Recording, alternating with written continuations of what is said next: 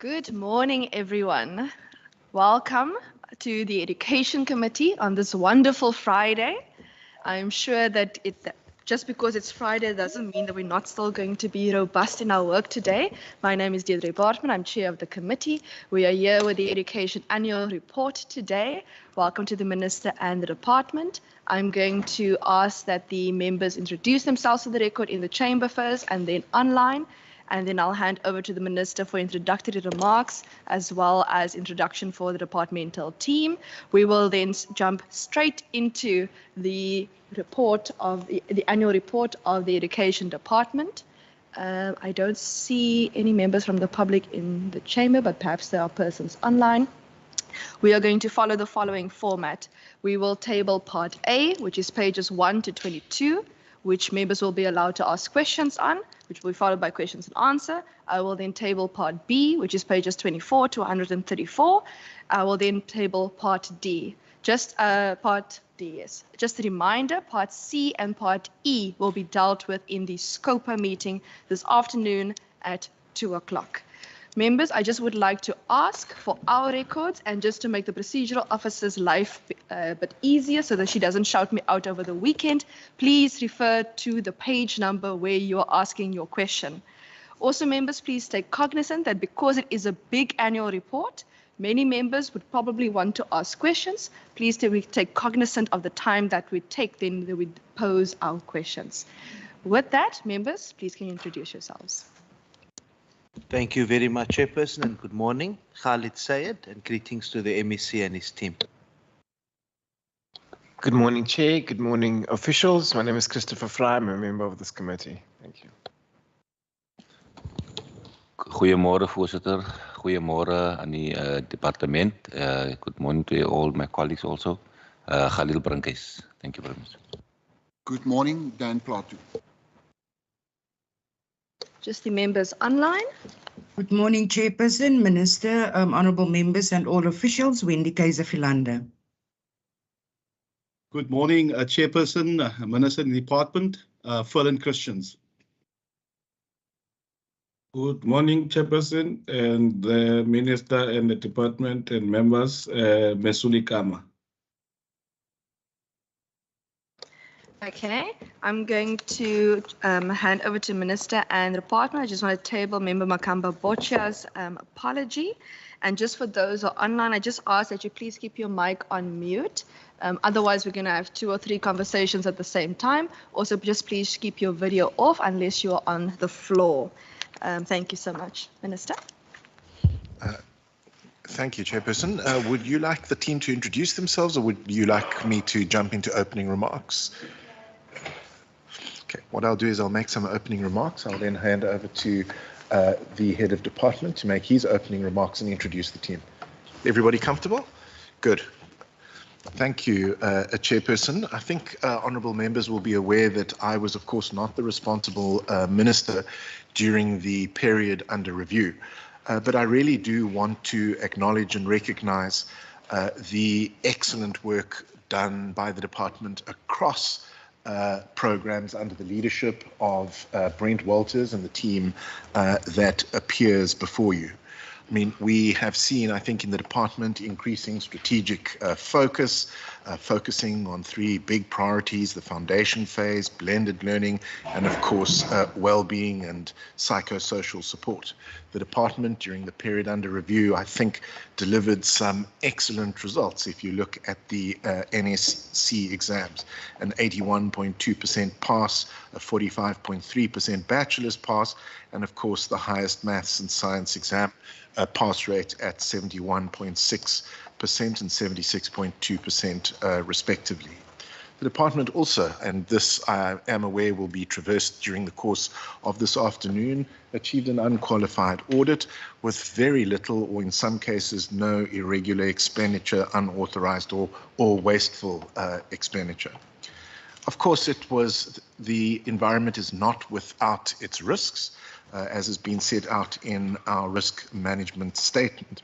And of course, all that was achieved under very, very difficult conditions given the COVID-19 pandemic.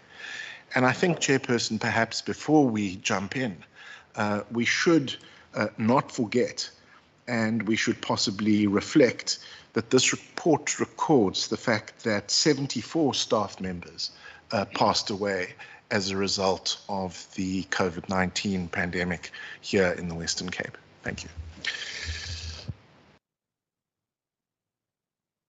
Thank you very much, Chairperson. With your permission, I will introduce myself and then let everyone introduce themselves, but then I would like to make a few opening remarks. Thank you very much. My name is Brent Walters. I'm the HOD for Education. Thank you. Good morning, everybody. I'm Archie Lewis, DDG, Institution Development and Coordination. Basically the operational part of the department. Good morning, Chairperson. Good morning, everybody. Leon Eli, CFO Education. Thank you. Good morning, Chairperson. Good morning, everybody. Sali Abrams, DDG Education Planning.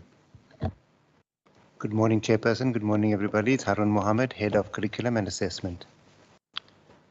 Good morning, Chairperson, Honourable Members. Alan Meyer, Chief Director, Districts. Good morning, Chairperson. Good morning, Honourable Members. I'm Juan Benjamin, Chief Director, Curriculum Management. Good morning, Chairperson. Good morning, colleagues. My name is Bertram Lauriston. I'm the Chief Director, Assessment and Examinations. Morning, Chairperson and members. I'm Washila Sali, Internal Control. Good morning, Chairperson and Honourable Members. Ruth Lucas, Director, Early Childhood Development. Good morning, Chairperson. Sigamani Naika. Good morning, Chairperson and members. I'm Leslyn McGlenn, CD Physical Resources. Good morning, Chairperson, and good morning, honourable members. I'm Ian De Vega, Chief Director for Business Intelligence Management. Morning, Chairperson, honourable members. Matthijs Cronje, Chief Director, People Management Practices. Good morning, Chairperson, honourable members. Erna Veldman, Chief Director, Financial Management. Good morning, Chair. Good morning to the honourable members. Zukisani Mpisi, Director, Financial Accounting.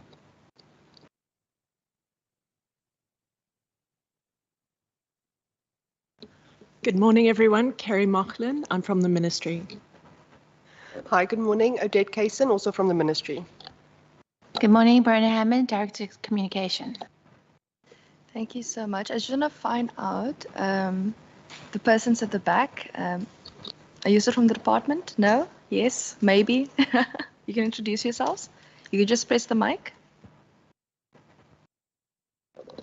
Good morning. I'm Margriet Swart and I'm just from the public. Good morning. I'm Syed Mapoli and I'm just here to observe because I was also work at DPI. No problem. Thank you so much. Are there any of the departmental officials online? No, Chairperson. Is there somebody online? Who is online? Okay, maybe you just want to say who's online? Yeah, Chairperson, Mrs. Daniels is online. Yeah, Ms. Daniels is Director of Special Needs Education. Okay. Thank you very much, Chairperson. Thank you, members, for the opportunity. Thank you, members of the public. Maybe just a few remarks from my side. The 2021-22 year was my first official year in charge of the Western Cape Education Department, and what a year it was, Chairperson. Maybe just to say the metrics of the organization, just to remind ourselves. You know, we have more than 1 million children, more than 1.1 million children in the system, 44,000 staff in the system with 40,000 at schools, 1,523 schools inside the system, 21,000 teacher assistants, and a lot of others whose business is education. This business is the people's business. Everybody has a stake inside this business. I think what we try to do in the year under review is live up to the vision of quality education for every child, in every classroom, in every school in the province. As the Minister has indicated, we decided very early on in that first year that given COVID-19, we actually do need to sharpen our focus. We need to react to the impact of learning losses, because children had a very uneven year in the year before, in the 2020 year. Many children had been to school for very few days inside the previous year. And so, as the Minister indicated, we focused on our 3 priorities: the foundation phase, the blended learning, and from the COVID-19 2020 year, we saw that we had to give a lot of support, well-being and psychosocial support to not only our staff, but also the learners inside the system. The year 2021-2022 was marked by rotational learning, something called TREPS, rotational learning, adjusted curriculum, shrinkage of curriculum. It was marked by school closures. It was marked by wave 3 and 4. It was marked by vaccinations, and it was marked ultimately by a push for full return to schooling. We had, as a team, really pushed to get our learners back to school and really pushed to get our staff back into the offices so that the system could actually work and could actually churn. And we managed to do that in this year under review. As far as the performance of the department is concerned, our 21-22 achievement of our performance indicators was at 75%, and that was an improvement on the previous year, where it was at 61%. So we're on an upward trajectory as a department, trying to get to that magical number of 100% performance on our performance indicators. Our CFO will tell you, when it's his opportunity to speak, that we spent 99.9% of the budget allocated to the Western Cape Education Department. I think in the year under review, 2 significant things, I think, impacted us. COVID-19 and the return to schooling saw a lot more children actually come to school. It may have been because of lack of opportunities, but what we saw there is that a pressure on our learner numbers. And I want to state for the record, Chairperson, we placed every learner that presented themselves. Every learner that presented themselves. Some of them took a little bit longer than others, but we placed them. We placed those learners. The other thing that the year was marked by was the preparation for the early childhood development shift to the Education Department from the date 1 April 2022. And we will talk about that. I think you obviously may have questions in relation to that. What preparations did the department engage in to make sure that we could actually take over this function of ECD? Our reflection is that given the circumstances and that given COVID-19, given our recovery, we think our greatest achievement in that year may not seem a big achievement, Chairperson, but the fact that we actually got children back to school, that was a massive achievement. Because there are lots of forces that were trying to say we shouldn't go back to school. And we pushed to go back to school because we know that learning and teaching has to take place and children need to benefit from that, and we don't want to have a lost generation. So I think all in all, if we were to look at the overall performance, given the conditions that we face, I think we believe as a department that there was adequate performance and that obviously we strive to do better as we go forward. Chairperson, I want to close there and thank the committee for the opportunity, and we look forward to the hearing here this morning. Thank you very much, Chairperson. Thank you so much. Mr. Archie Lewis, are you here? I heard a birdie told me that after 46 years, if I'm correct, that you're retiring. Thank you so much for your service. So does this mean that this is your last annual report with us?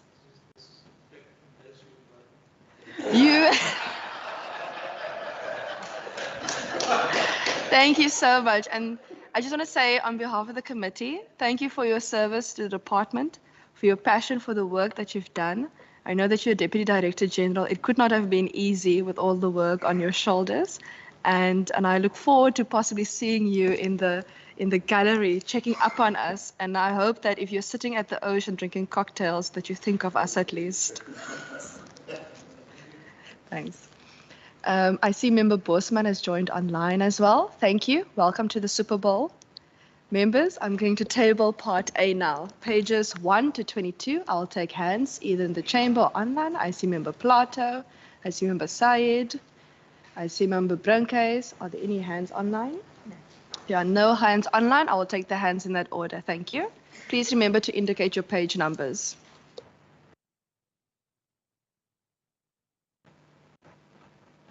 Chairperson, thank you very much. I'm on page 11. I just want to say to Archie Lewis, what I can't understand, young men want to retire. But all of the best for your retirement. On top of page 11, listening to the HOD, and I want to congratulate the department. Reading the report, I made a point this morning. I didn't want the minister to hear, but he picked up my message when I said I think the department are doing exceptionally well and following what you were doing during trying times. Also good reading material. But with regard to that comment, the focus on stabilizing the school environment, could you just enlighten us, looking at COVID trying times, you are succeeding, I suppose, in stabilizing the schooling environment. And you also, paragraph 2 from the top, in many positive school environments. Can you just summarize for us what do you mean by that? Are you succeeding? Are you back to normality? Just to give us that overview, please. Thank you.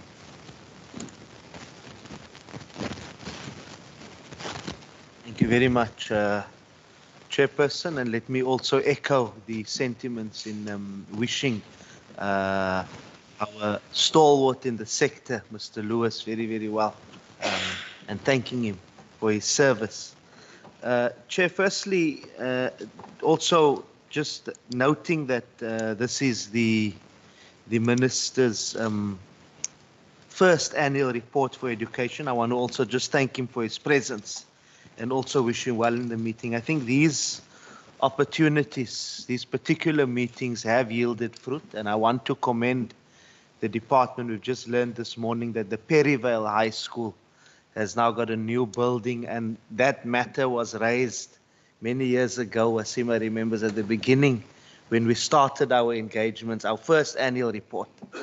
It was raised sharply, and that has now been delivered. I think that shows how through these sessions, robust engagement, we can achieve certain things.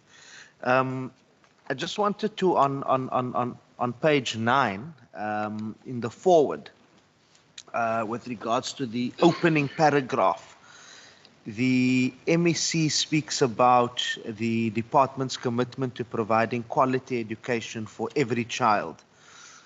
Perhaps broadly, given the learners that are unplaced for various reasons, particularly those going into next year, and some of the classrooms or many classrooms which have got, where the learner to teacher ratio is quite high, would the MEC, to what extent has this commitment been fulfilled? Just wanted to get that sense so that also we know where to move forward in that regard.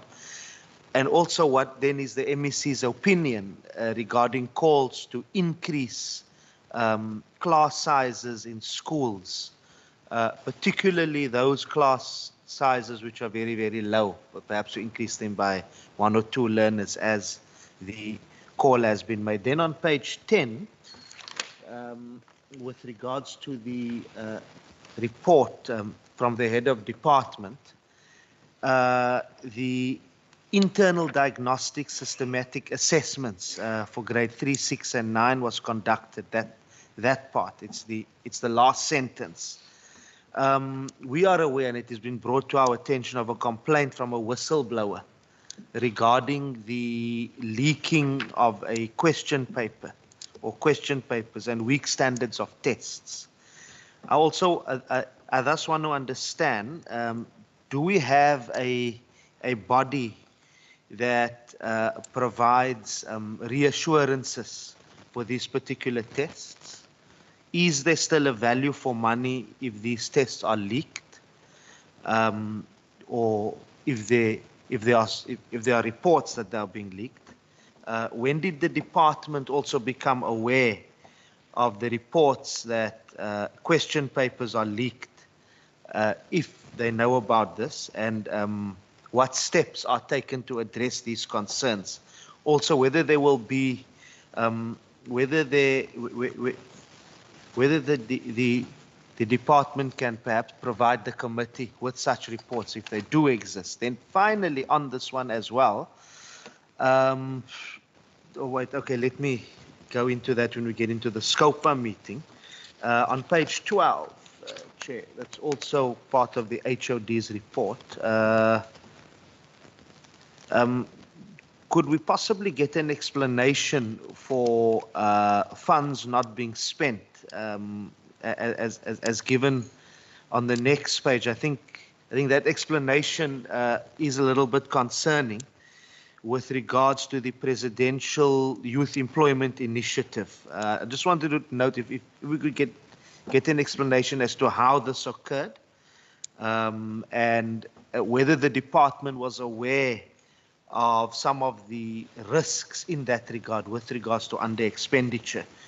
Then on page 14, unsolicited proposals, paragraph 6.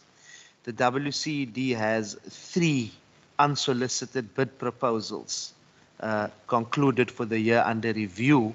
Just wanted to get a sense, Chairperson, what are the details of these unsolicited bid proposals, the duration and values of the contracts per proposal, and why was the normal tender process not followed? I think that's it from my side for this section. Thank you. Thank you so much. I just want to remind members also, it is an annual report. We looked at the previous financial year in review and not necessarily an APP that's going to look at the years going forward or a budget before us. However, I take the questions and the Minister and HOD will deal with them accordingly. Member Brankhuis. Thank you very much, Chairperson.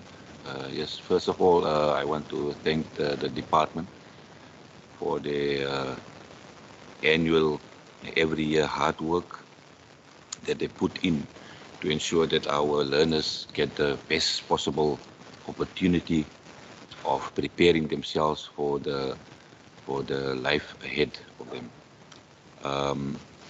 My question, Chair, is on page 14, WCED future plans. The 5-year strategy of the Western Cape Education Department rests on the conviction that every child has the right to a quality education. Now, every child has the right to a quality education. I've just heard from the HOD in his comments that that every child that was presented to a particular school, the child was placed. I just want to put on a record that that is actually not true, because during the year so many children, so many parents have come to my office in complaining up to this present month that we are in October now, that the learner has still not been placed.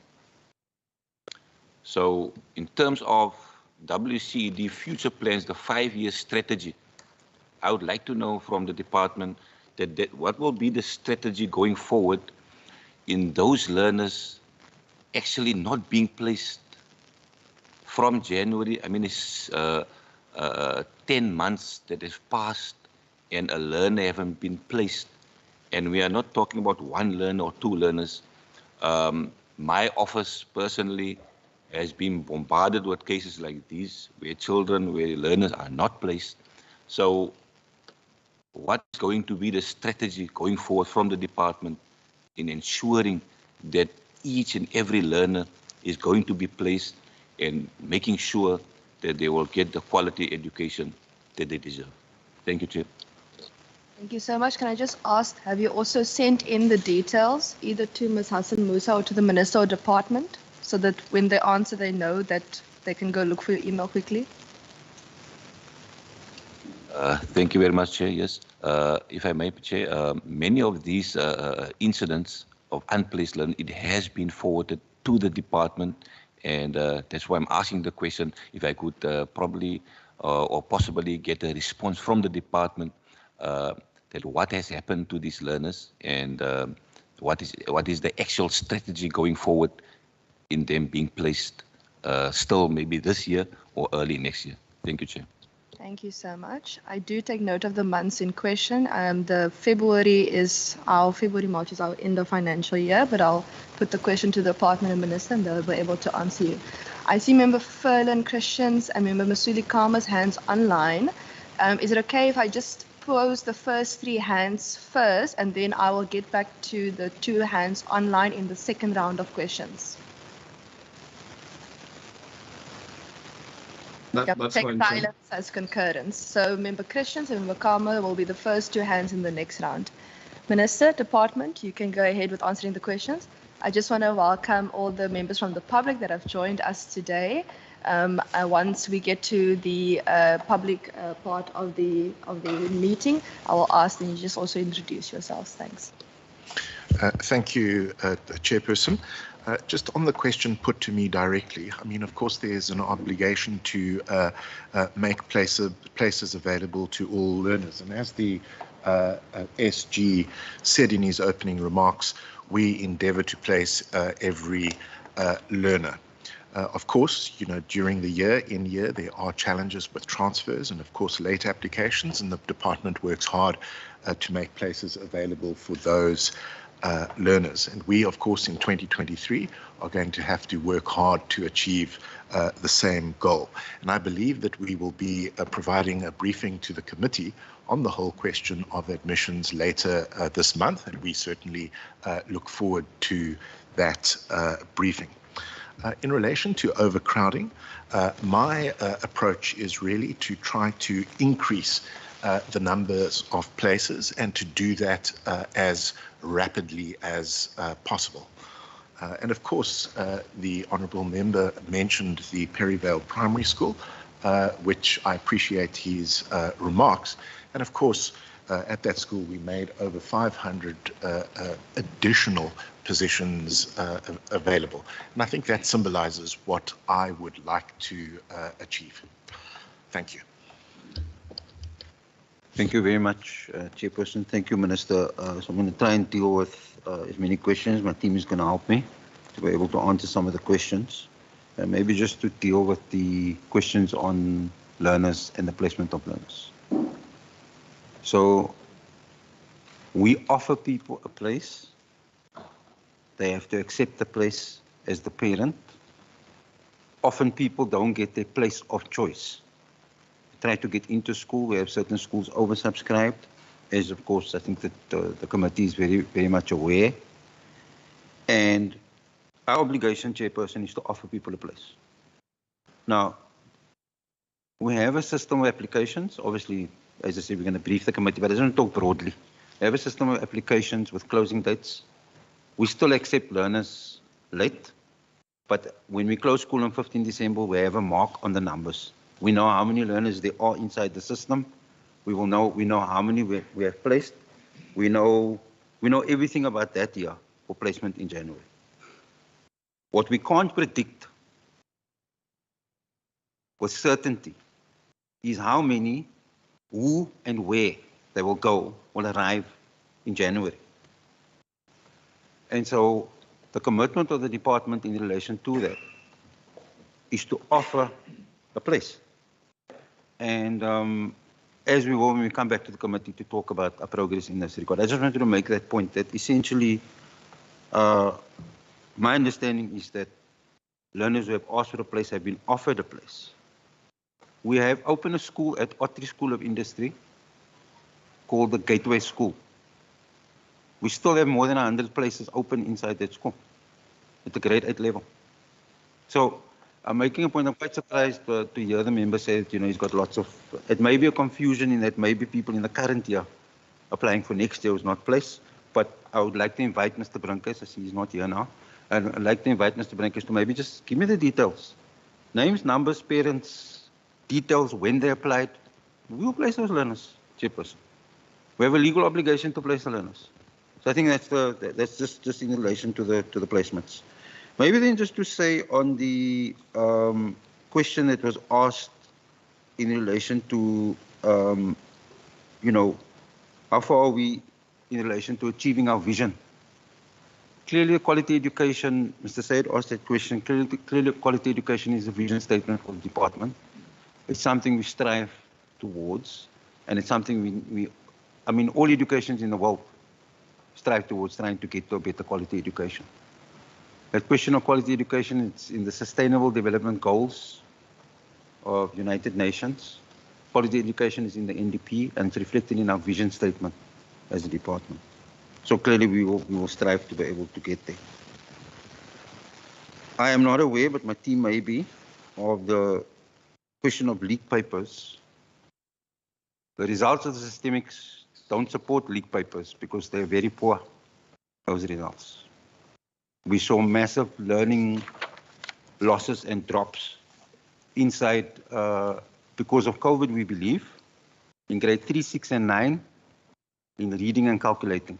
Mr. Abrams is the person in charge of that system, and he can maybe talk to the issues, maybe just a little bit. Mr. Abrams, if I can ask you to just talk about the consortium that is helping us, how we have UCT involved, Stellenbosch University's role inside that, so that we can actually, you know, trust the veracity of those results. If you can just maybe just talk about that. If I can ask my colleagues dealing with PYEI, that would be Mr. Cronje and Ms. Feldman, to just talk about the PYEI program, the specific question you asked Mr. Said, but maybe just to say, Mr. Said, on the PYEI. It's a very important program for us because the opportunity to get young people who actually want to be teachers into the teaching profession. In other words, we're teaching the teaching profession is a first choice for them to actually become teachers. That is very important because teaching is a commitment job. You have to be, I think, very committed to that job to be able to take that job, and so you need to be a person who has a passion for it, much like medicine and other professions. So I would like them to talk about the PYEI, specifically the question you asked in relation to the risks, and they will talk about that. Mr. Eli will answer the question on unsolicited bid proposals, the 3, and then I think we sort of covered all the questions up to that point. If I haven't covered anything, Chairperson, you can maybe just direct us back, but those are all the questions basically that were asked. So can we take our colleagues, Chairperson, with your permission, in that order that I mentioned it? Go ahead, Mr. Abrams. Thank you. Thank you very much, Chairperson. I'm going to respond on the questions related to the systemic diagnostic testing, our annual testing of grades 3, 6, and 9. To the honourable members' questions, are we, certainly from an approach and a program approach, we have the tests are developed by the Centre for Assessment and Evaluation at the University of Pretoria, so it's independently developed. It considers the curriculum, it considers, as we would find in 2022 with the adjusted or the annual teaching plans, there's full consideration of that. The members' question around are we aware of leaks? The process in itself is also independently administered by a consortium under the management of the contract holder. The consortium is led by the University of Cape Town, so it's independently administered. In other words, there are no teachers or staff of the WCED or in the system that are part of that process. On the reflection around are we aware of leaks, through you, Chair, I'd be guided on whether I'd refer to previous years. We are aware of incidents in the year 2018-19 that was decisively dealt with, but I'd be guided on the extent of information you'd want to guide me to share in this particular forum. The items in 2018-19 were brought to the attention of the HOD at the time and was decisively dealt with. The 2018-19 year, and as before COVID, the 2019 was the last year before the suspension of that test in 2020. The test papers had been adjusted. We had changed the format, strengthened the training of the administrators, And so in terms of the strength and robustness of the security and the privacy of the test, it's increasingly strengthened. And suffice it to say that the matter referred to the information I have, was dealt with in the year in which it was raised. Is there a body that oversees? The tests are independently monitored by a group from within the research team in the WCD, so that's separate to the administration process. And there are daily and weekly reports that are served by the consortium who report on matters of security and incidents on to the WCD, and those reports then find its way via myself as program lead to the HOD.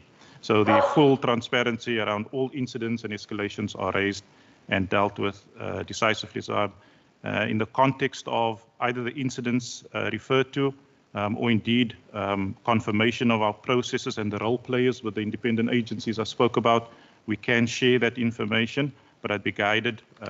Obviously, that would be in the context of prior years, not the particular year under review. Thank you.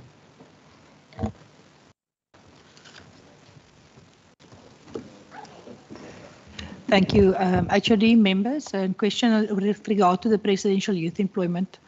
I think it's important for the members to understand that there's various phases in this project, and our financial year and the academic years are not aligned. So we try to align the presidential youth employment with the academic school year of schools, and it has got a crossover between financial years. In the year under review, the budget was over $500 million. So the residual that remained, that is reported as an underspend, is a roll between the two financial years. And we surrendered it to Provincial Treasury, but it was reallocated in the following financial year for the continuation of the project. The project is still ongoing. We are currently finalizing and closing off on phase 3, and phase 4 will start in February, which is again start of the academic year, but will also roll between two financial years. So it's not money lost to the project, but just a roll between financial years. Thank you. Thank you, Chairperson. Just in terms of unsolicited bidding, as you know, Chairperson, supply chain is quite a sensitive matter. And in the interest of transparency, we were disclosing the issues around unsolicited bidding.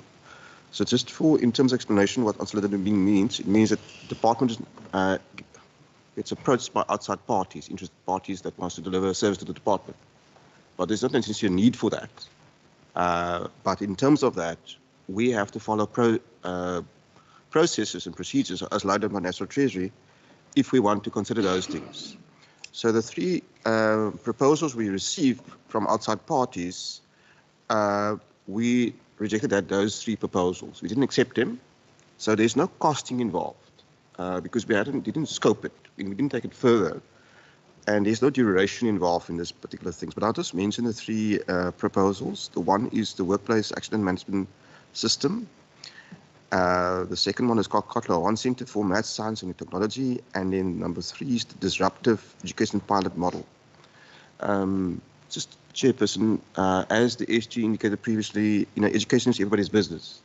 So people make various proposals to us, and we'll obviously annually come to this committee and disclose some of those matters. And where we do take them forward, there is a process to be followed, and we will follow due processes outlined by legislation. But in this particular case, it was not nearly necessary because we rejected those 3 proposals. Thank you, Chairperson.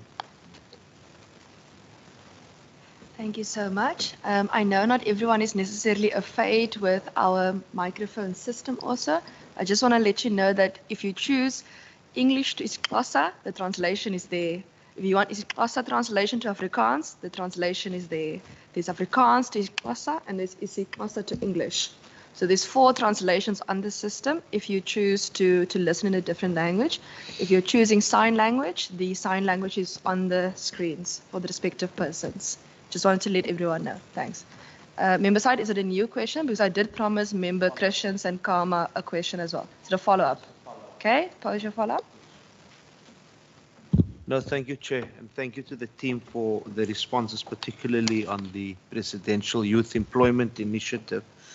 I just wanted to get a sense then as a follow-up as to what led to not all the funds being spent, and why is it then now reported as money that was surrendered to Treasury as opposed to being a rollover? Thank you.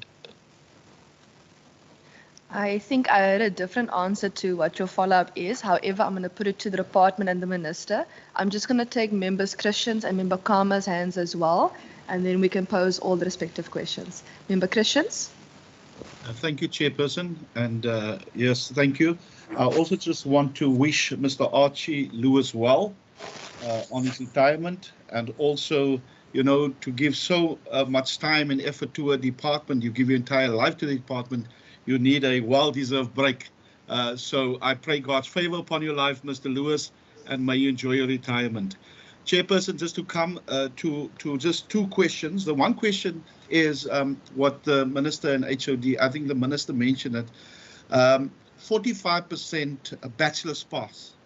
Now, you know, my question always is, and was in the past, that, you know, when you go to the different regions and you go to the different metros, you know, there's problems in certain metros, Metro East and so on. How do we get, you know, this bachelor's pass to a higher level? Because we know we want our children to go and study further, but this is a problem, not, you know, not our bachelor's passes only at 45%, meaning a lot of our children don't have access to university. So just how does the department deal with that? And maybe just another question, Chair, I must, not a question, but to spend 99.9% of your finances is a big achievement for a huge department like this, and well done for the department for that. Just the other question on page 9, you know, I know that the department is now looking at the well-being of our learners and also our educators when it comes to social support, psychosocial support, and a lot of money will be directed in that direction, because what we've heard from schools is, you know, how learners is trying to adjust to this new normal. So is there going to be, you know, extra counselors or therapists, whatever the language is, are going to be appointed, social workers going to be appointed in order to address this need of the heavy need for psychosocial support? Thank you, Chair. Thank you so much. Member Karma. Thank you very much, Chairperson. I don't want to waste time, Chair, but just say that I align myself with all the sentiments that have been made about Mr. Archie Lewis. We thank him very much. My first question, Chair, is on page 12. On page 12 on the table, I see while there is an over collection on the departmental receipts for this reporting period of I think 1.5 million, but in the subcategory of the interest, dividends, and the rent on land, I see there was an estimate there of about 1.6, and you collected 243K. And I would want to just get an understanding, because I believe the estimates would have been informed by a particular data when they are made. And the second question, Chair, that I have is on page 14. If I can just get a sense, and apologies if I didn't hear this from the opening remarks of the HOD, but on the second sentence, paragraph 5, where it talks about the irregular expenditure to the value of 62.4 million, which was reported in 2021-22. If the department can please provide the details for this irregular expenditure and the actions thereof that are taken, and perhaps get the details of the treasury regulations on compliance that were not complied with, and the reasons thereof. And the last question, Chair, that I have on these pages is on the organogram of the department.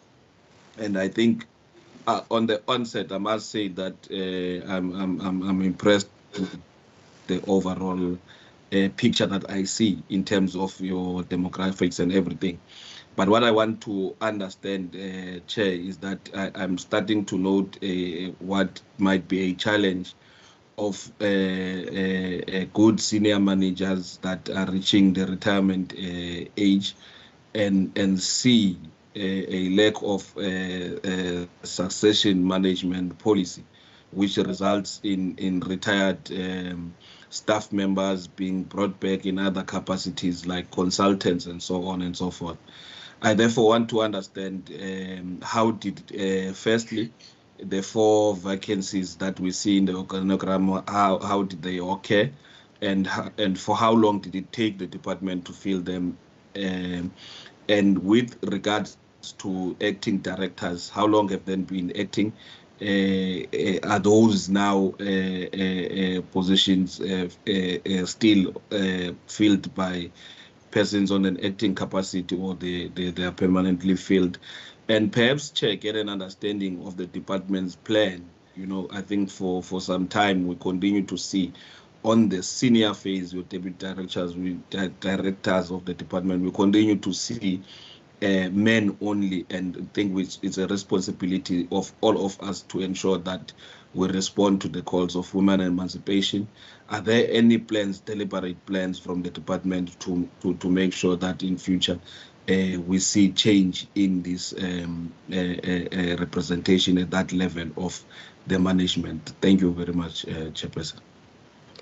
Sure, I see the members are so robust that they're jumping to chapters that we haven't even gotten to yet. Thank you so much. I'm just going to pose my questions as well, so that we can deal with all of those from part A then. Page 12. Perfect. Similarly, that member Karma mentioned regarding the interest, dividends and rent on land, actual amount collected obviously was 243,000 compared to an estimate of 1.3. However, in the previous financial year, the amount collected was also around 275,000 and the estimate was 1.5. Now, it seems as if more or less that is the amount that one collects in terms of interest. So my question is just, why not just change the estimate in the year going forward, given that interest rates have been changing in South Africa going forward as well? Then page 12. Oh, sorry, that's just a well done. I wanted to say well done on the 100% expenditure on infrastructure development. I know in many departments in the Western Cape, it is probably the line item that is the most difficult to spend 100% of expenditure on. So with a 99.9% budget spent and the fact that you spend 100% on infrastructure, it is absolutely, it's an achievement of note. And I don't think many departments with infrastructure budgets can say the same. Then I just have a question on page 13, also regarding the Presidential Youth Employment Initiative. Because it's written there that fewer claims received than anticipated, I just wanted to find out, is this similar to, like, for example, the EPWP program, where municipalities have to first spend money and then you claim the money back for what you've spent, so that you don't spend money on people that aren't there? So I just want to understand that, given the way that the sentence is written. And just congratulations for getting the approval for the Math, Science and Technology grant and learners with severe to profound disabilities having rollover in that amounts of money. I think that will go far in the department. Then page 29. It speaks here regarding the National Schools Nutrition Program and the quintile system, and how many learners obviously is being fed in terms of that foods scheme specifically. The unemployment rate you obviously indicate there as increase, and I just want to find out, given that we've previously had a briefing on the nutritional schools program, whether you've able to lobby the national government to find out, please, there are children in our schools that are poor, but they are in schools that are classified as quintile 4 and 5 schools. But we are unable to allocate more funds from these respective funding that we receive from national to those children for more feeding schemes. Are they able to possibly change or even review that quintile system so that we are able to allocate money to feed more of those children? Then, just a comment, that's not a question.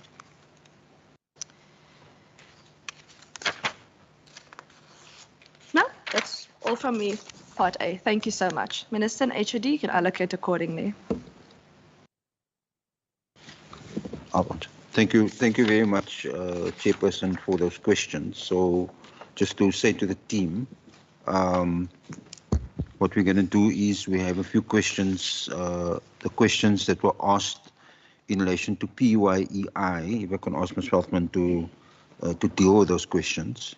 Mr. Eli, we need your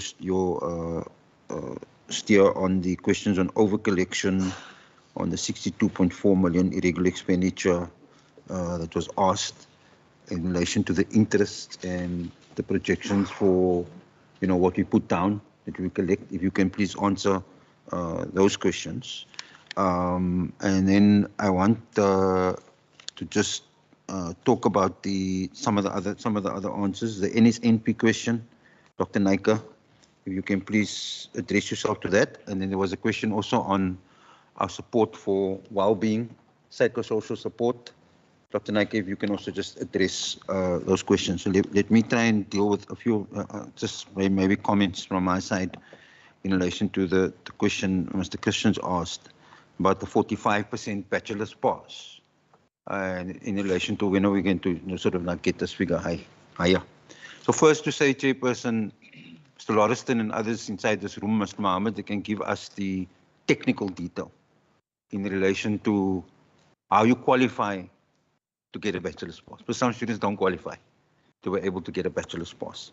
We actually think 45% is actually quite a high number in relation. Obviously, we always try and strive better. But we also need to accept that, we had scenes in South Africa where a few years ago, we're outside, I think it was Wits University, thousands of students, tens of thousands of students trying to get into the university. The truth of the matter is that we need a better mix. The bachelor's passes that we do produce qualify children for university, and generally they do well from our system, inside the university system. But clearly there have to be other avenues for jobs and studying in tertiary education that don't just involve bachelor's passes, and those are there in the system, which I think just generally is a general comment that I did want to make. On the question of how we deal with, thank you for the comment on the organogram. See the comment, obviously there was a comment about the age of the system. Mr. Lewis, for example, thank you for the members' comments. I ally myself with those comments. I joked with my staff. I don't know who's going to keep me calm now. Mr. Lewis has a calming influence over us and a wise influence over us. So he's definitely going to be missed. But this is a problem in relation to making sure that we keep the expertise as long as we can. But Chairperson, if you look at the mix, the demographic mix of where we are now from an age point of view and other factors, but age, we have at least, I think, the next 10 years to be able to make sure that we mold the leadership, to sort of go forward inside this department. Some of the people here in the room here, because it's a tough department, they may look older, but some of them are young. We've got a few, in their 40s. They may look old. We're quite a tough department. So I just wanted to make that point that clearly, that question is always difficult. The main issue is this. I think we to basically get people into leadership in this department, you have to probably in general come through some level of being in the education system. And so then you're left with that. And our main thing is we'll always choose the person with expertise. Right? That's the main thing. Because clearly many of the divisions here, I mean, the entire province depends on us acting with a level of competence, which is very high. But that's something we always will try and improve. But thank you, I think, for those comments. I think I've covered what I wanted to say.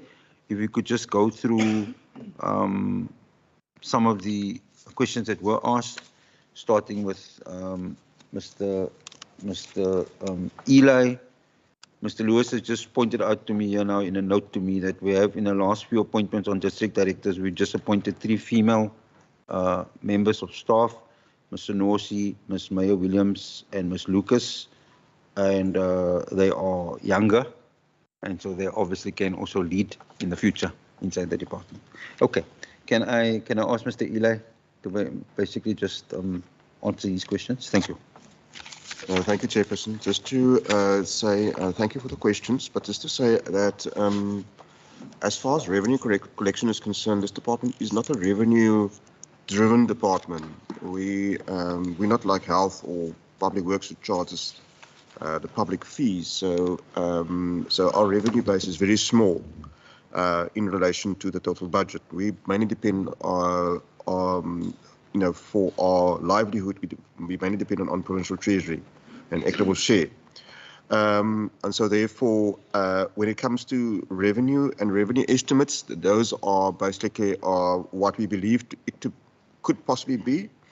But in this particular circumstances, for the past 2 years, it's been very difficult to estimate your revenue given the COVID environment and the unpredictability of those collection rates as well. But technically what happens is where there's an under collection, that money we have to actually surrender to Treasury then as well, because when we say that's the estimate, then they give us the money as well. So there is a consequence for us in that regard. However, just to say it does not have any material impact on the delivery of service we do. So just to note that. Chairperson, then as far as irregular is concerned, irregular expenditure, that is defined in terms of the Act. If there's a contravention of a regulation or an Act, then expenditure is regarded as irregular. The detail of that is disclosed in the other parts of the report. Chairperson, I don't want to go into all the detail around that, but just to say that these are the matters that we've been engaging with the Auditor General, where there were matters of interpretation and, in their view, contravention, and we've disclosed it as such. Those matters are being dealt with in terms of the law as far as condemnation processes are concerned, and then also in terms of consequence management. Chairperson, those particular details might be dealt with, not to jump the gun, in the Scorecard sessions as well, if you allow us to say that in that regard. Thank you. I'll give it over now to Ms. Veldman to explain Before PYE. you hand Thank you. over, I just wanted to explain, I know a lot of people are watching online, a lot of people are in the chamber. The Scorecard sessions where we deal with Part C, and that deals with I think it's the human resources? No, the governance, sorry, we deal with human resources, and Part E is the finances. Now, the finances part is also where, if you go into the book, into the chapter, we do have 1 or 2 books here extra if people wanted to read through them. That's where we deal with the respective irregular expenditure as well. Thank you. And that meeting starts at 2 o'clock. Thank you. Thank you, Chairperson. Thanks for the follow-up questions on PYEI. We do not classify it as a rollover, and we can't apply for a rollover on the PYEI because it doesn't meet the PFMA definition of a rollover. Rollover is when there's a service provider with a commitment, an order, and an invoice. PYEI is basically compensation for employment opportunities for youth. And we referred to it in the annual report as a claim because our schools facilitate the appointment of these assistants as they are employed in our school environment. And the schools submit through their employment evidence the claims to the department where we service the payroll of these assistants. And for that reason, we have classified it in that regard. So it's slightly different than the EPWP, where it's employment contracts by the department for job opportunities. These job opportunities are at the school level and it is managed by our SGBs. Thank you, Chairperson.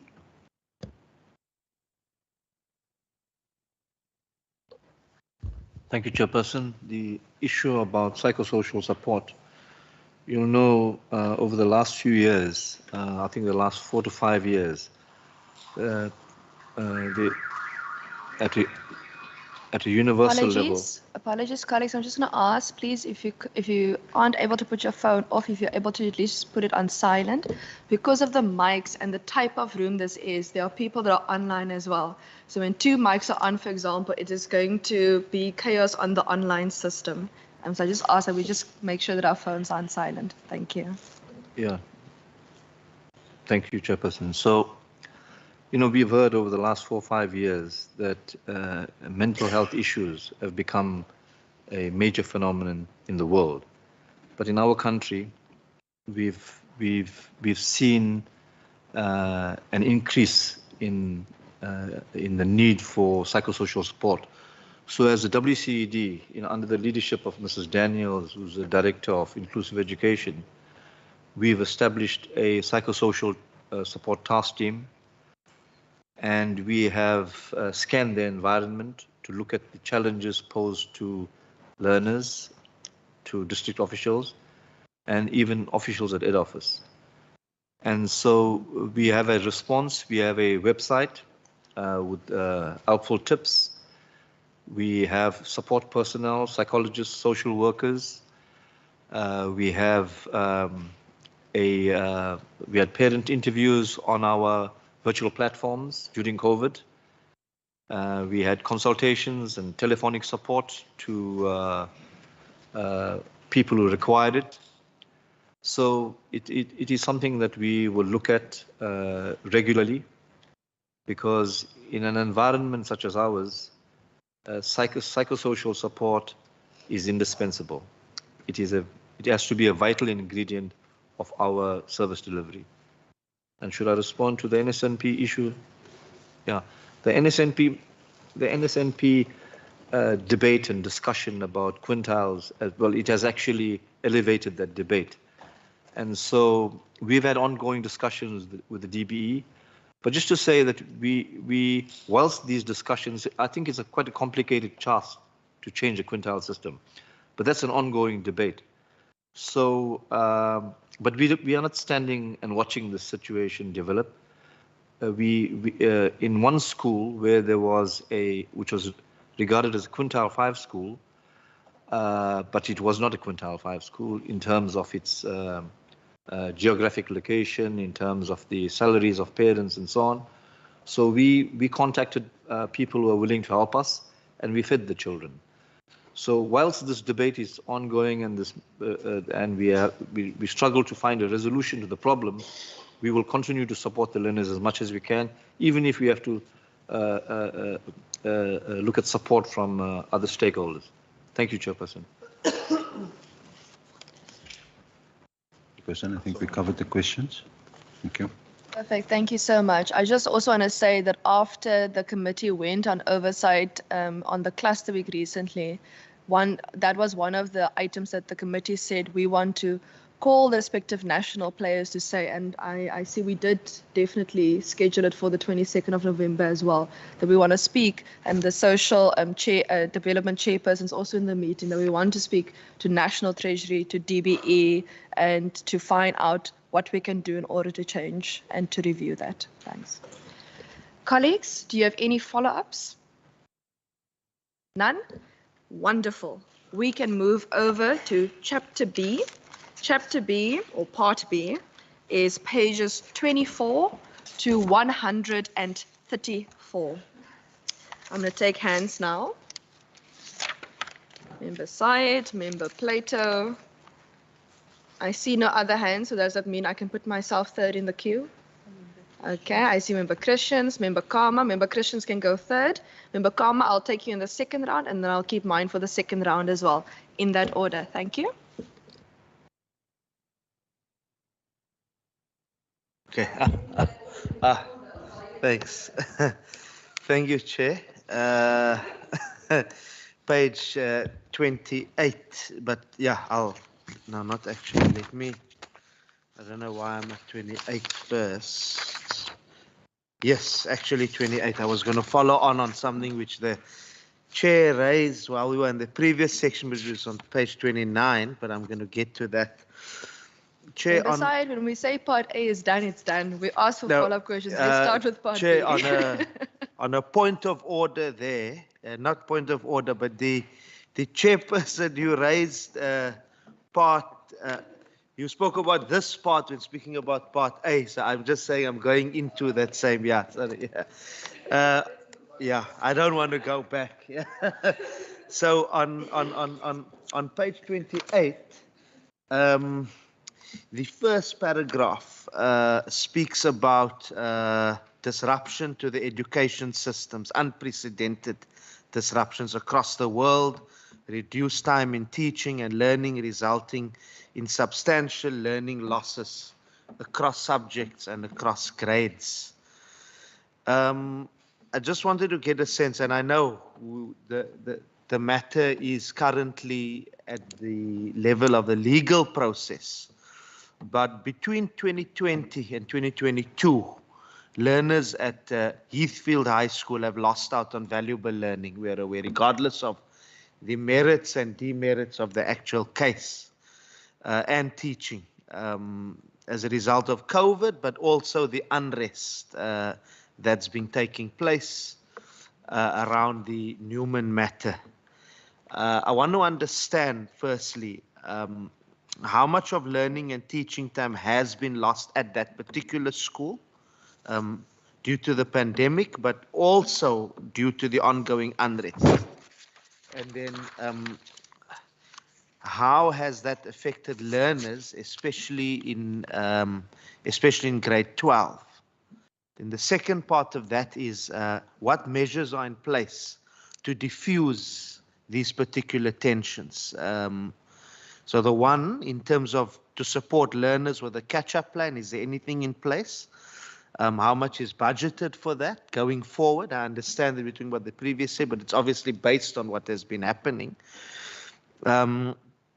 Because the situation seems to be untenable at the moment. Are there any, we understand there's a legal process. Is the department considering possibly having an engagement further outside of the legal process to make sure that the matter is amicably, that the matter is resolved amicably? Then on page 29, paragraph number 3, the second line about the 59,823 full-time candidates registered for the 2021 NSC examinations, with 57,709 who ended up writing. Now, this is not the first time that this issue has come up in an annual report, where we've got learners who do not write the final examinations, and this type of amount of learners. And the reasons provided, if we could just get some further elaboration on those reasons that are provided. Could the department perhaps is the department looking at conducting a thorough investigation as to why we've got this trend of learners not writing, and what plans are in place to ensure that for the 2022 academic year, we don't have the same numbers there. Then, also on page 29, the second sentence, and this links to the issue raised by the chair in the previous discussion around the National School Nutrition Program grant that was introduced. And again, I want to align myself to the sentiments expressed by the chair about the quintile system beyond just nutrition. I mean, yesterday visited quintile 5 schools. The learner profile are learners who really cannot afford the fees of the quintile 5 school, and circumstances are changing. So I think probably once the department leaves, we'll again emphasize the resolution that national department needs to come on board. We need to make sure that we know it's a complicated matter. It's not going to be overnight resolved, but we really need to find consensus and just make sure that matter is sorted. But what I want to do, what I want to know is, with regards to the supply chain management systems and the process, could the SCM officials probably take us through the National School Nutrition Program contract? If they feel that maybe now is not the appropriate time, we can leave it for the SCOPA meeting. But a few months back, as the chairperson alluded to, the department was before the committee to discuss the program, where we were told that it came out that there were 3 companies that have been doing work based on the contract for the past 6 years, as the contract has been extended every 2 years without being advertised. That obviously raises a concern that the 3 2-year extensions of this contract to the same service provider may restrict, it may be restrictive, but I just wanted to get a sense, can the department tell us if the process to make this public and to basically to invite other companies for the 2022-2024 contract has been concluded, or will this also be extended? I think some of the other issues we'll raise in SCOPA if there's anything in that regard. Then paragraph 4, page number 31. The year 2021, it says, saw the WCD embark on the preparations for the early childhood development function. I'm glad that there's an official year from the ECD section, and we also now know when practitioners come, we can now refer. What challenges, if I may just ask, were presented by the transition that has taken place, and how did the department, or how is the department able to overcome some of those challenges? Also, I don't know if you'll have the figures here, but what are the number of children that are going to the subsidized ECD centers, and how much is paid per child? And what are the plans also there to engage national government and provincial government and provincial treasury for increased budget? We don't want to, but that's just to get a sense of that. Then, I know this is a long section. Then on the Metro East matter, page number 34, the table. Now we know that the Metro East has got the highest number of learners, but 191 schools. Would the department agree that this is partially contributing to some of the placement challenges and the overcrowding, the issue of the alignment, the big number of learners, but the amount of schools, and what plans are in place to ensure that this is mitigated? Then on page 40, also with regards to the table there, the retention trends in primary and high schools from 2010 to 2021. It speaks about the systemic test for grade 3, 6, and 9, and I think that was referred to in the introduction also, about the drops with grade 3. Just wanted to know what are the reasons for this? I know the HOD spoke about COVID, but is there anything else other than the COVID that we can look at as some of the reasons for the drops? And what are some of the improvement plans? Also, to what extent can these be attributed to? No, okay, let me not get into that. I think you've responded to that previously. Also, with regards to the retention trends in primary and high schools on the same table, I wanted to get a sense as to what is the dropout rate in the lower grades, and what programs are in place to improve that, 8 to 9 in particular. Then, with regards to the school safety, also on page 40, key performance area around safer schools. There's been various stories out there about teachers being attacked and where learners wait outside of school premises for teachers to attack them. I just wanted to get a sense as to what is the possibility. Has the department looked at bringing back, we don't want to say exactly the Bambanani program that was there before, but with aspects that were being implemented in community safety's Bambanani program, particularly around school safety, where the community is involved. And then also, and I'm glad that Member Plato is here, because when he was the mayor, there was a successful program about around the walking bus, particularly for learners. Now, I know some schools are still implementing it, but utilizing their own funding. The city is no longer. Is there any way of looking as to how we can possibly get the city on board yet again to continue the program which Member Plato initiated when he was the mayor, the walking bus? Then, okay, in terms of, let me leave that one, page 46. Yeah, in terms of page 46, paragraph 3, enrollment. There was an enrollment campaign, spoke about that, launched in March 2022.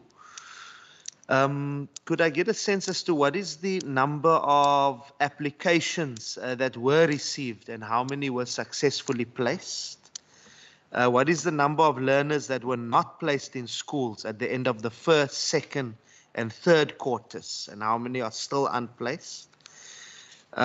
Because just to, I mean, and the basis for this is last year we had resolved in this committee, in fact, when it was the annual report as well, to be given weekly updates on the unplaced learners. And I remember receiving a report also saying that there were 0 learners unplaced. So if we could just possibly get some indication there. On paragraph 5, there's also, there was an initiative where the department was actually visiting shopping malls to have pop-up banners, and I think that was a good initiative. And we even participated and went to some of these pop-up banners, but I just wanted to, and it was proven to be a great success, but I just wanted to get a sense as to why is the department not making this a permanent program? I think, has it looked at making this a permanent program, and possibly to look at that program being budgeted for? Because when we went there also, there were issues of some officials not having laptops, and I've raised that. But perhaps maybe just for it to be a focus program. So also with regards to the issue around admissions and the talk that about no learners being unplaced and those type of things, I just wanted to get a sense that I think that was this year, when the department briefed the committee regarding admissions in the Western Cape, there was discussion around the online process. There's also been quite a few issues raised around the online matters, online admissions. And that's linking to page number 47. Can we possibly be given a detailed explanation regarding the admission site, the online admission site? Because we've been receiving, and we've copied the committee secretary, we always ensure that Mr. Ryan Titus gets these details in the department, because we've also received, like Member Brinkhuis, but this particularly around the system, complaints where parents who applied correctly and timeously have been rejected without having been given reasons. So we just want to get a sense as to, is the system picking this up? What's being done in that regard? That that links to a question around we were supposed to, there were just in terms of, there was an NGO, equal education. I understand that there's a legal matter around that process with regards to the appeals around parents having been rejected. I just wanted to get a sense as to what is the current status of the review process, the admission appeal review process. If it hasn't been finalized as well, what process must parents follow in the interim to lodge those appeals? I understand, and I'm looking forward to that later in the month we will have that particular meeting, but just maybe to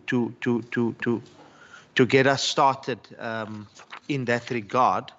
Then Syed, I'm wrapping I just up. want to ask, I think that the late member Botha had something in mind when she said to members, I'm going to give you 2 questions each. There are another 4 members who have their hands in the queue on my list. And that is separate to the questions I have, and usually I'll even leave mine to last so the members can do theirs first. Chair, I would ask, maybe do another one question, your final question, Chair, and then I'm going to put you back into the queue. Okay, if I can be back into the queue. I I will don't put want you this back to into be the the end queue. of it. I'm not trying to let you Yeah. ask less questions. I just also want to have other members have the opportunity to pose their questions. No, that's fine, Chair. I wouldn't want to restrict other members, and I think so. Then page 58, paragraph 2, the last sentence, the department, the issue around fee exemption for needy schools and the assistance to schools in respect of municipal debt. Could we possibly be furnished at some point with the bills and debts of schools in the province for each year between 2019 and 2020? I want to know this because we want to get a sense as to how many schools, or have you been receiving, because schools complain when you visit, but when you ask them, they don't necessarily always go to the department to seek intervention. So I want to get a sense as to how many schools have requested the department's intervention following the municipal tariff hikes. Particularly, we've picked it up particularly in the city of Cape Town and also Beaufort West municipality when it comes to schools, and what have the responses been in that regard? I'll ask the rest in the next row. Thank you. What I'm going to do, because you have asked a thesis, I'm going to ask the very qualified people here on my right to first deal with the thesis before I go to the others. I must admit, on the ECD ones, member, I also want to remind you that we did get the information on those questions on the 10th of June on slide 6 of the presentation from the department. However, if there's extra information that the department wish to share, please do, or please just, assist us with that extra information. Minister, HOD, over to you. Thank you very much, Chairperson. Mr. Syed, those are 10 questions you asked. I think you will forgive the department in relation to some of those questions. We'll have to give it to you in writing, to basically to get the answers. I mean, you asked a question here about municipal debt between 2019 and 2020. I doubt whether my team is going to be able to, to give you the answer here inside this committee. So, but just to say that there is a commitment from our side. If we don't fully answer at the level of detail, Chairperson, follow up in writing. And I know at the end of the committee hearing, you sometimes give us questions. Second, we have follow-ups. The department is clearly open to that. I think I would like Mr. Mayor to just talk about all the things we've done in the UCLA matter in relation to the catch-up plan for students, what we have done, the status of what we've done there, especially with a focus on learners in grade 12, what measures we put in place for those learners in grade 12 to make sure that they have the best opportunity in relation to Eastfield. Mr. Mayor could just answer that portion of the question in relation to Eastfield. And then I would like to just say, Mr. Mohammed or Mr. Lauriston, can you just comment on the 59,000 to 57,000 roughly students who basically don't write the NEC exams, the various reasons that those things happen, and whether the department has a track keeps a track in relation to that. I do want to say, Chairperson, though, that is a normal trend that we see over many years in terms of schools, and individual parents have their reasons and students have their reasons. Mr. Eli, could you just talk about the NSNP contract as far as you're able to? And just the question of the 3 companies and so on. Then there was a question about ECD and the transition. The question is probably best placed in the current financial year, Chairperson. However, it's something that happened in the current financial year. But I will ask the people in ECD if they potentially maybe just want to add anything in relation to ECD. I do want to point out in relation to the answer to that question, on ECD in the year under review, the Premier hosted with the 2 MECs involved a summit with the whole ECD sector. And the outcome of that summit was that we had agreed to keep whatever DSD was doing inside ECD at the same level for 2 years, as we understand, to try and make sure that we don't throw anything out by mistake. So that's in the process in relation to ECD. The Minister will talk a little bit, I believe, on the admission appeal review process, to just make sure that we have an answer in relation to that. And then, Mr. Eli, if you can maybe answer as best you can also on the municipal debt. You can just talk about the municipal debt. So on the question of Mr. Abrams, if I could ask you to just talk about the pressure we're experiencing generally. I know Member Sayed asked about the East area, but Member Sayed is not only in the East area. Okay, we have it in the North area, we have it in in the Eden Central Karoo area. We have the pressure, and it's to do with settlement patterns of people. And Mr. Abrams will perhaps just talk about some of our responses in relation to that. You also asked the question, Mr. Sayed, about what explains the drop-off for grade 3, 6, and 9, the sort of drop in the results. I think it's a very simple answer to that. Very, very simple answer. Education is simply about making sure at least you have the contact time to be able to teach the concepts. And if that concept time is taken away, then clearly you're going to expect that people will do that. Now, the great thing about the 3, 6, and 9 tests was the first battery of tests that potentially gave the country a real statistical picture of how big this problem actually is and how much learners actually lost. So when we made that comment, it's in resonance with all over the world. We've seen loss of learning. What we in fact then did, and it's being used as a basis for every other reaction in our country in relation to this, they used our system, which we had in place, to confirm what people are telling us from all over the world on the 3, 6, and 9. But the equation is very, very simple. Lack of teaching time translated into less learning, because obviously teachers couldn't teach. I'm not sure if we're able to answer the question on the retention rate from 8 to 9, but Chairperson, if we can't, I undertake to give you the answer in relation to that retention rate. Could I ask Dr. Naika if he can maybe just talk about the current Safe Schools program, what we're currently doing in relation to the Safe Schools program, whatever we're doing inside that area. Mr. Meyer, between Mr. Meyer and Dr. Naika, they can answer that. So then just to answer the question, I think on the shopping malls, pop-ups. So you're asking us to make a permanent program. Clearly, it's in a suite of actions that we are taking as a department to ensure that we do actually make the process of admissions as smooth as possible in a really overburdened environment where we do have growth in learner numbers, which are unprecedented and which maybe are not being experienced by other provinces. So it's not about making it a permanent feature, because maybe there will be a year if we don't need it, right? But what we will do is, the commitment that I give as the HOD for this department, Chairperson, we will do whatever it takes to get the learners placed. We will do whatever it takes to get the learners placed. Now, that means as well shop, the pop-up malls inside the shops. We'll do that again. If that, and as we go do all these iterations over time, I have absolutely no doubt that things will get better over time in terms of the system. Because as the people react to it, we're ready. We will come present to the committee on the current year. We can really see we have a lot more applications already in at the same time this year than we had last year. And that's because people have reacted to the system. And as we just continue that, we'll get that refinement where people will actually apply.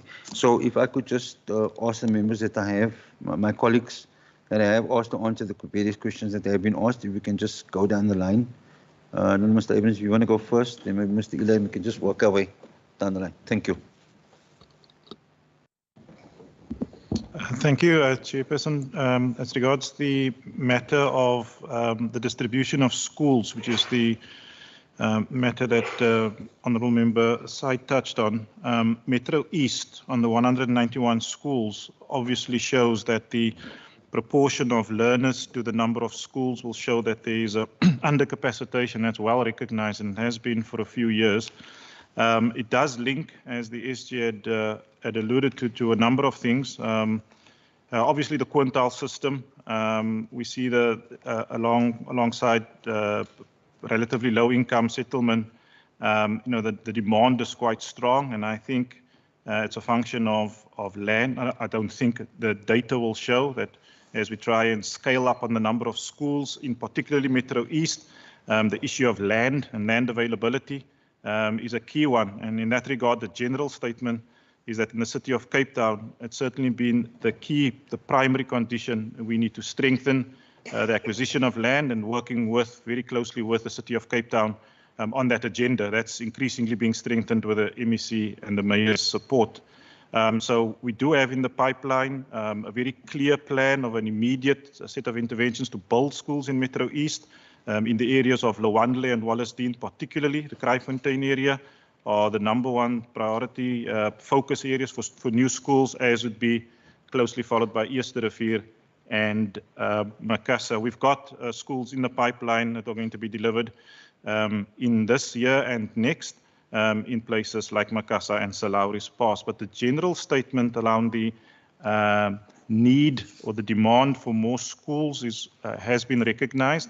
Whilst we scale up new schools in Metro East, on average, we've been delivering 200 classrooms at the pace that we can with a budget through the COVID period that we could afford. We had put that as a priority to Metro East. So 220 on average. This year alone, we will deliver 524 classrooms, of which 30% is concentrated in one out of the 8 districts in Metro East. So the Khayelitsha, Mitchells Plain, Blue Downs, Eerste Rivier area is clearly the priority area as we work to scale up new schools in an accelerated build program going forward. So the attention to the detail around obviously it's ramping up capacity, but also ramping up capacity in the right places. Chairperson, I would add one other caveat, of course, in a completely open admissions policy environment, the location of the schools are important. So there is a need to capacitate closer in proximity to where people live in Metro East and Metro North. Metro North is the highest in demand if we look at the sheer volumes of applications to schools in Metro North. So the balance between finding schools in close proximity while transport and other challenges are dominating is one that we have to balance with where our children and their parents or carers would choose to go. And at the moment, for other factors like academic outcomes, for other factors like whatever the preferences and priorities are that parents would use to pick a school, that demand in Metro North as the gateways to the Cape Winelands and the West Coast, if we think about both in and out, the Metro North schools are significantly under pressure. And I contrast that with if it's high rapid urbanization, then I think I'll just make a statement in reflection on the rural situation. We've got pressure points in places like Vredenburg, Theewaterskloof in Grabouw and the Overstrand. So it's not only Metro East, but the observation is well noted that the capacitation of where our learners are in residence, where they stay, we need to capacitate, and Metro East is the best example of that. We're happy to share as we go forward insight into the plans on school building in the way that we would clearly focus on increasing the number of schools, which is the observation the member made. Thank you. Thank you. Chairperson, just the responses around fee exemptions and municipal service debt. We will obviously supply the information as requested for the 2019-2020 year and how many schools we've assisted. But just to note that we spend about 114.6 million rand just assisting schools with municipal services. That's now obviously rural and the city of Cape Town, because there's pressures both ways. And that's now obviously besides what we supply to them in terms of normal standards as well. So I think as the department, we've gone another way. There are other initiatives we put in place through infrastructure in terms of assisting schools with water meters, energy saving devices. There's various initiatives happening at the moment to try and reduce the carbon footprint as far as that is concerned in terms of assisting those particular schools. But again, the other point to note, Member Sayed, is also the management of these schools as well and how they manage their resources.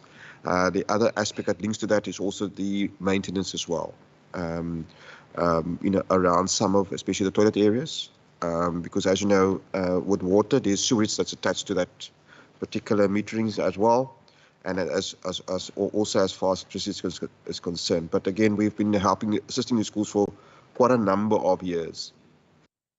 Then I think, Chairperson, if I can just go on to the other question was around SEM.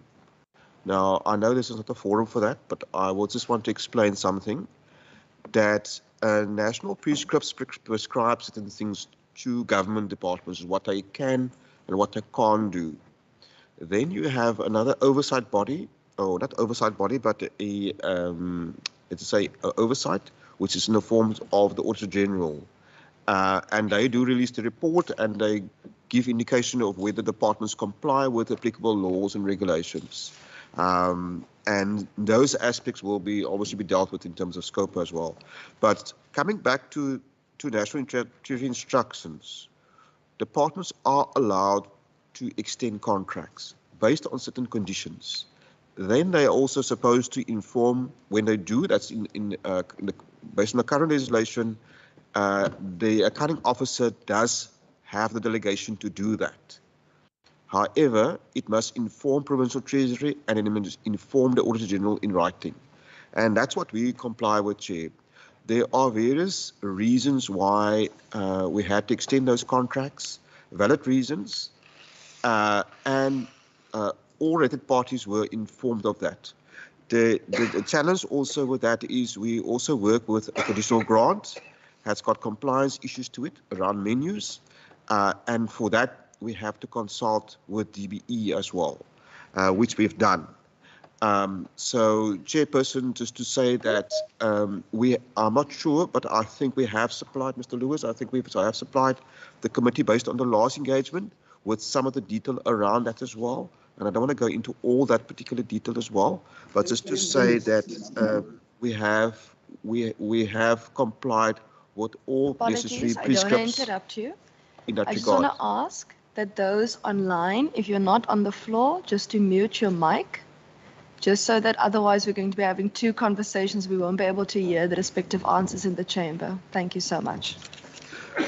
Yeah, thank you, Chairperson. Just to end off to say that the department has complied with all the prescripts in that regard, and it is about making sure that service delivery continues, because it does affect, I think from this report you can see it does affect quintile 1, 2 and 3. But again, it's not something that we do out of our own, but it's within compliance of the law. Thank you.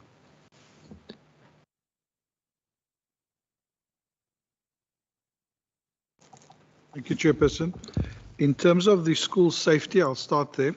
Chairperson, we still, as the Safe Schools component, offer target hardening at our schools. That's in terms of fencing, in terms of alarm systems, etc., to assist schools to provide a safe environment for the learners as well as the teachers at the school premises. We're also currently looking at the expansion of the SRO project within our schools with the City of Cape Town. It's a joint project that we are working on. But also to say, Chair, that all the significant cases of security breaches at our schools that have a significant impact is added to the watching briefs within the province. So we can actually monitor where those particular cases are, etc. We've also developed a victim impact statement, which we then take to court on the day of aggravation of sentence, where we then put in place, the reasons as to, or the factors that have actually been impacted upon by the security breach at the school. We also still participate within the Prof Joints within the province. We have a Prof Joints subcommittee specifically related to school safety, where all the safety stakeholders are engaged. Recently, we had one again where it was confirmed, by the stakeholders of their commitment to the Prof Joints on school safety. Safe to say, Chairperson, that in any incident where there is a significant security breach, our local district safe schools coordinator would visit the school immediately to check on, the various safety measures at the schools that are being implemented. We also provide psychosocial support at schools where there has been a traumatic experience as a result of some security breach. And that is done in each of those particular cases. Also to add, Chairperson, the school risk assessment tool that has been developed in conjunction with the Department of Community Safety, now called the Oversight Committee, where we are actually going online with that particular tool as well, so that schools real time can actually indicate any significant risks that may occur in those areas. We are also working with the Safer City Project, Chairperson, where we are looking at the linking of a possibility of linking school cameras to the TMC, so that there could also be a quicker response, in any particular issue that arises at a school or in the vicinity of a school. Chair, if there's any further questions regarding safety, we will answer in full in writing on that as well. Thanks.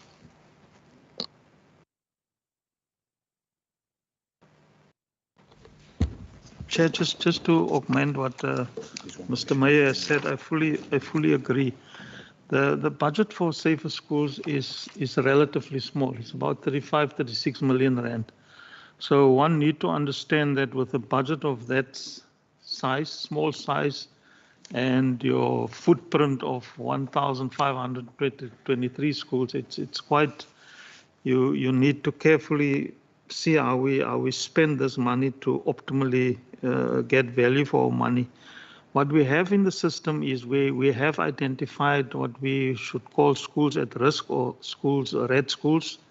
We have identified them, but society is becoming more violent, and at some point all of our schools will become red schools.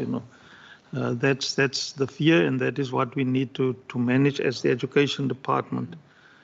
We have started in the beginning of the year to reactivate our school safety committees. And at the moment, I've just checked early in the week, we have activated 1,539 of those school safety committees at so many schools. But I must also say that some of them are not fully operational, and that is something that we are looking at, and eventually to get them all functional. Mr. Meyer mentioned the tool that we have developed with the assistance of the old Department of Community Services, the Safety and Security Resilience Scorecard. It's quite a lengthy online card that schools need to complete, and you can't do it over days. If you start with a tool online, then you must sit for so many hours to complete it, and it's quite tough to get our principals to sit down and just complete that scorecard. At the moment, 758 schools have completed that scorecard, and that allows us, to gauge at least where those schools are. Over and above that, we also try to protect our schools during school holidays. And the manner in which we are doing it is to take some of our budget and augment the number of schools where we have physical security during the school holidays at those schools. That's the one way. The second way is almost twofold. The Safer Schools program run youth programs on certain schools during the day, mostly with sporting activities, and in doing that, there is a physical presence of people on the school, which somehow help us as part of the protection of the school. Thank you. Thank you, Chairperson. Just a comment on the Heathfield High School. It falls within the current financial year, but I just thought we'd add some comment on it. The two curator principals we've appointed at the school, the one is actually a curriculum specialist, having served as a district director, as also the head of curriculum within a district. And so the reason for that was because we had picked up there were challenges with the curriculum delivery at the school, even prior, our curators coming into the schools. What we have done in the interim, we've initiated and had a very successful winter school program at the school, particularly aimed at the grade 12 learners. We've also had an extended spring school program with the last week of school, as well as the school holiday in September. We actually had classes at the school. We've even had the subject advisor specifically for mathematics at the school for 2 weeks, teaching mathematics to the learners at the school. Currently, the program is now gearing towards the last push, that we call the last push, and those learners at the risk of potentially failing in 2 subjects are being targeted with very specific intervention of where we look at 40% of the content of the paper that we are supporting learners with, so that they can make a success of the examination as well. So that is the last push program that's in place, and it will be right through until the day before learners are writing. That kind of support will continue at the school as well. Thank you. Thank you. Then on admissions appeal, I can confirm that we are reviewing the process for admissions appeal. That process is ongoing, and I hope to be able to take that process online during the course of next year, so that we are prepared to deal with 2024 admissions appeals using an online system.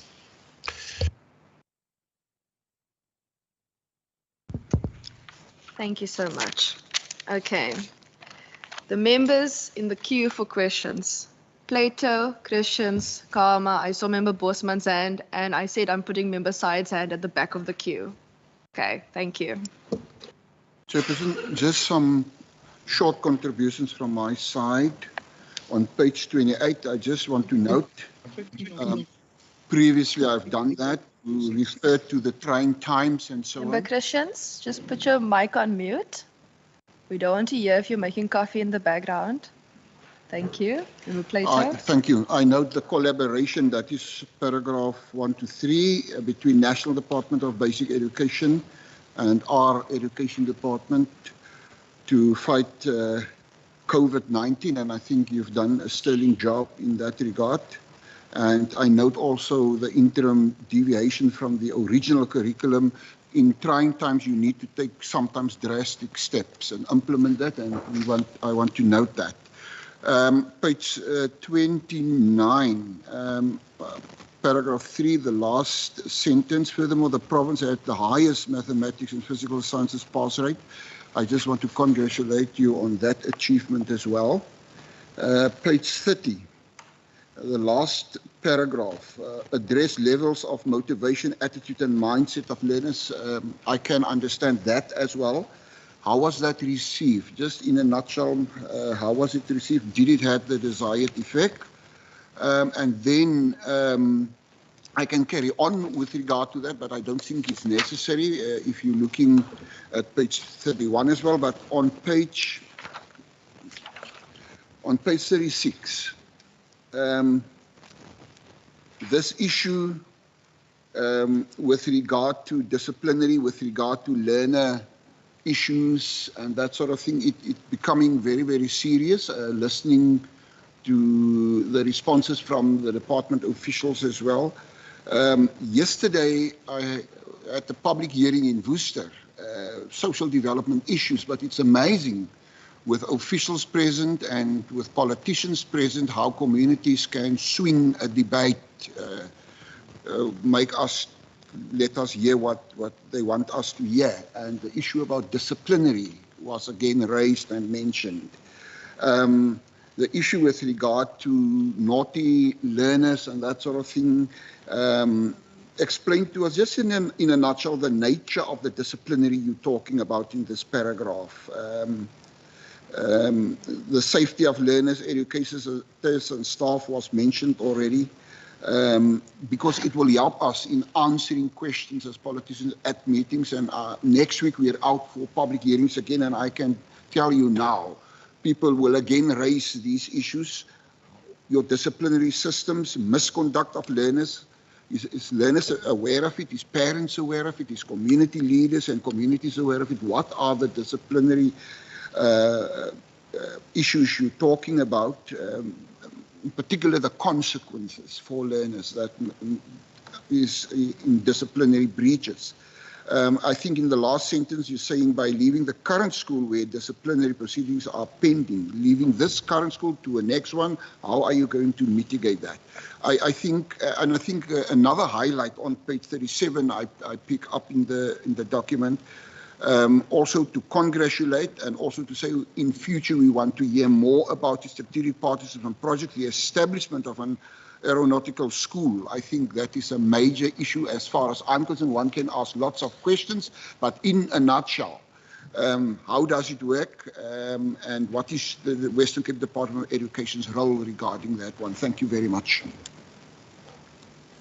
Thank you so much. Member Christians. Sorry, I'm getting confused now with all the hands. Member Christians?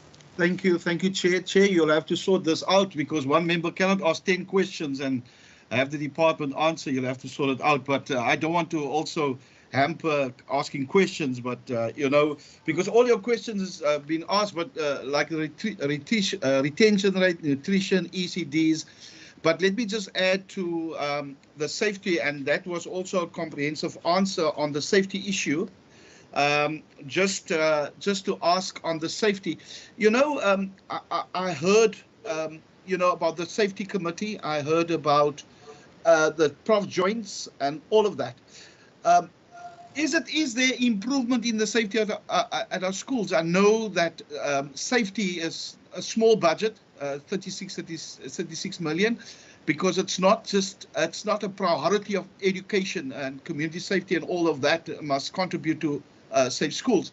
But my question is, when I visited schools, we still have, you know, learners entering the school premises with weapons.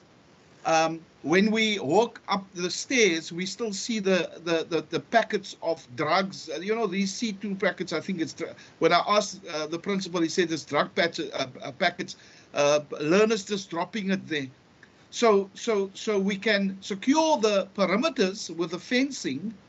And what is the department doing for learner safety with learners themselves? Because we also believe that some learners in certain areas belong to gangs. So there's that you know, that fighting inside when it comes to inside of the school, bringing weapons in. And those type of things. So we still have a lot of complaints when it comes to weapons, drugs, and gangs in our schools. Maybe just also to latch onto the toilets. The toilets, I believe I had a complaint in Mitchell's Plain where toilets is not properly secured in certain schools. So I appreciate the fact that there is a comprehensive plan when it comes to safety. It's just the inner workings in the school itself. How's the department doing and securing that our learners in the school grounds are safe?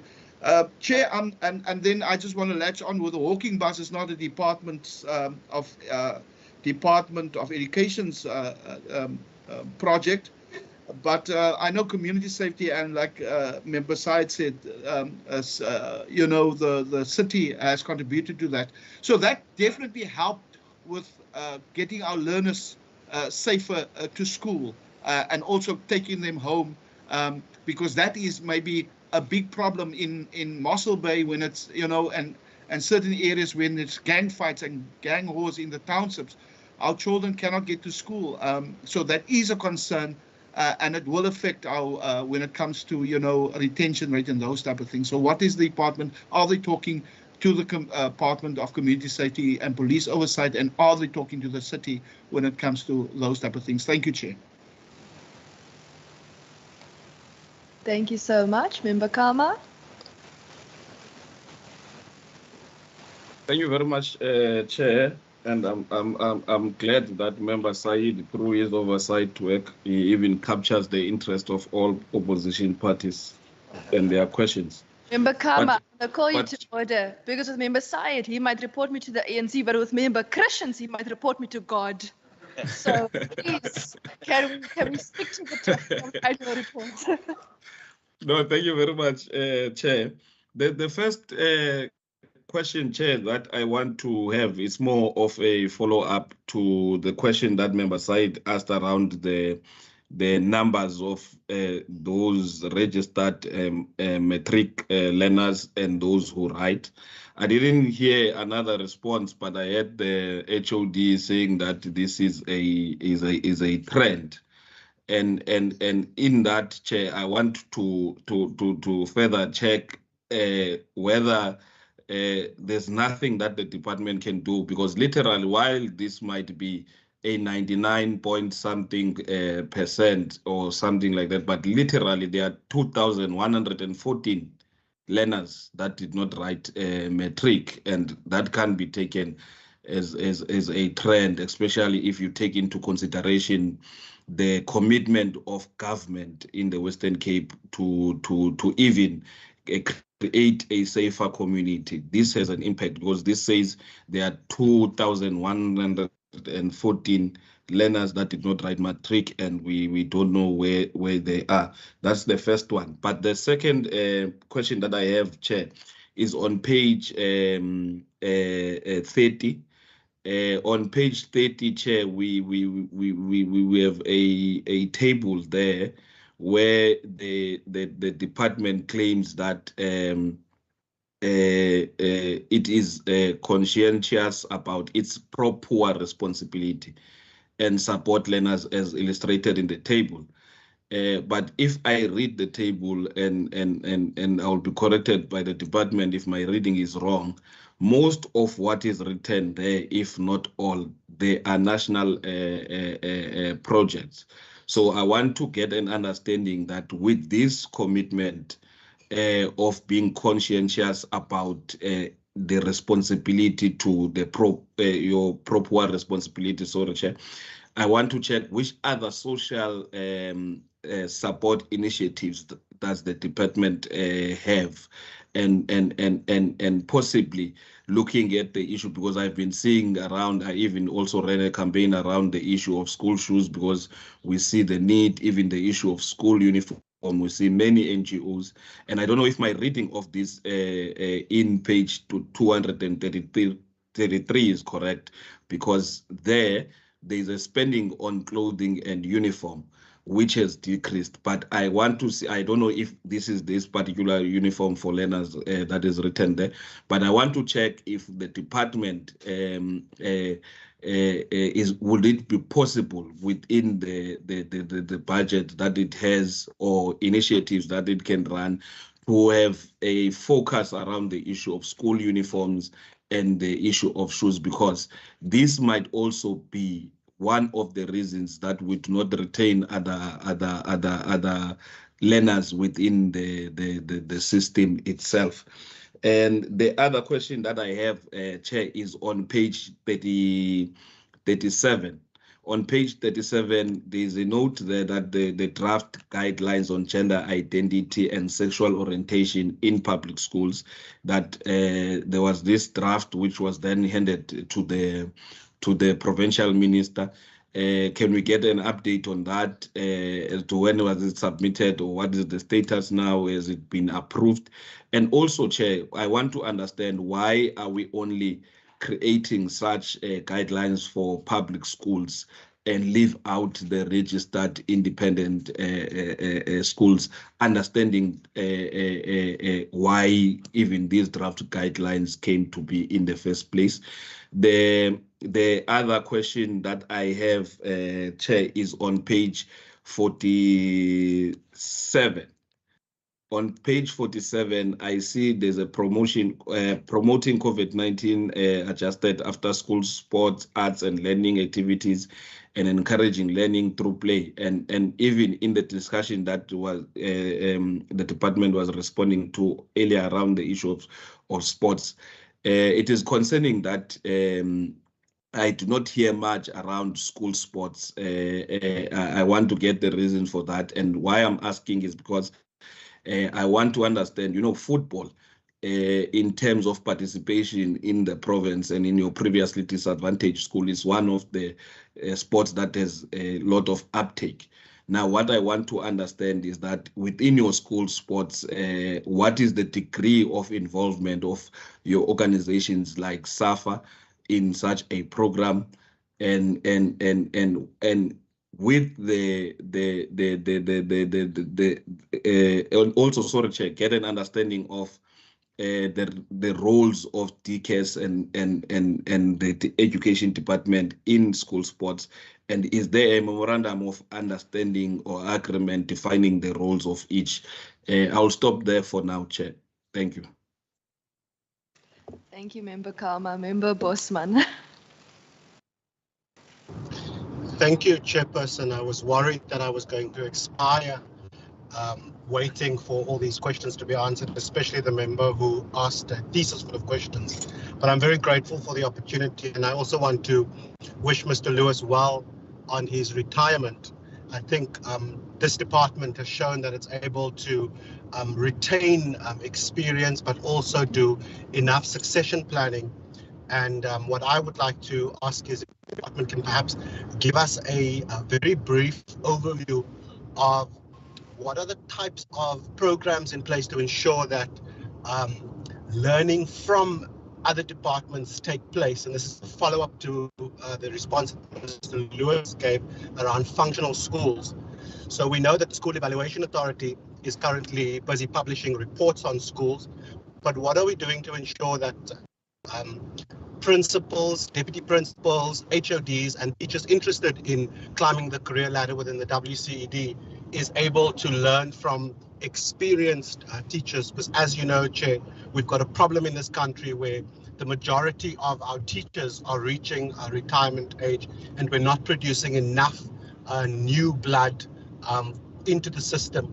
So that's my first question. The second question is if the department could expand on what the criteria is for defining a school as a functional school. As you remember, Chair, when we visited Pinelands North Primary, one of the sort of things that came out of that school is that if you don't comply with putting the values of the WCED and this calling slogan in front of your school in a prominent, visible place, you get marked down as not being a functional school. So I just wanted to understand what that criteria is.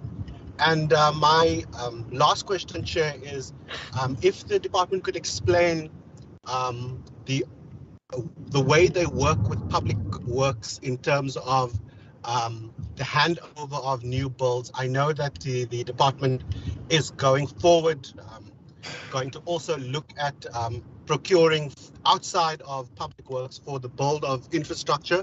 But according to the current arrangements, what's being done to ensure that schools are handed over to principals in a completed state, and that contractors are held to account for any lagging items or snag items that are not completed?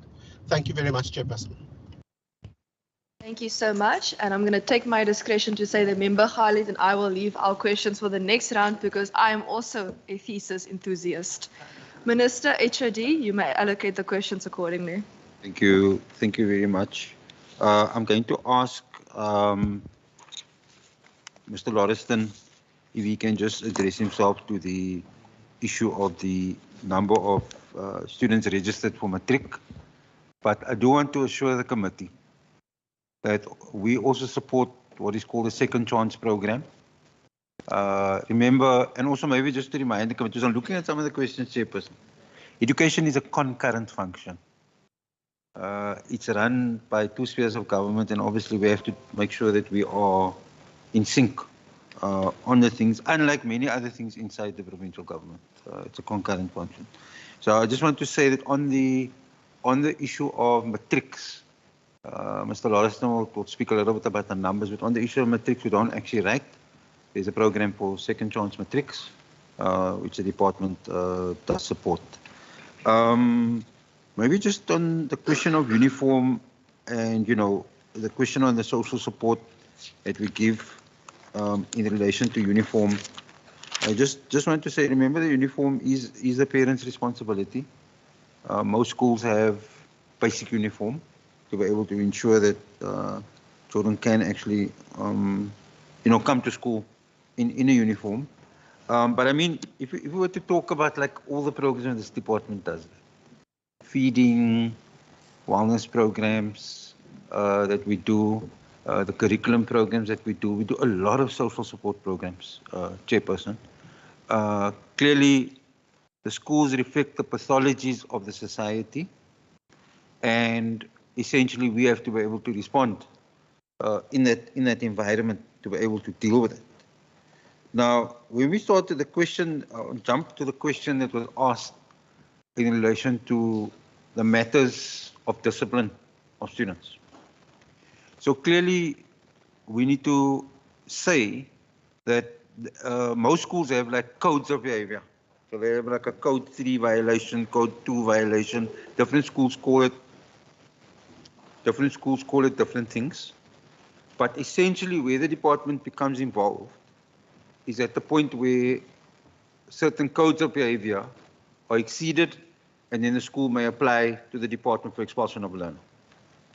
And those matters do actually involve, as has been said inside the committee here, it does involve sometimes gang affiliation, sometimes it involves even guns, sometimes it involves knives, it involves harassment, physical violence, abuse, and so on. There are these things which come up, and obviously we can give the committee the statistics, but there were, in the last year, I need to speak under correction now, Chairperson, because we have to give you the numbers exactly. So don't hold me to the numbers, just give you a sense of it.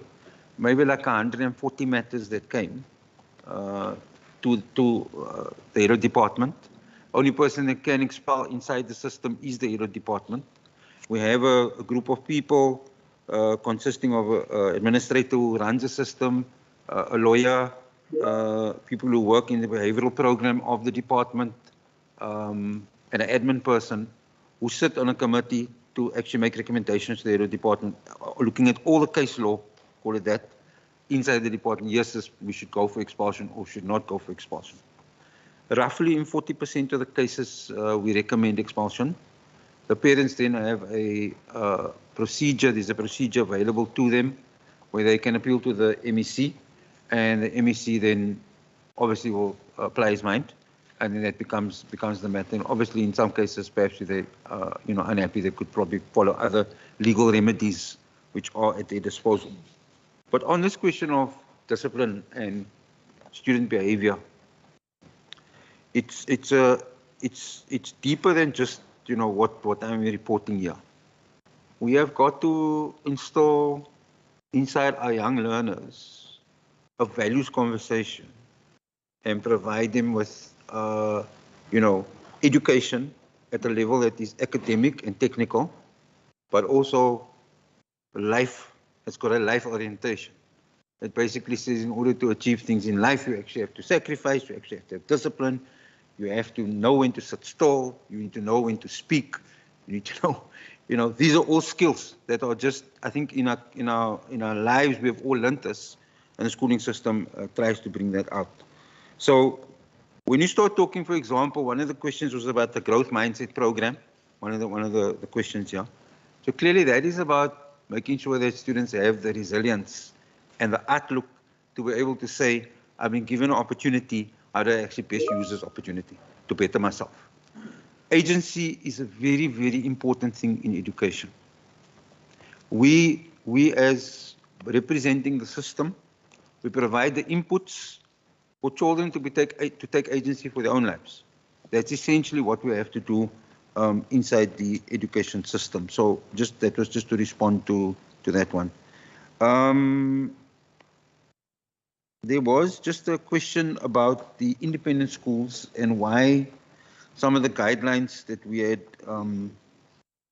sort of developed, the draft gender guidelines, why we had left out the independent schools. Mr. Lewis, would you be able to just talk about, not specifically about the guidelines, but what I want to just talk, what I'd like you to address is just the relationship between independent schools and the education department and how we deal with that. You can come back to it just after talk about some of the other questions. Then on the question of sport and after school and the mods, Dr. Naika can maybe just talk about the mods a little bit in relation to that. But there was a question about what is the agreement between the DCAS and the education department on the question of school sport. So the agreement has expired, but we're still working on the agreement in terms of, like, even though it's expired, it was a national agreement. National agreement said that the DCAS is responsible for the excellence side. In other words, when you choose provincial teams to actually go away, they're responsible.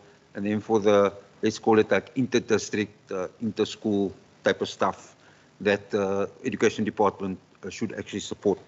We're in a process now with the DCAS to talk about how we can firm that portion up, because where we're strong, I think, as the education department in supporting the various codes, especially in the athletics area, where the department has people who do support that. But in the other codes, perhaps the support isn't as strong, and that's something that needs development, I think, inside the department. Then growth mindset we spoke about. If we can just, there was a question about whether there's improvement in the safety things. Mr. Mayor, I don't know if you want to tackle that question just in relation to safety. And then if somebody can, in the department, maybe Dr. Naika or Berenice or someone, just talk about the behavior program that we potentially have, that you can maybe just answer that. And then I'm not sure about the question about the toilets. Maybe that detail needs to be provided to the department. We can follow up in relation to the toilets. And then I'll ask Mr. Mayor if he can talk about the criteria for functional school. We can just talk to that. And then I'd like to ask Mr. Abrams if he can just talk about the process for handover of schools, as was asked that question in relation to the handover of schools. I think we've sort of covered most of the things. I'll ask my colleagues that have asked to speak on it to speak. Minister, are you fine? Okay. Mr. Lewis. Chair, we have two types of schools in the country. We've got public schools and we've got independent or private schools. Now, public schools, as the term tells us, are schools that basically falls under the direct jurisdiction of the government, be it national or provincial. In other words, our minister and our SGS as executing authority and accounting officer respectively are responsible for public schools and learning in public schools.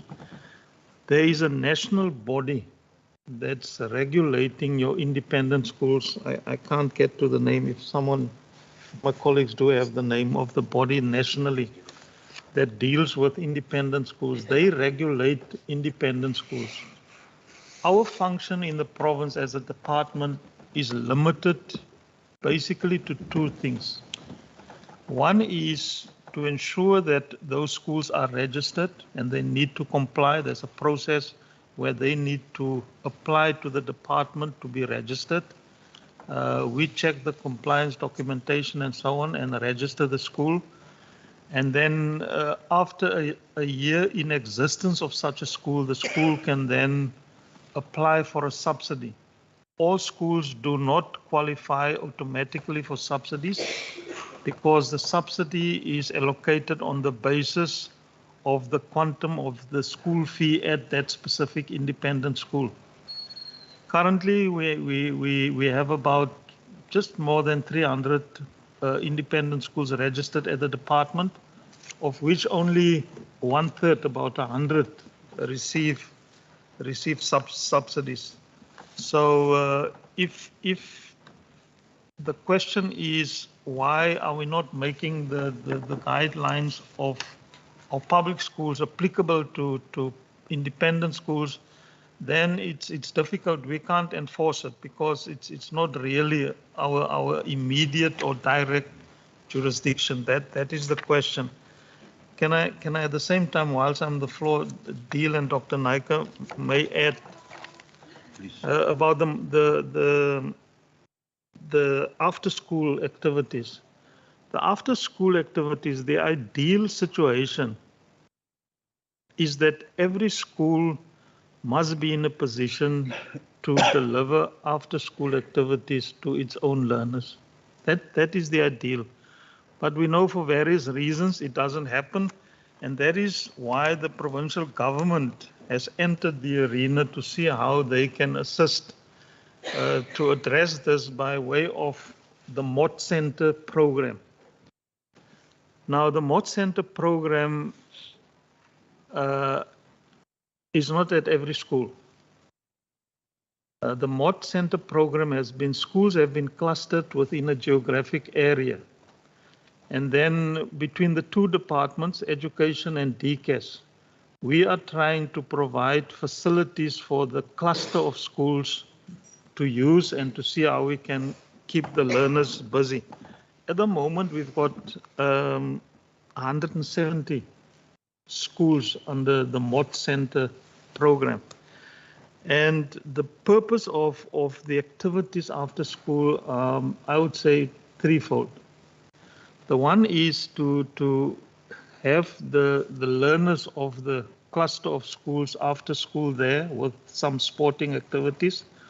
The second one is part of the MOT Center program is those learners who are not involved in sports. Also, we supply the schools with the teachers that can help with some academic work. And then the third one is plain to keep the learners off the streets after school, so that the learners can be in a safe environment after school. Those are the three purposes of the MOT Center. What we are also doing at these centers is that we are over and above the normal NSNP feeding scheme that learners receive during the school day. When learners come to the afternoon sessions, they also are fed with one meal, which we fund.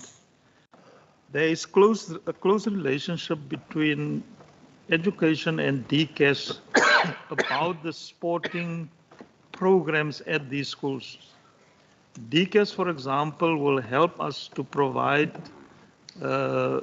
experts in the different sports codes that will take the learners on board in the afternoon and ensure that the learners in the school setup, when they leave school, get into the sporting clubs outside in the communities and follow that channel upwards. Dr. Naika, you may add if I've missed out anything. No, Chairperson, I think Mr. Lewis covered that more than well. Yeah. Ms. Daniels will and Mr. speak Meyer. about the behavior pathway. Sorry. Perhaps just, Chairperson, if I may, just to add to my learned colleague's comment, that within the districts, we also have a school enrichment officers who actually provide, support to sport programs, to the schools within a particular district, where it's an opportunity for learners then to play, in a competition against each other. As my learned colleague has said, it does promote a sense of pride within a school, but also, for learners to be actively engaged.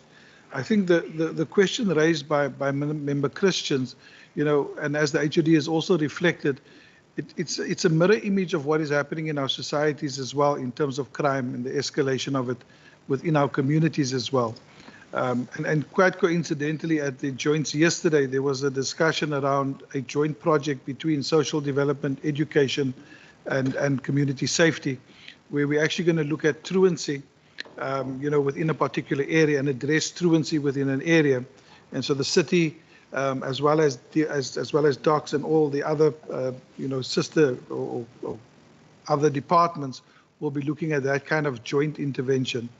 My colleague will speak about the behavior modification programs that we are doing within the school, but it is a broader societal issue, and I think, within the joints, it is being discussed, across all the departments that are part of the joints. As a collective, there needs to be a much stronger program around it. But from our side, I'm sure Ms. Daniels and Dr. Naik will speak about the internal programs. Thanks. Just the last, sorry, Chief, just the last point.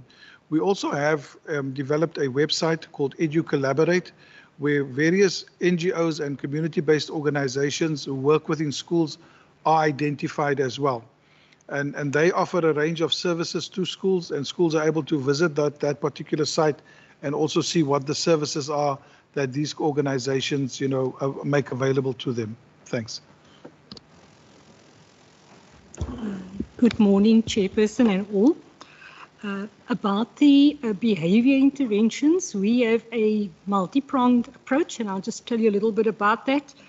We, after piloting for a few years, what would be effective behavior interventions, this year we established the Positive Behavior Intervention Resource Center, and it is an on-site program for learners with difficult behavior, but we also have two multidisciplinary positive behavior outreach teams that go out to schools and do on-site interventions.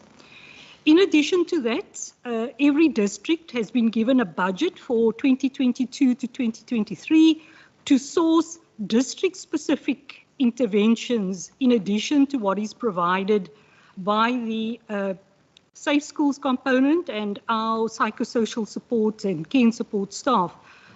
As you will imagine, it has to be district-specific because the issues are different perhaps in the metro and in the rural. So we do allow that flexibility that districts can source their own programs. But I also want to locate it in our three-tier approach to creating social emotional safety platforms. All right, so in our first tier is where we concentrate on strengthening social protective factors, and that is done in our life orientation curriculum. That is done through our growth mindset interventions. That is done in collaboration with DCAS, the mod centers, etc. Also, our own staff provide many interventions. Our tier 2 is the small group intervention with learners. For example, we have the Violence Prevention Initiative, the Shukuma Initiative, together with the Department of the Premier, which is in grade 8 and 9 in high-risk schools as identified by Safe Schools. And it's a program to give learners the skills to resist reacting in a violent, aggressive way. And then tier 3 would be your individual supports by psychosocial support staff, but also referral to our sister departments, Department of Social Development and Health. And I want to say that we have very good partnerships with them. And you will know that we have the mental health task team now, which is led by Dr. Pretty HOD of Health. And we are looking at working very closely together. At the moment, mapping 2 areas, one in the Metro District and one in the Rural District, that's Klipfontein, and then also Witzenberg in Cape Winelands. So yes, you asked about behavior, but I'm just locating it in a broader spectrum of services that we are providing, particularly important now, post-COVID. Thank you. Thank you, Chairperson. Just to come back to the question raised, I think it's by Member Bosman regarding the school functionality indicators. We use 10 indicators to determine the functionality of a school. The school has to score a positive on each of the 10 criteria to be regarded as a functional school. I'll mention the 10, but we will put it in writing as well to the committee. Firstly, the school has a permanently appointed principal and is leading a unified SMT. Second criteria, all the vacancies at the school are filled and there are contingency plans in place, for dealing with the vacant post. A positive school culture is evident within the school, and amongst others, a clean and secure environment, and it's functional in terms of the toilets, as Member Christians, I think, mentioned, the classrooms, and the environment is clean of the school. Fourthly, all the necessary timetables, the year and term planners are in place and adhered to and monitored at the school, and that particularly around the notional time for subjects, that is being adhered to within the timetables as well. Staff and learners are present and punctual. May sound very simplistic, Minister, but Member, but that Chairperson, that is an indicator we've had to put on. Functional structures, for example, the curriculum and the sports and culture, with the outlined duties and the monitoring of the systems are in place. The number 6, the required policies and the records are in place and adhered to. Learner and teacher registers, learner staff code of conduct, safety plans, LTSM committee, etc. Then that good relationships between the SMLT, the staff, SGB, parents, etc. are evident. And we also talk about external stakeholders like SAPS, for example, that is a member, for example, of the school safety committee at the school. And they are evident and they are functional. So there are minutes that have to be produced and so on. Then number 9, the school has the ability to deal with poor performance in terms of the school improvement plan that is in place. And the school must have that in order to address those shortcomings. And then lastly, the school offers a variety of after-school activities, as mentioned by the HOD and by Mr. Lewis as well. The school must have activities in place at the school, whether it is sport, whether it is various cultural activities, but there must be something additional for learners at the school. So those are the 10 indicators that we use. Our circuit managers visit the schools to assess whether that is in place. And of course, that will then determine whether the school is regarded as being functional or not. Thank you, Chairperson. Chairperson, I'll speak to the enrollment figures within the NSC examination. I think I just need to highlight that the figures that we see there are full-time enrollments, and we do not include the part-time enrollments in there. And the 57,709 candidates are those candidates who correctly wrote the full examination for that. So it's important to note that each one of these candidates have to offer 7 subjects, of which they have to pass 6. And if in any case one of the subject papers that if they do not write it, they do not get included in these figures. So that may not be a dropout, but it may be a learner who has been absent as well that is included within these figures that we have there. So the retention rate remains a focus for us, and I think we've worked over the years quite hard to improve this. And because we believe that every learner who reaches grade 12 needs the support to actually achieve success. So it actually starts in grade 11, where we do the analysis of the grade 11 results, identify the learners at risk through the districts. And these are not only progress learners, but these learners at risk are fit into different categories.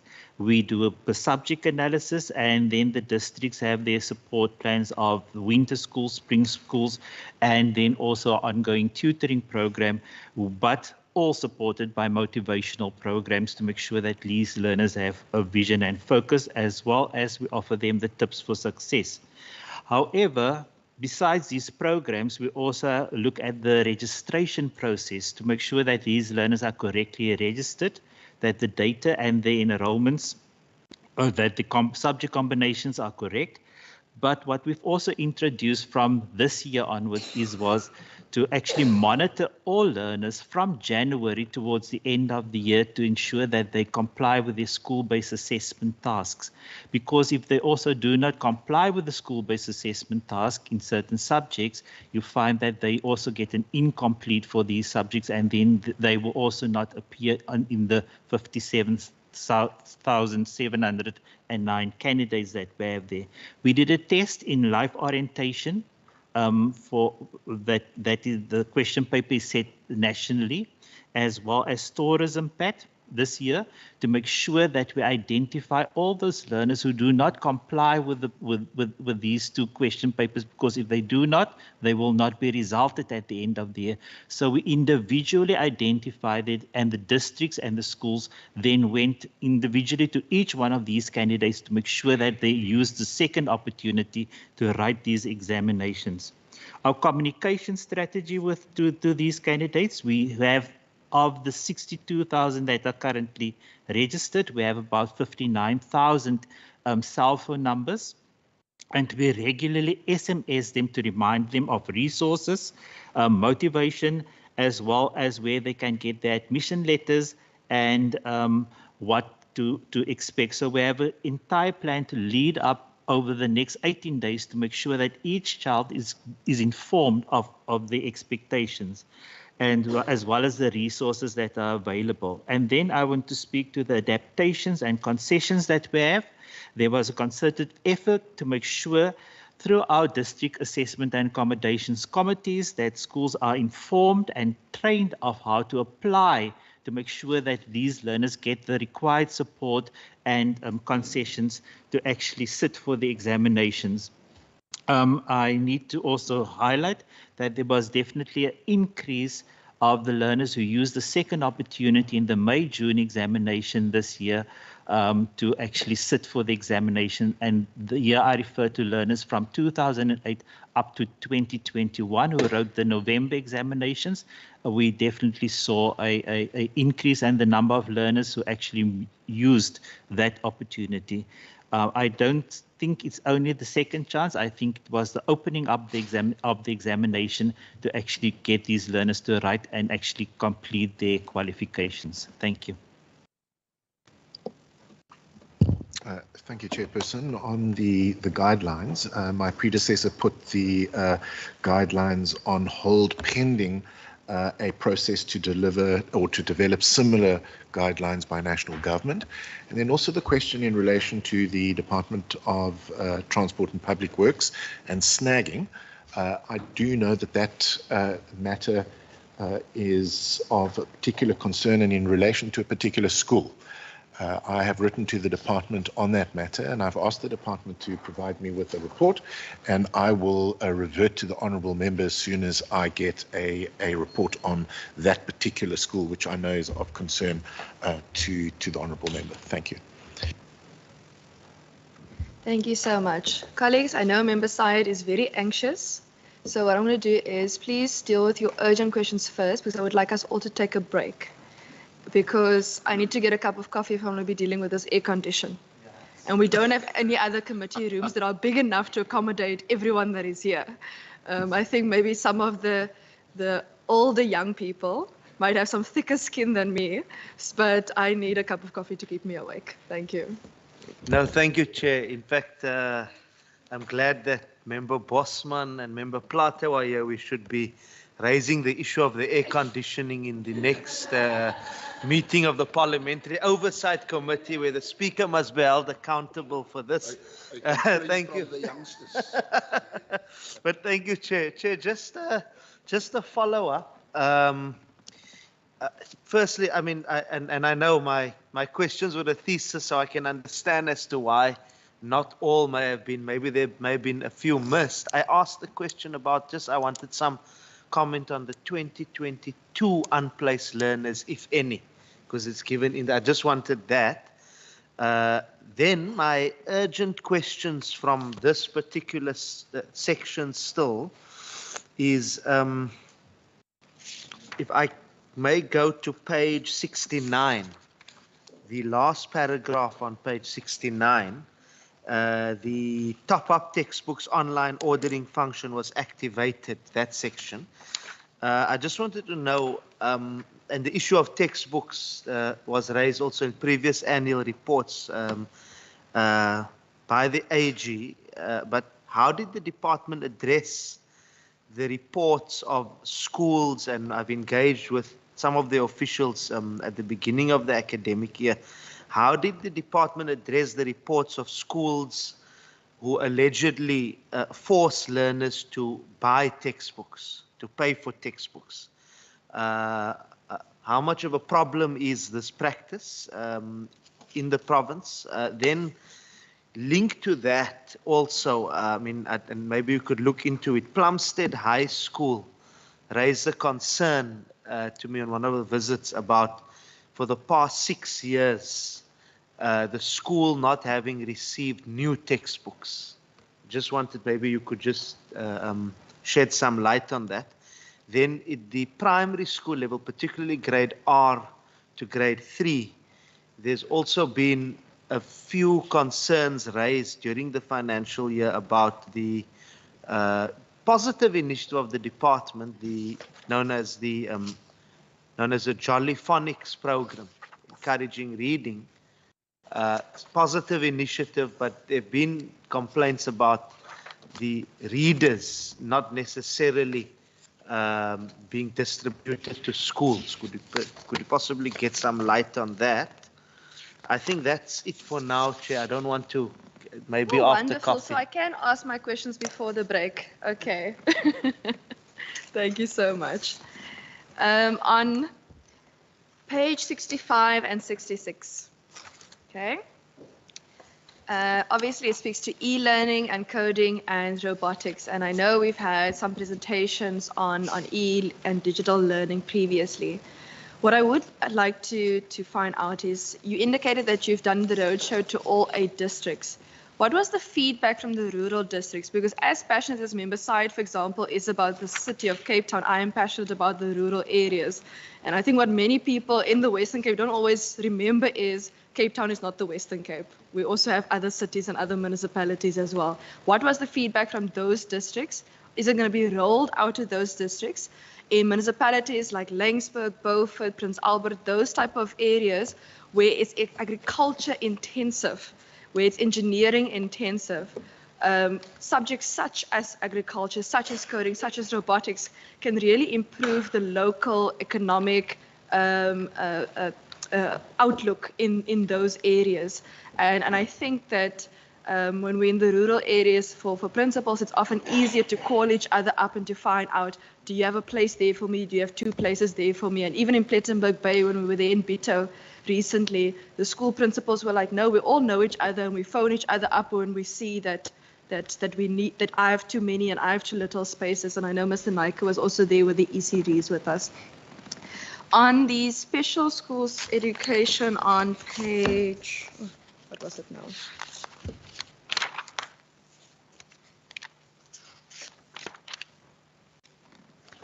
Apologies, I seem to have lost my place regarding the special education.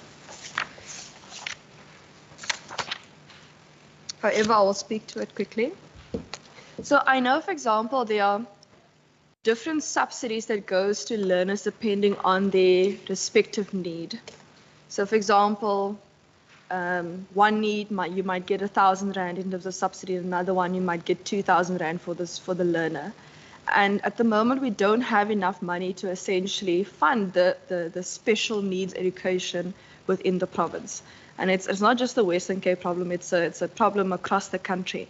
And I know the department has an inclusive education department where actually we're looking towards mainstreaming some of those needs. Because, and some of the committee members that were with us on the study tour internationally, we're realizing that those countries, they don't have separate special needs schools because they don't believe in separating children. They don't believe in taking a child out of the social environment, the community environment, and putting them separately. And I think I might have made a comment on the oversight where, you know, I was a special needs student and my doctor wanted to take me out of school. And I refused. And I think I was like in grade 8, grade 9. And between my parents and I just refused. I just said no. It's like, I will go to school. And I think many people don't know that I was a special needs student because on the bus, I just sat on the one side of the bus with the window and just closed my eyes manually because my eye didn't want to open and close at the time and stuff like that. And you kind of find innovative ways as a young female for others not to find out about certain things. But how can we make our schools more inclusive so that we don't have to worry about increased budgetary constraints that are going to come for special needs education, especially because there's so many in our schools currently that are undiagnosed. And then on page 37, I want to, oh no, apologies, Member Plato already asked that question. Just a follow-up question regarding the life orientation. You know, so many of our youth are not getting into higher education because they are not passing life orientation. Personally, I work with a lot of the youth in my constituency for applications to university and TVETs. And one of my youth actually got an acceptance letter recently for education to Stellenbosch University and placement for private residents. So I'm hoping that we will be able to assist you with your teacher plan in the long term going forward.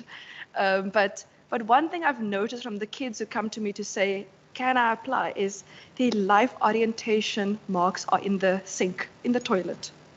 And because of that, they're not getting their bachelor's pass. They maybe do well in mathematics because we say you must go study your maths nicely.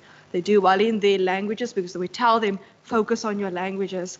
But when they don't get that life orientation, a lot of universities either one, throw the life orientation mark out. Stellenbosch University throws the life orientation mark. They don't consider that as part of your average. UWC, for example, UCT, then they take it into account in your averages. So then what happens is even if you have a 60, 70% average, if your life orientation is down low, you won't necessarily meet that 40, 36, 35 average mark to get into your respective courses. I know the curriculum is set by national, but is there any way that we could try and understand through the national department what is going wrong in that subject and how can we fix it? Because I think a lot of our children are losing out on higher education just because a subject that should actually be the easiest to pass is preventing children from higher education. Then pages 40, sorry, that question was already asked. Yes, perfect. Thank you so much. Okay. Just give me a minute.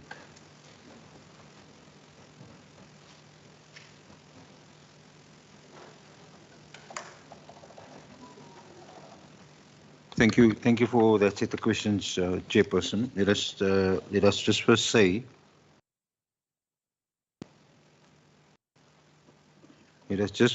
on the unplaced learners, remember we are scheduled to actually give you a presentation.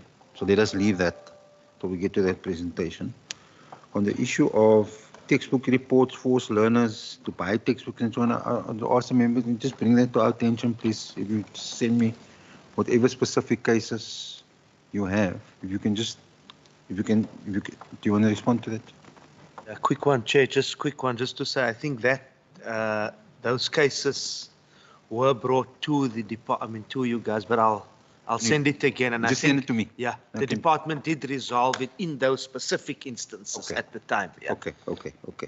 And then, sorry, and then specifically, on the Plum City High School case also, if you can just bring it to our attention, we'll look at it. Then, if someone can answer just the question of the Jolly Phonics, the readers not necessarily being distributed, Mr. Mohammed or people who deal with that section, if you can maybe just address that. And then I would like to just talk about someone to talk about the e-learning. Basically, your question is, in the e-learning and the section on e-learning and so on, and the coding and robotics, are these programs being distributed across the province? Mr. Mohammed, if you can maybe just also address that question. And then if I can ask our section, Berenice and Ms. Daniels and Dr. Naika, if they can just talk about the special schools education and the subsidies. But specifically, I do know that we do have what's called full service schools. So it's a mixture of, we do have special needs schools, but we also have full service schools. If maybe they can just, talk about that. And then on your question about life orientation, I'm going to ask Mr. Lauriston, who is our person in charge of the examination system for grade 12, to just talk to the question that you have raised and just give what are the issues in relation to life orientation. I know that he will talk about the something called the SPA mark that they need to achieve, and it may do with projects, but I will leave him to be able to answer that. If we can just do that, please, colleagues. Mr. Mr. Mohammed, maybe we can just start with you and we go from there. Thank you very much, Chairperson. So on the Jollyphonics issue, we have heard about some of these complaints, but if the specific complaints can be brought to our attention, and we'll address it similarly. And then on the coding and robotics, generally the roadshows have been very favorable. I don't at hand have a response on the rural question that you've asked, Chairperson, but we can provide that to you in writing. Thank you. Okay. Yeah. Thank you, Chairperson. So I hear you, and I think what you're saying is very important, and I think it's important knowledge in a country like ours. If you look at our socioeconomic variables and the composition of our pupil population and the level of challenges they experience in terms of a wide range of needs. I don't want to call it special needs. I want to call it scholastic challenges learners have. And so in 1998, there was a National Commission on Special Education Services that preceded the White Paper 6 that suggested that high level of support goes to children with high level of support would go to special schools. And so, because a large percentage of our children have challenges, and therefore you'll see our focus is on supporting the mainstream. And, you know, I know Mr. Daniels will talk more about this, but I mean, that's been our emphasis for the last 5 years, I would say, providing, having these outreach teams, providing support to mainstream teachers, capacitating full service schools and providing online training in the full service schools. You'll find that we also have a website, and we have a training program for teaching in inclusive education spaces. So what that does is it provides the intellectual tools for teachers to teach learners that struggle in the mainstream. And when the white paper was released in 2001, there's this expectation about inclusive education policy that it'll happen immediately, and that's not the case. It's a visioning exercise.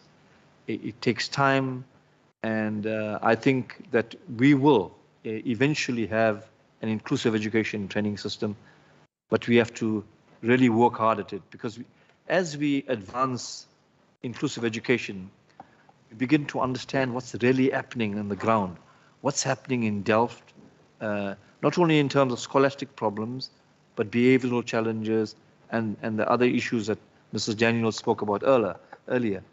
So when we understand our environment, we'll be able to respond to this environment, but we're not any different from any other developing country with the challenges that we have.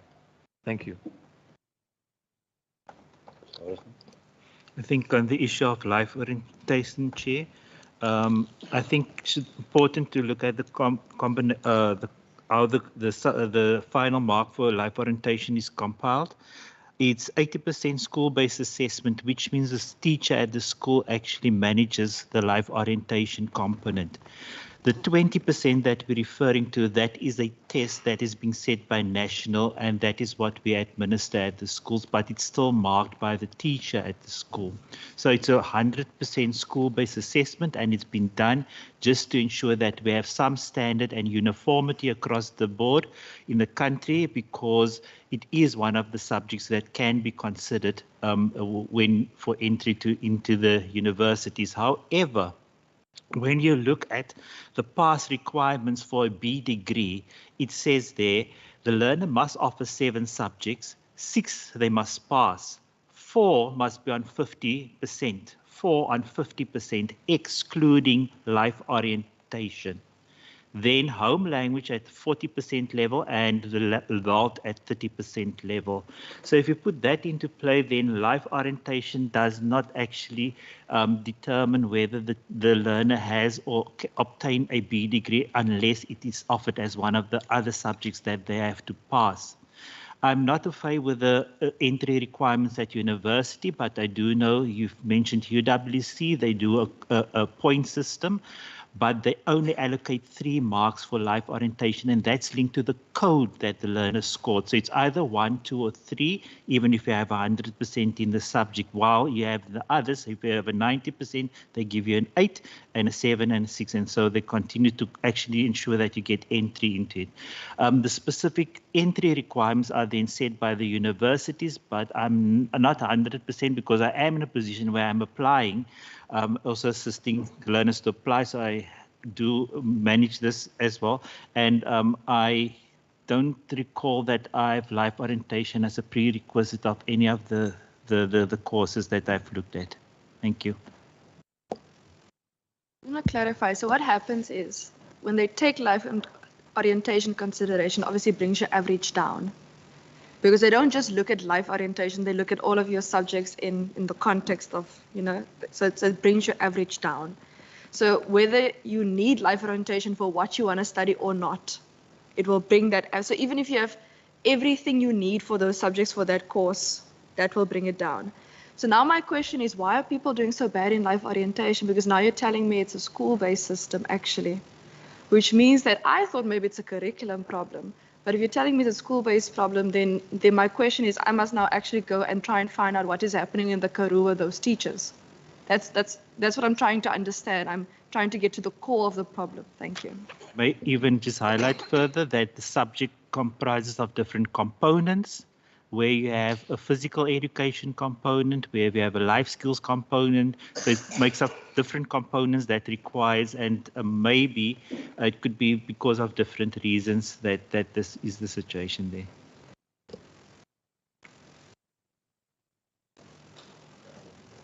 Thank you.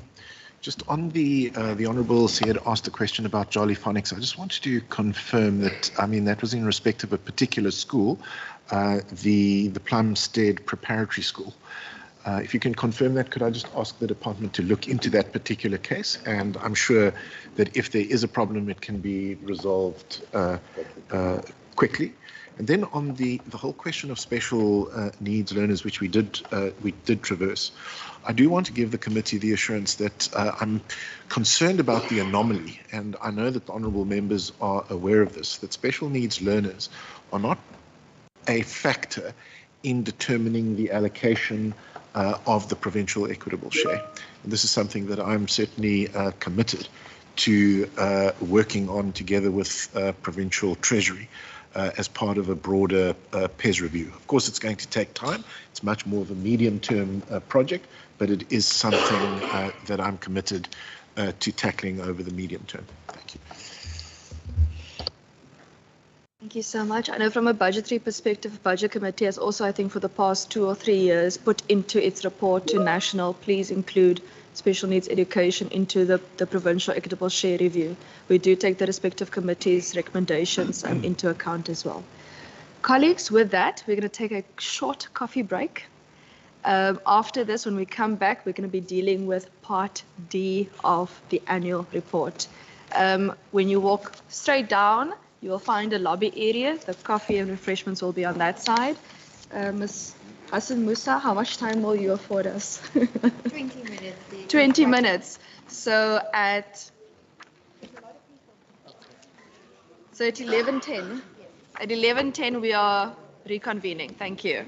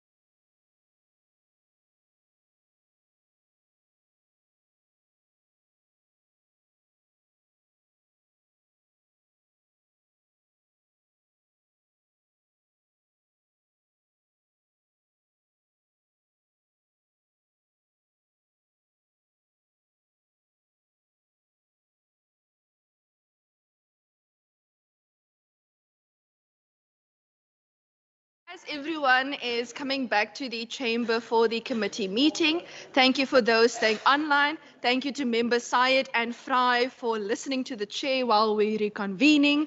And we are now going to table pages 157 to pages 196, which is part D of the annual report dealing with human resources. Just another reminder, part C and part E will be dealt with in SCOPA.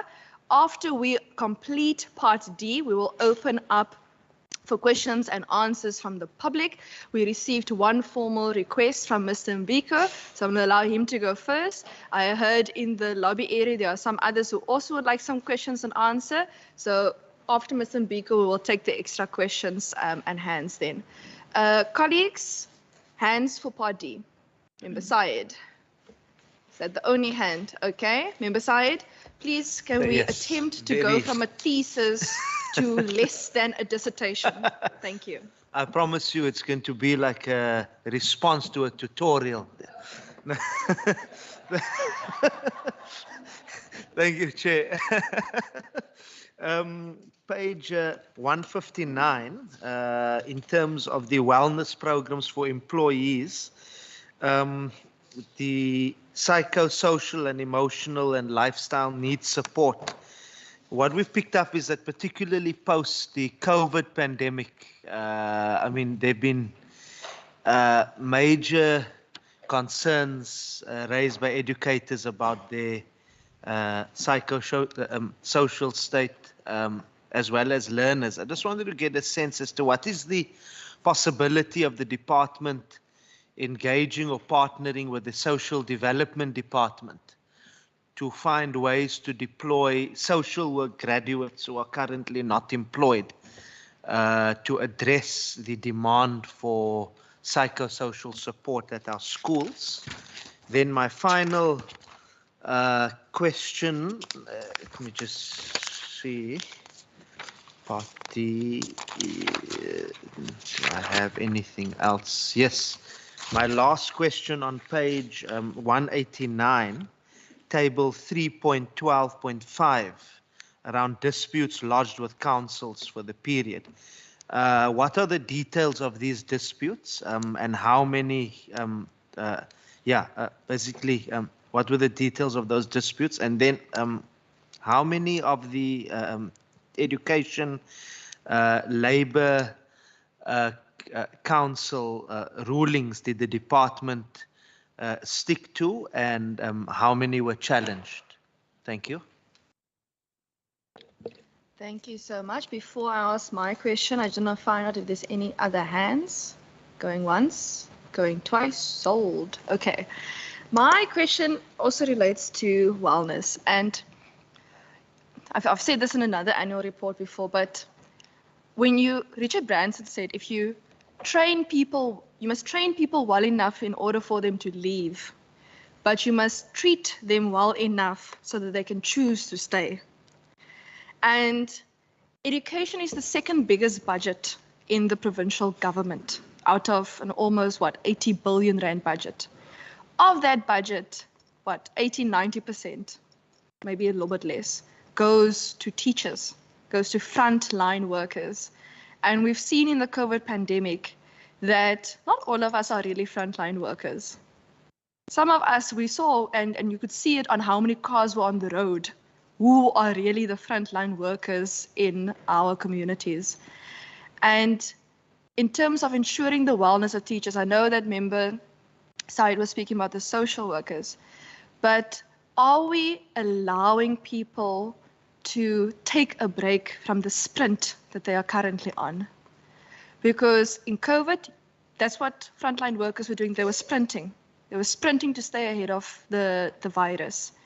Now what we're doing is we're even putting more pressure on frontline workers to keep up to the standards of previous annual reports and percentages in terms of what they've previously achieved. And we haven't really stopped as a society and said, actually, we are traumatized. We need a break. We need to rest. Because my concern is that sometimes when you don't take that time to rest, people might want to quit. And then you see matters like the Great Resignation. So what are we doing to make sure that when people need that rest, that they do take it? Because I would hate to know that people are quitting because they believe that they do not have the ability to have a work-life balance. Thank you. And that relates to page 159. Thank you.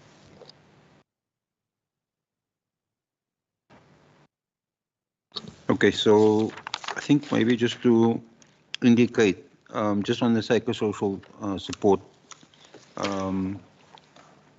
so obviously we can, Mr. Say, to your question, clearly we haven't taken that into account, but I do want to point out, just in my initial response to it, it could be an idea, but remember in our system, whenever we have a great idea, we need to think about, is it implementable and what will the cost be?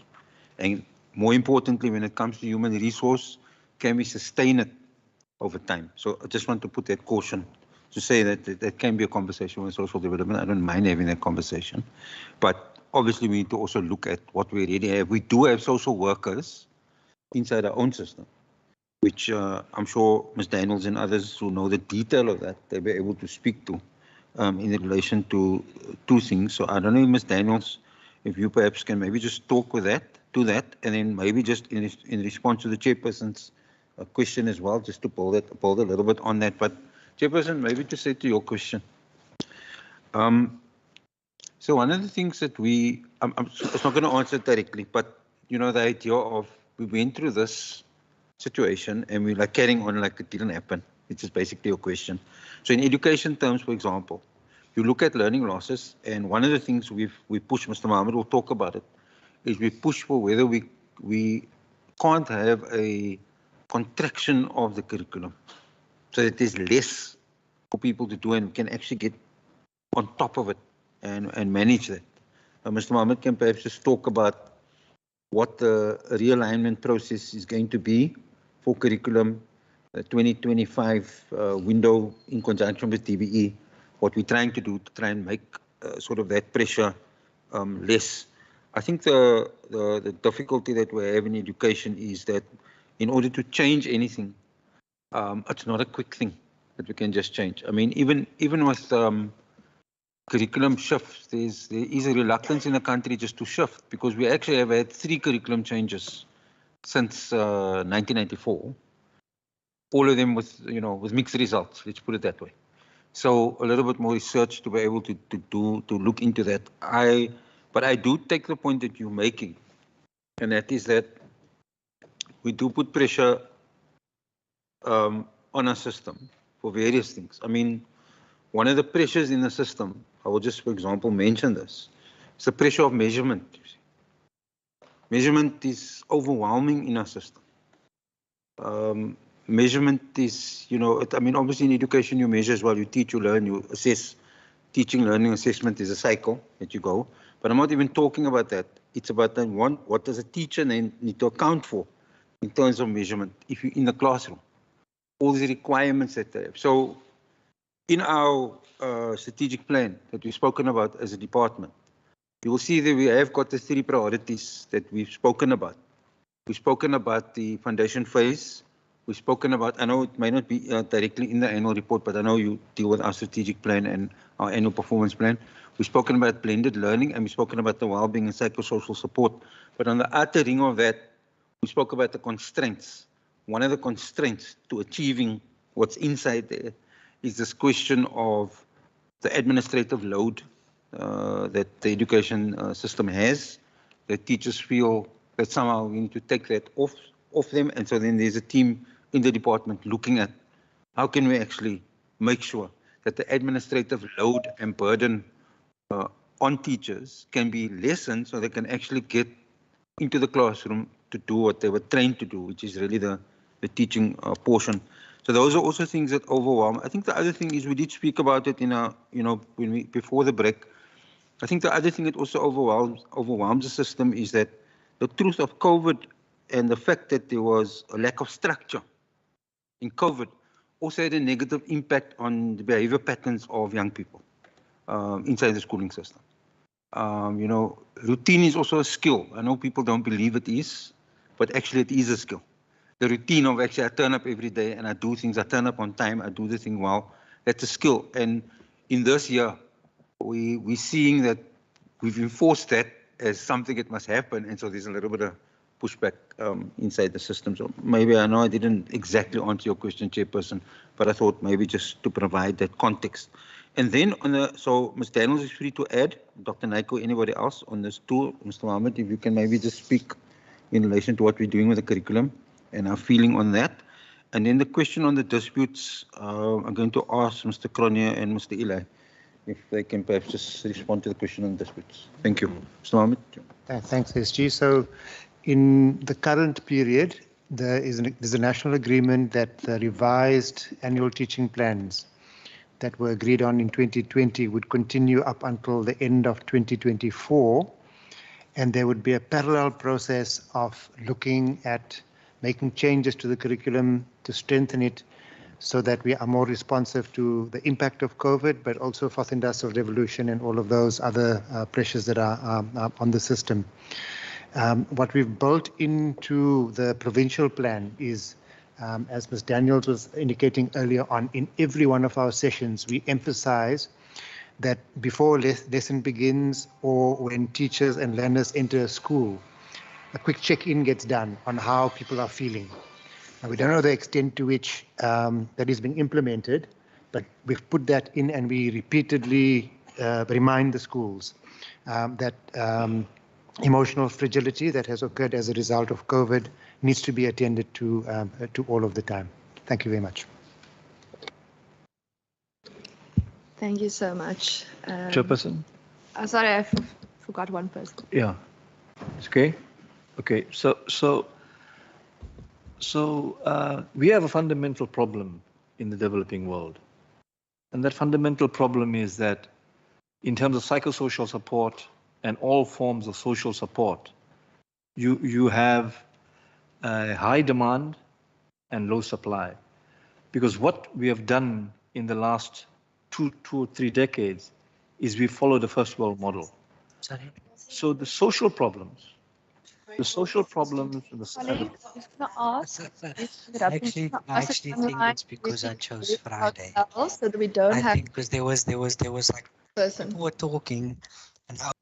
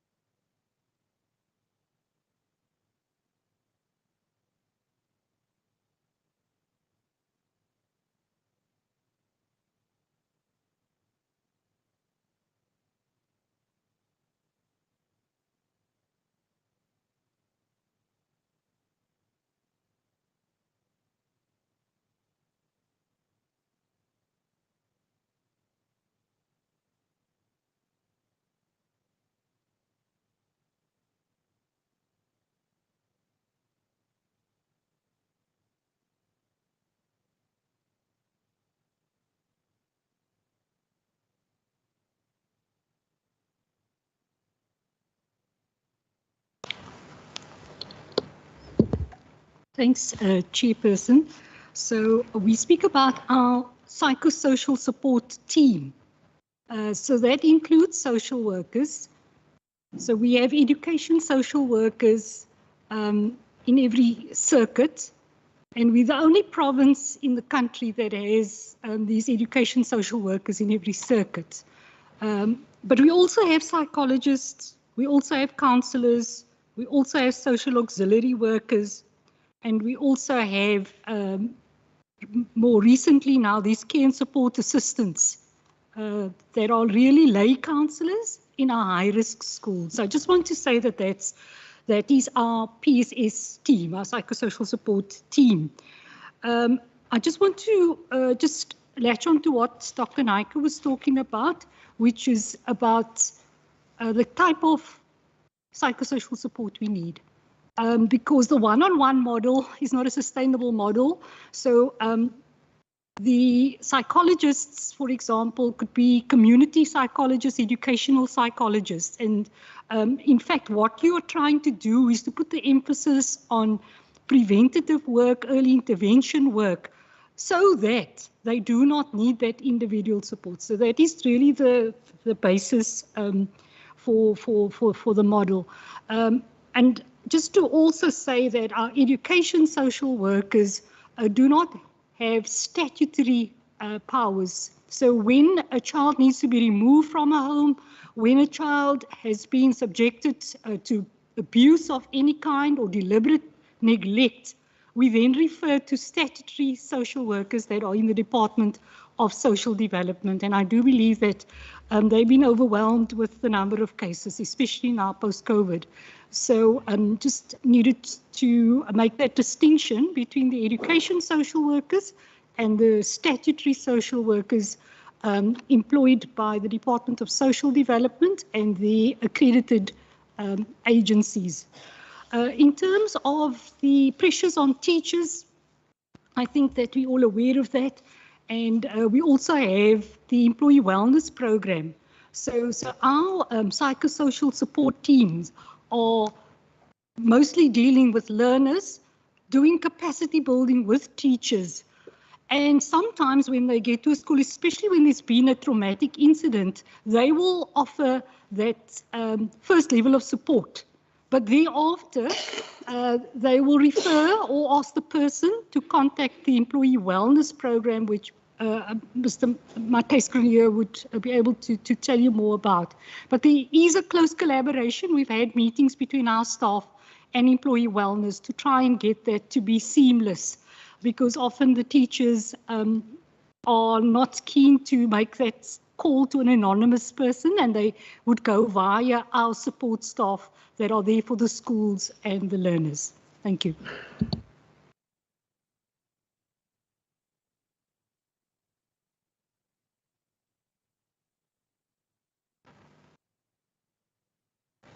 Chair, thank you. Maybe just to add to what Ms. Daniels was also saying in terms of the wellness program, there is a specific category on critical incidents debriefing, and I think that's what she referred to, where a team is actually sent out to the school to do the debriefing. And then for any employee who still needs further counselling and support, that provision is also there. And then the focus shifted a lot to prevention and also creating more kind of coping mechanisms. Therefore, a lot of interventions was put in place, various topics, which is dealt with mostly online, and the subscription has actually been quite high in terms of access and building that capacity. Then, Chair, just to also focus on Table 312.5, the disputes lodged with Council. There's mainly 5 categories of disputes that were lodged. One of them, unfair dismissals, promotion posts, unfair labour practice, benefits, and then financial. And then just in relation to the question on how many has actually kind of been referred to council, maybe focusing from educators after dismissal, after appeal, we see a very low referral to the ELRC on any arbitration matters that needs to be arbitrated further. So extremely low.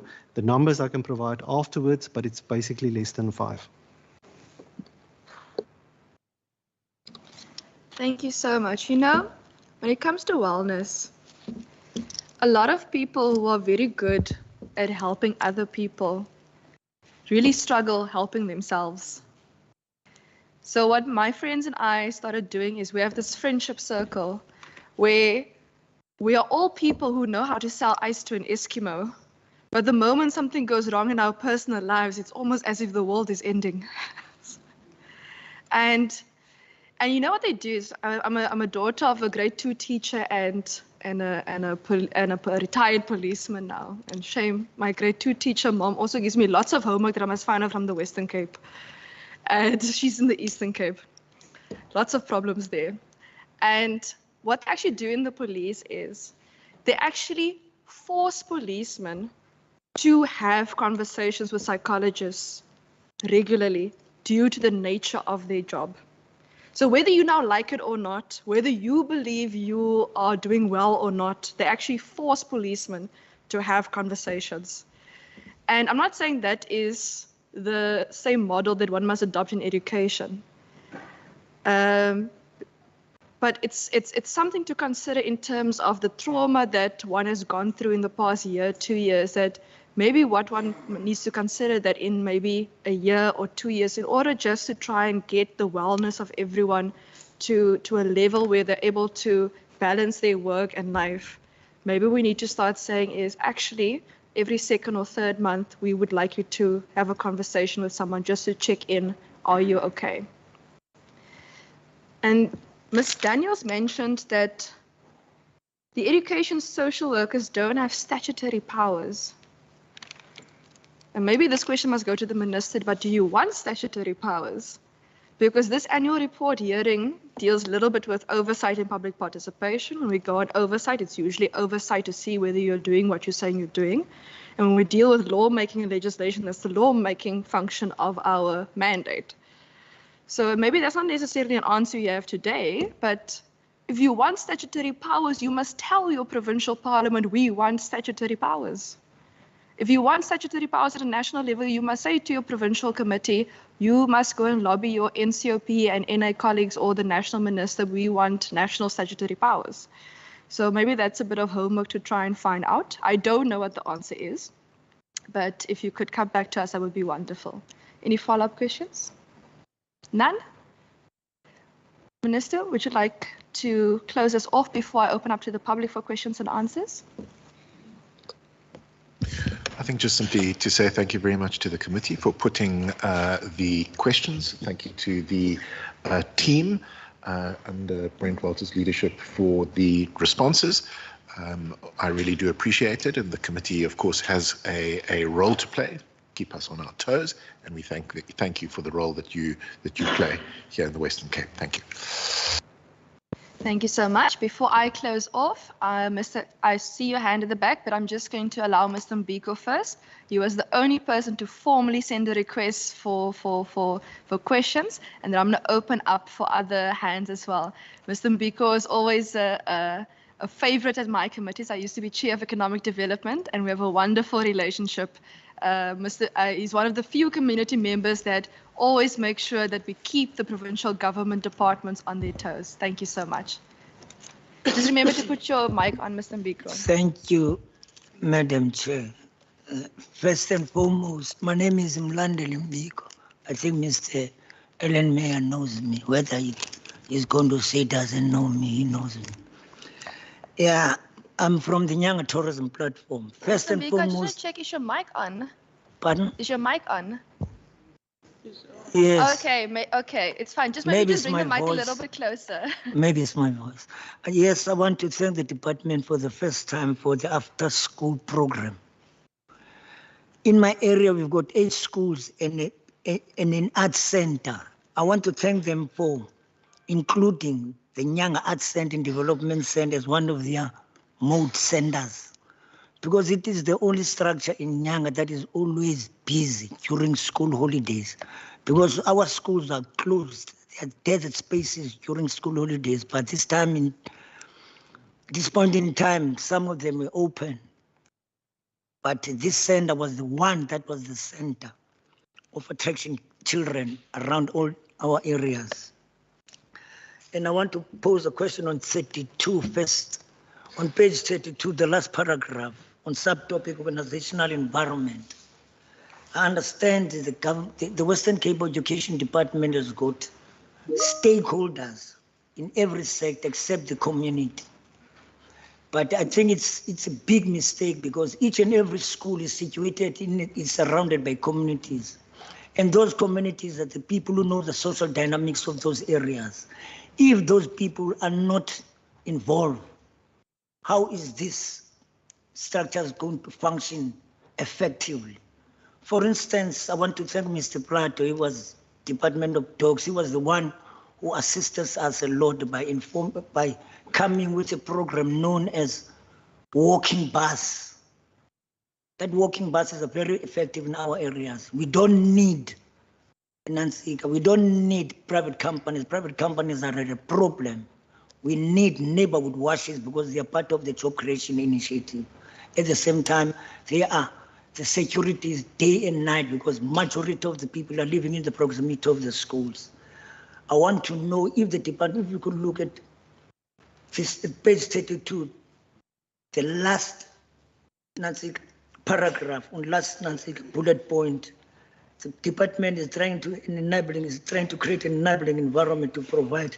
These are the people the government is involved in, but how many community-based organizations are part of this? Nothing. You go to page 63.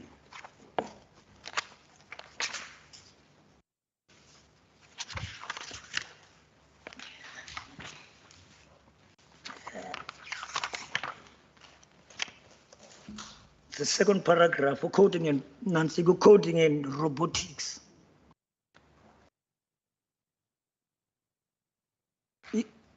In 2019, we were here and requested the Department of Education to build a hall for Linge that is going to come with related infrastructure. That hall was changed into a community hall. The reason for that, I want the Department of Education to tell us how many labs are in Nyanga. They are talking about the robotics. Where are these robotics going to be implemented, are going to be trained? People are going to be trained if we don't have community labs in our schools. For instance, in the foundation phase of this program, there were teachers that were trained. How many are from our areas? I don't think there are any teachers from our areas who were trained in this. Otherwise, the department would have to come and tell us. Then you go to page 72. Page 72 is the Safe Schools program. Safe Schools program, I want to understand its constitutional and its functionality because we were here from 2017. I think Madam Musa can attest to that. It was the parliament that went to our area. It was not us as the Nyanga Tourism Platform. It was the parliament that requested the chairman of the Joint Safety Committee to consult us. That is Mr. Ellen Mayer. He never consulted us. In the 5th session of the 5th parliament, in this chamber, it was agreed that the department committed to consult the Nyanga Tourism Platform. I don't know whether they're driving what. They've never consulted us. We want to know how is this committee structured? How can we assist us? Because we gave the department a program known as Safe Schools Intervention Program, which was implemented by both the Department of Education and we sent it to the Department of Dogs, Department of Community Safety. What happened to that program? Because we don't know what status of the program and what's happening to that program until now.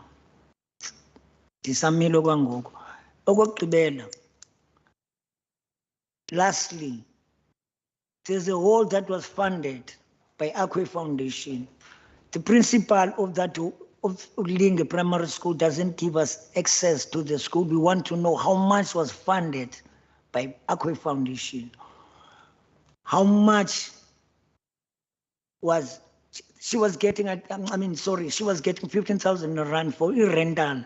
There's a lot of things that are happening in these schools. We can't access the schools. How can the parliament? We want the parliament to give us, to assist us in order to make the government to to force the government to allow to have access in part in some of these books of these principles, because there's many of things that are happening, but we can't intervene because of this protocol of not being involved or not being a part of the school governing board. We as community-based organization, how can we assist or how can we intervene? We don't know, but we want to understand from the government, how is it going to make sure that everything that they are doing is done inclusive of the communities around the schools where they are situated? Thank you.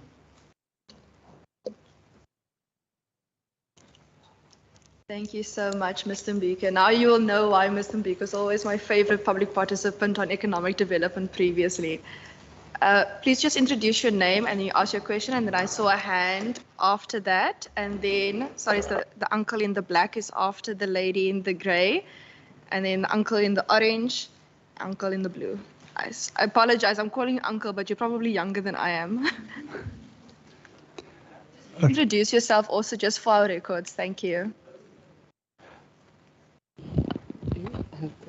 Yes, I did. Noted you. It's first the lady in the gray, and then it's yourself, and then it's the gentleman in the orange, and then gentleman in the blue. And then the two ladies next to the gentleman in the blue, and Stacy in the corner. Perfect. Thanks. My name is Amanda Tate. I'm from Hout Bay. I stand up for the youth from Hout Bay. I was a bit concerned about when some of the stakeholders say in their system every child get the school in their system is showing 0, while in IY, where I come from, there's a lot of children who didn't get school from primary and in high school. And secondly, I want to ask Department of Education why they don't implement the social worker and psychology in school, especially in high schools, because I was an assistant teacher there.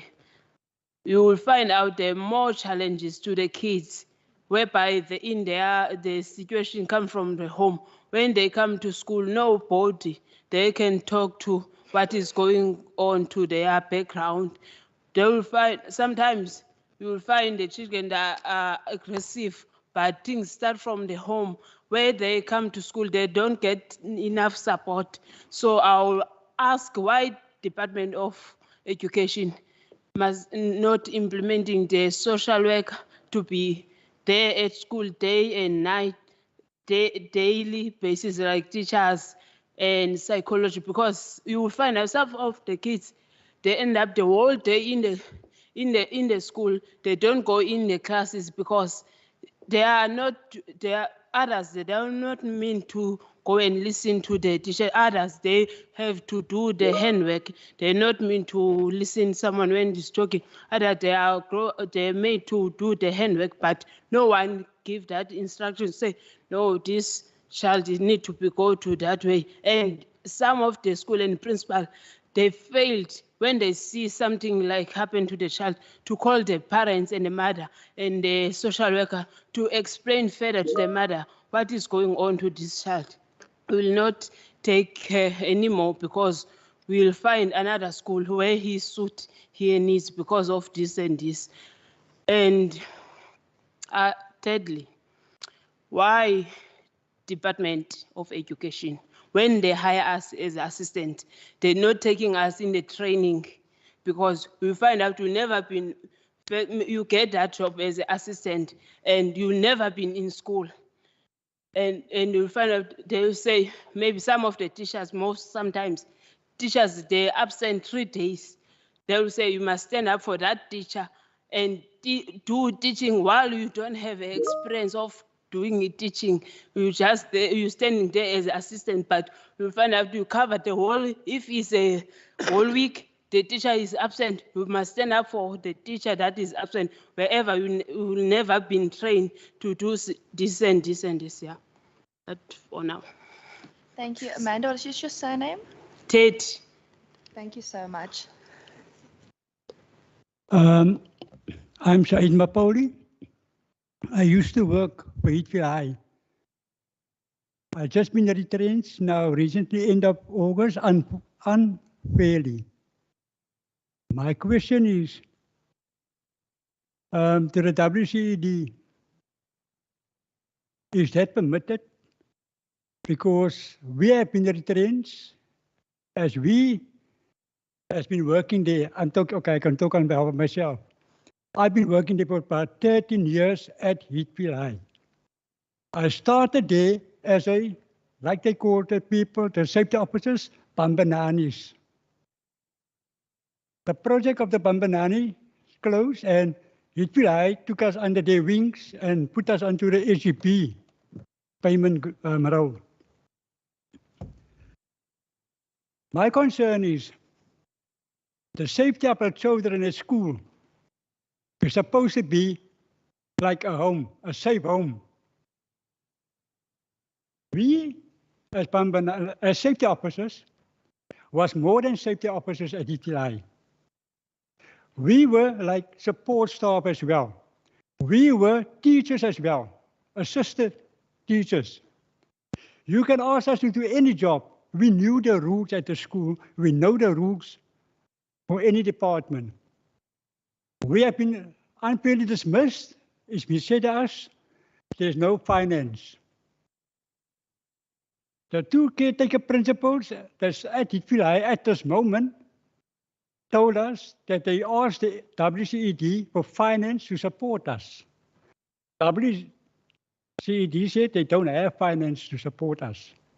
But why does, my question is, why does the WCED have about almost 3 million rand to spend on a court case about towards the principal, Mr. Newman? That's not my problem. I'm worried about what are the WCED going to do about me and my colleagues has been unfairly retrenched without the procedures of Act 189 according to the Labour Act. My second question is to community safety. Can you please, ever since we are gone from Heathfield High, there's no safety officers. Now WCED is spending money on law enforcement officers to do the same job we did. We have certificates as security. We did our security training. We did positive behavior training. So we exactly know how to deal with children. Doesn't matter how difficult you are or how good you are. We deal with any situation. Parents compliment us. The community compliment us. Teachers compliment us. Why? Because of the service we're providing for them. My question to community safety is, you can maybe in future, you can open up a project again, safety officers on the school. You can have finance to provide those people.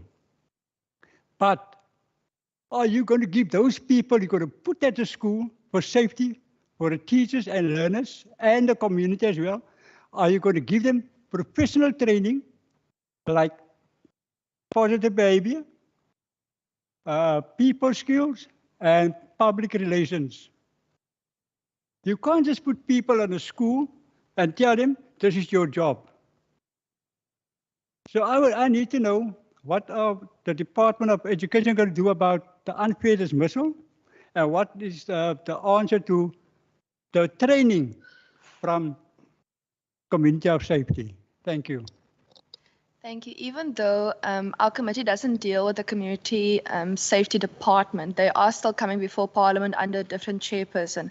But our committee and the department, where we can answer, where we can take it, we will. Minister HOD, where you can answer, please do. And the rest that they are unable to, we can send to the Department of Community Safety for response to you.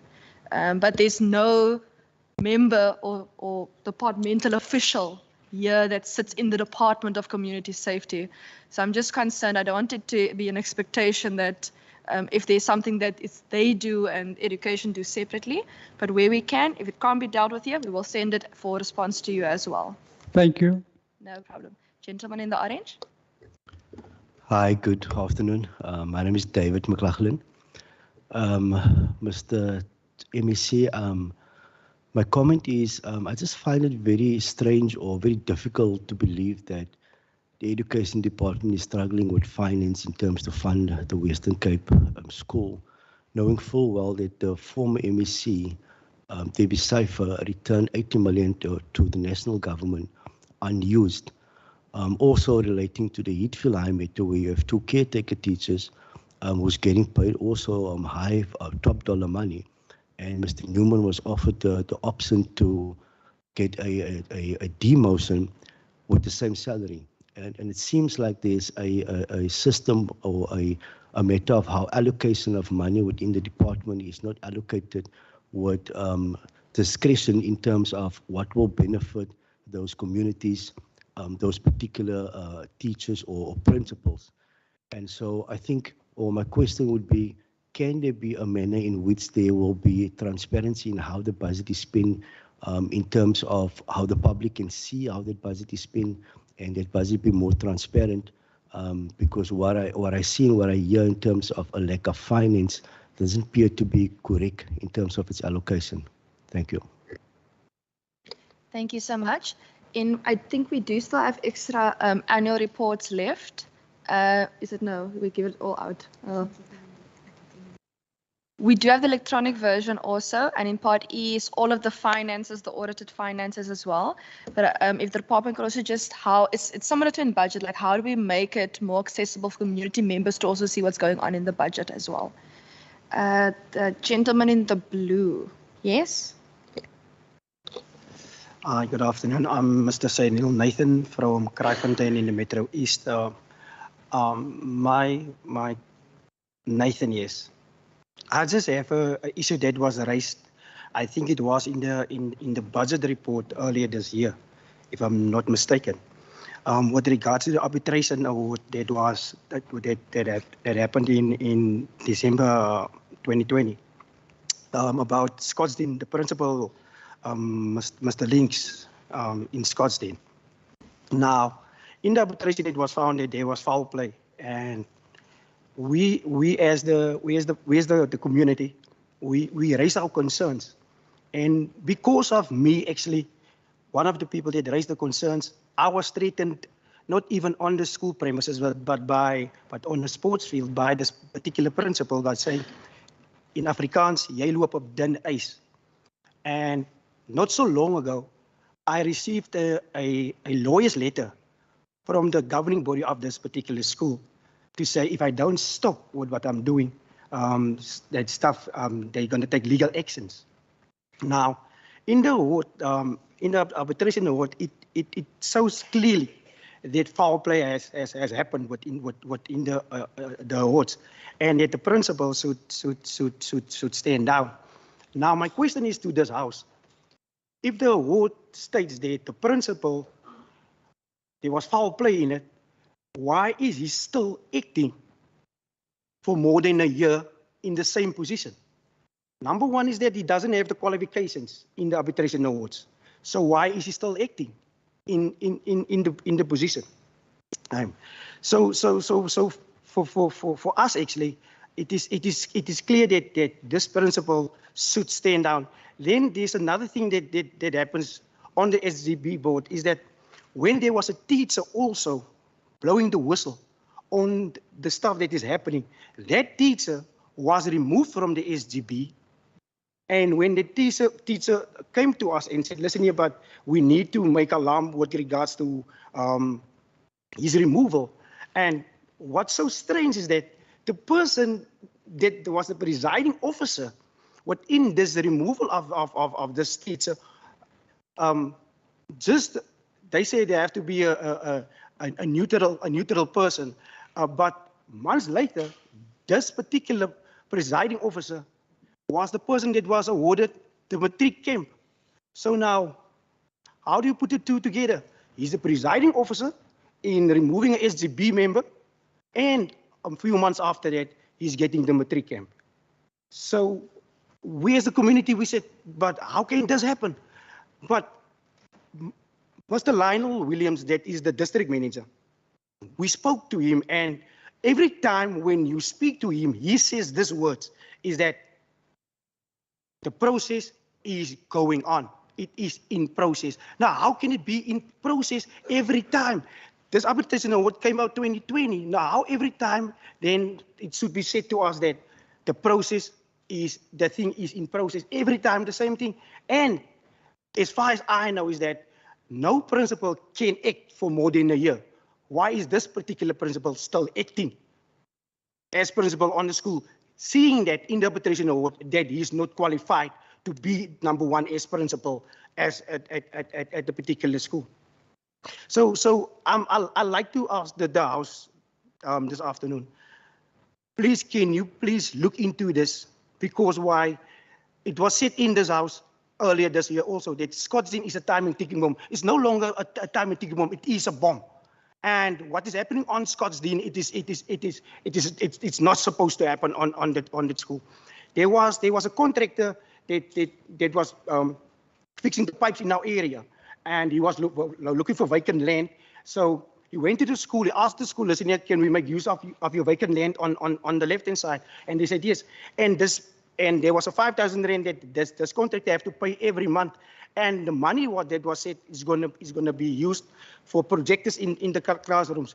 Up till now, there was no projectors and there's no money. Scottsdene is the only school, guys, up till now that doesn't have a matric ball. Why not? Because the school doesn't have money. All the other schools, Scottsville, Bernardino, they had the matric ball. Not Scottsdene. Why not? Why don't Scottsdene have the money for the matric ball? Now, my deepest concern is not for us, but for our kids. Those kids see they see when they start secondary school, they look forward to the matric ball. They look forward now. Why are you depriving the kid when he ultimately get to that position for his matric ball to say, listen here, we don't have funds. Now parents need to dock up funds for the kids. Then the other thing that also is concerning on that particular school is that I spoke to Mr. Williams also, is that a mother came to us and the mother said, listen here, my child is turning 15 and I need to put him into Scottsdene, but I can't put him into Scottsdene because the principal said he don't want kids that is old. I said, oh, come again? No, we don't want kids that is old. So I asked this mother, and I'm going to say this in this house also now. I asked this mother, listen here, when you go to him, please put your phone on record and you record him, you send the recording to me so that I can hear that is what he's saying. And it was exactly the same thing. He said in the recording, why don't you take your child to night school? How can you take a child that is starting from grade R up till grade 7, also looking forward to go to secondary school or to high school, and when the child ultimately reads that, you say, you have to go to high school. How can we take our kids from school into making them early adults? How can we do that? And when I spoke to Mr. Lionel Williams, he suggested the same thing, but Scottsville High School took this learner in. So no, why not Scottsdene? But why do Scottsville then take this? You understand what I'm trying to say? So we need to make sure that we try to eliminate this discrimination on our children, because that is why kids are leaving school. Because there's a discrimination within the system. And we don't know what the issue may be, why the kid is old when he gets to grade 7. There might be family issues, it might be money problems or financial problems. But when you do get there, you want to go to high school. That is what is looking forward to. Now we are depriving these kids from this. So we need to look into that, Madam Chair. So I think for now that is it. Please guys, look into it. And I don't even know why wasn't this principal criminally charged for what he did in the arbitration award. Thank you. Thank you so much. What we also do as the committee is when we take the resolutions in, my wonderful procedural officer here, they always make sure that we try to get all of the feedback back to persons as well. And it also will be in our report. Miss, yes?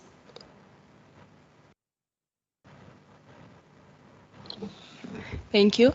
Good day, everyone. My name is Kuhletini, the Equal Education Facilitator. So I would like to go back to your question, ma'am, regarding why do learners decrease their pass rate in the life orientation subject. First of all, if you actually go to schools, you will see that the life orientation subject is not prioritized as much as the other subjects. And even the timetable, how they slot the learners to go to that subject for the certain period, the time maybe for mathematics is going to be an hour, and then life orientation is 20 minutes, and they only attend maybe twice a week or once a week. So it's not that prioritized, even though they emphasize that you need to pass life orientation. So even learners don't really take account for that and they prioritize that in their studies.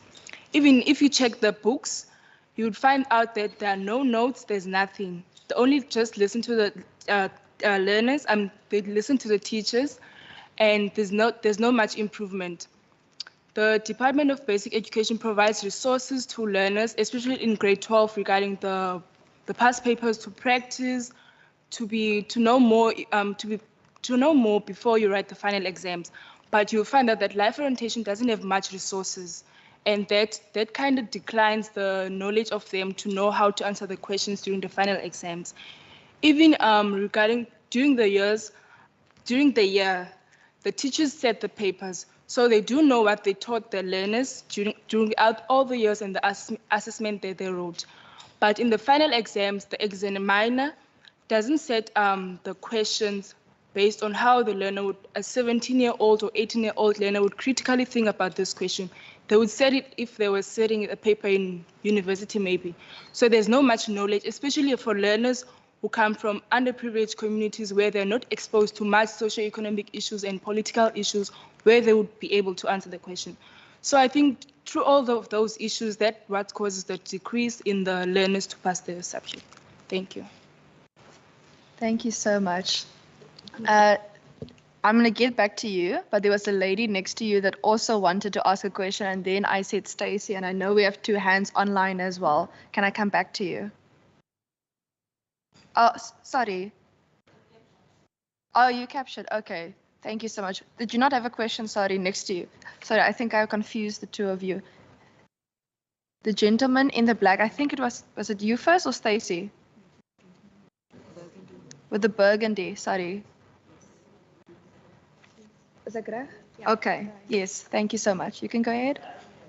No, yourself. Sorry, I'm saying burgundy. I should have just said red or maroon.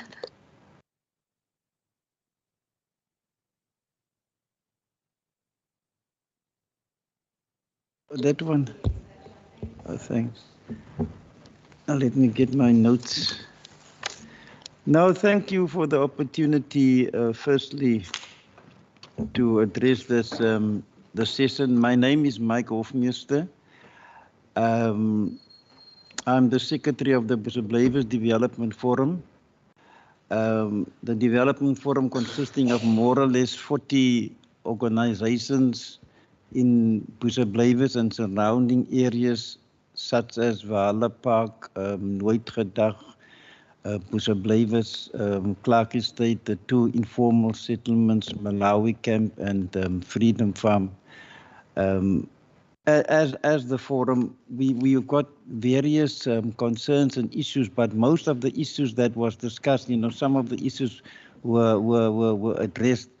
But one of the important things that we as the forum are trying to appeal to the three tiers of government, specifically local and provincial and national, is firstly to recognize that the Busablaivers or any development forum within the organization, because that organization is actually the mouthpiece of the community, which can raise issues at this platform. And also as the forum, we are trying to encourage, even myself, as you can see, I'm nearly 70 years old, we are encouraging the youth for them to be capacitated, to be informed what's going on in your community and to give input and keep the community informed of developments in the area.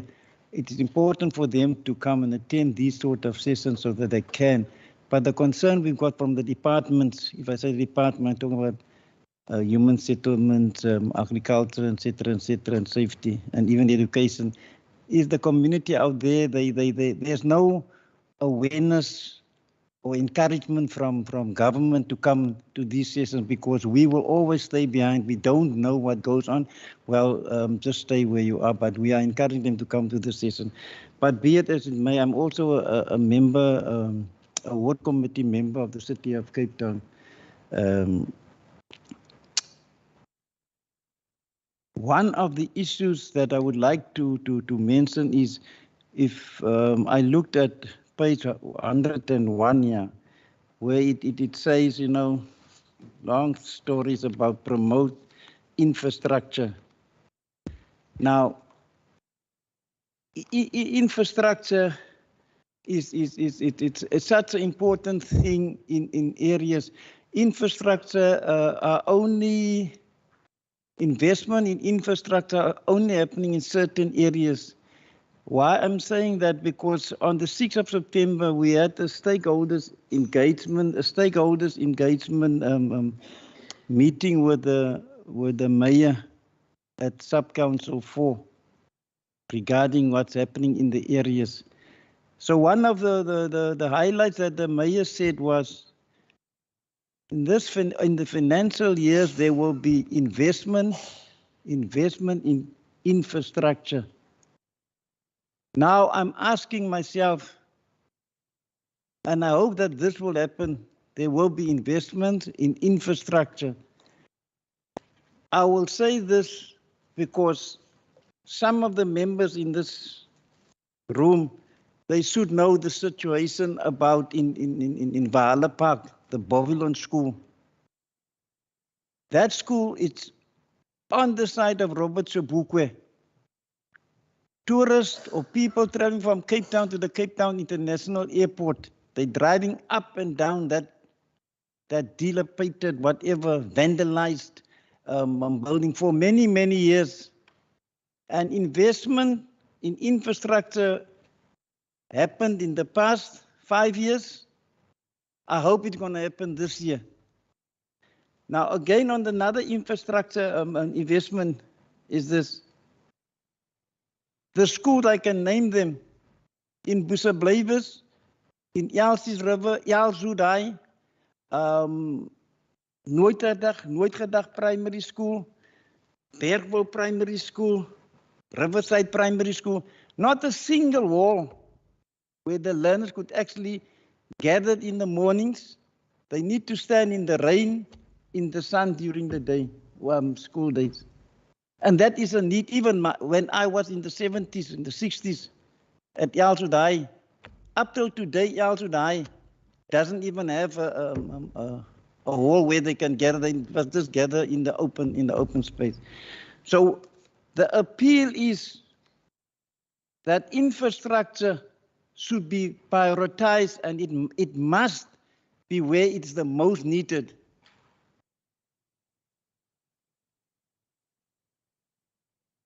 And then also,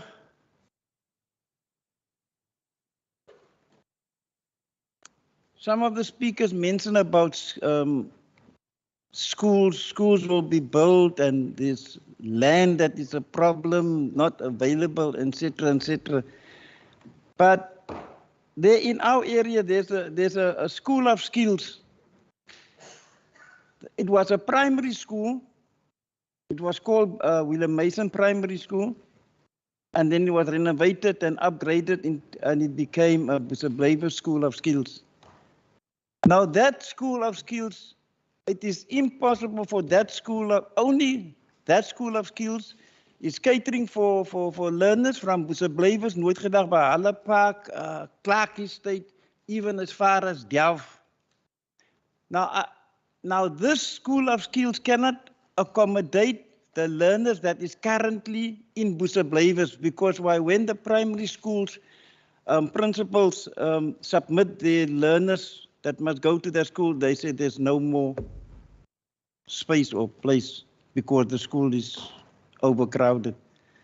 And the request that we are asking now is that there is another need for a School of Skills within that area that can cater for that area, Elsies River, Busablavis, Nooitgedag, and the surrounding areas.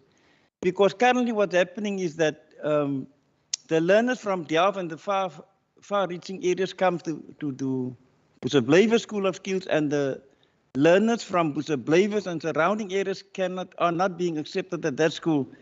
Hence the reason they need to travel out to Gurut. I think there's another one in Gurut, somewhere in Gurut, I think, yeah. That is also becomes a transport problem, and also becomes a safety risk, and specifically with the cost and the unemployment and the economic situation that we are in. Now, also on the School of Skills is that when the School of Skills was renovated, there was also plans, because I saw the plans at that time as a community leader, that there will be a wall, a big wall will be built with the School of Skills. Yeah? Because why people, learners that in a School of Skills, they need a wall there, which, what did that principal say? For music, because those learners, music, it's a major role, will assist them. Up till today, 65 years back, there's no wall. The open space, vacant space of land is still there next to the school. But what happened was, because that School of Skills became overcrowded, then they extended with portable extra classrooms. But still, it is not enough. But the question is, why can't the department build another school or extend that school properly, because it's a vacant piece of land? Because human settlements or the community want that land for houses if it's not going to be built for the school. It's more important for the school, but it's also important for housing, because there's no housing in the area. And then also there's another development that happened in that area, which you call the MERP. The area was identified as a MERP area. Then MERP came along, and MERP wanted to renovate that place and want a road from the station up to the shopping center. But the point I want to make here is that there's a need for another School of Skills, because the amount of learners that coming from the primary school cannot be accepted at the Busablever School of Skills, and that is the focus point. And then there was a lot said about the safety, school safety. Now, some of the speakers mentioned about, I think it's a gentleman there, or Mr. Abrams, can't remember the names. But they mentioned about the fencing, and they mentioned about the alarms, and they mentioned about the after-school events and the holiday program. But the fact of the matter is this: it's unsafe at the schools, because the learners are still fighting. The fencing that are being erected by the service providers is of such a poor quality, gentlemen. I must say, one day you must come to Busablever, man, né? Or any other area. Just drive through that area and you see the fence that was erected by the service providers, man. The fence is collapsing, man. You see, the kids, once it's up, the kids climb over that fence. What happens? It collapses. And what happens? The people that are not supposed to be in the schoolyard, they enter via that. So the question that we put to the service providers and at ward committee meetings, etc., why don't you erect a proper fence with the electric fences that nobody can get over and into the school? The other thing, the alarm. Don't even talk about the cameras. I don't even want to go there. There's cameras at the school, and there's even law enforcement also. This is a city, but even there's law enforcement deployed to the schools. Busablever High School, most probably some of the members know that school. Maybe even John Ramsey High School also are deployed there. But even drug trafficking, fighting, guns, knives are still entering the premises, but you've got officials at this I told the JP Smith as well, the MACO member. Who is actually monitoring those law enforcement officials there? Because whenever I go there just to pass by, they are sitting there in a room at the back or what, they're talking there or they're on their cell phones, etc. In the meantime, the kids are jumping at the back over the fence, going to buy the drugs and jump back. There was a role for them. So what we are asking is there a monitoring? Who's monitoring those officials that are supposed to ensure the safety of the learners and the teachers at that school?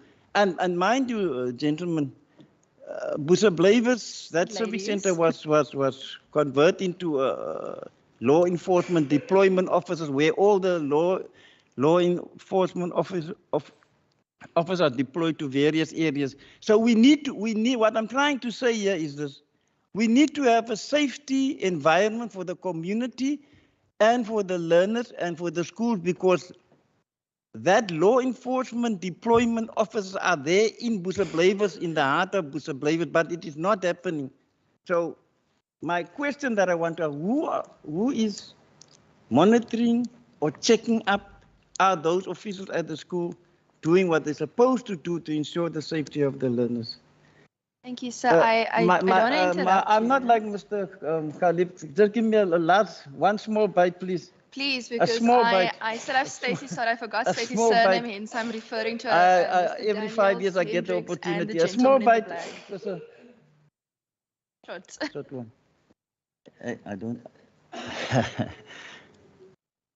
I think it's better. I must just read it. I will just read it because I don't want to elaborate, because I get so emotional about these community issues that it is about let me read it quickly for you, please. It's about the it's about the international curriculum.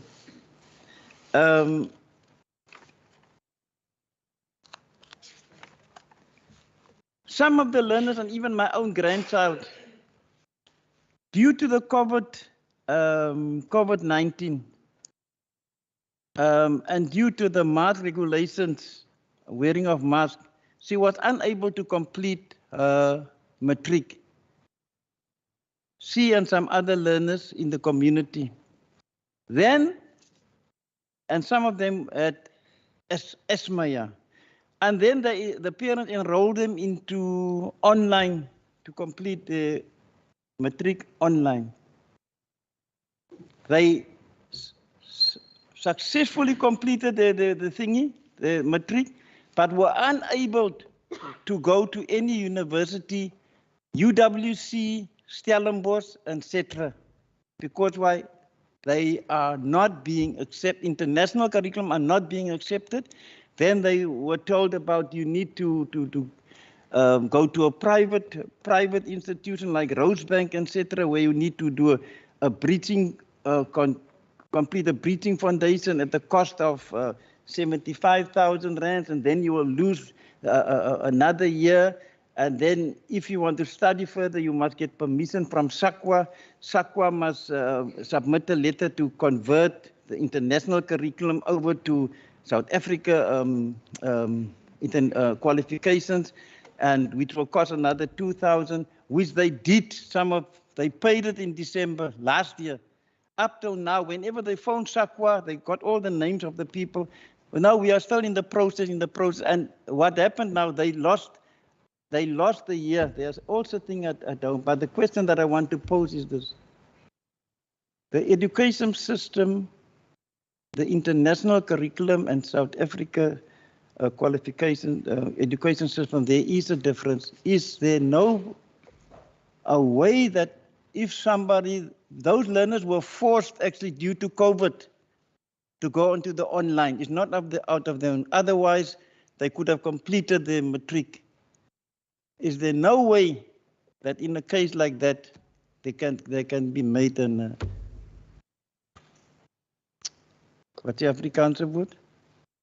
In Afrikaans ook praat ons het vertaling en vertolking hierso. Versagting gewees het nie, maar nietemin dit is verlore. And I think thank you for the opportunity, and thank you for listening to me.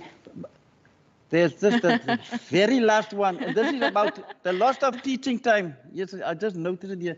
the loss of teaching time that some of the mentioned. This is it's not a provincial, but it's a city issue. Toilets, blockage of toilets, overflowing of sewage pipes and drains at the schools. What happens, and this is a fact, it happens. I can guarantee you it happens. Then what happens? The principal has to send the learners home because what the city of Cape Town do has a turnabout time to complete any C3s, which they call a complaint. But the city takes days before they complain. Now it's a health hazard, it's also a safety hazard. So what happened? They are losing educational time because the principal doesn't allow the children to continue in the classes.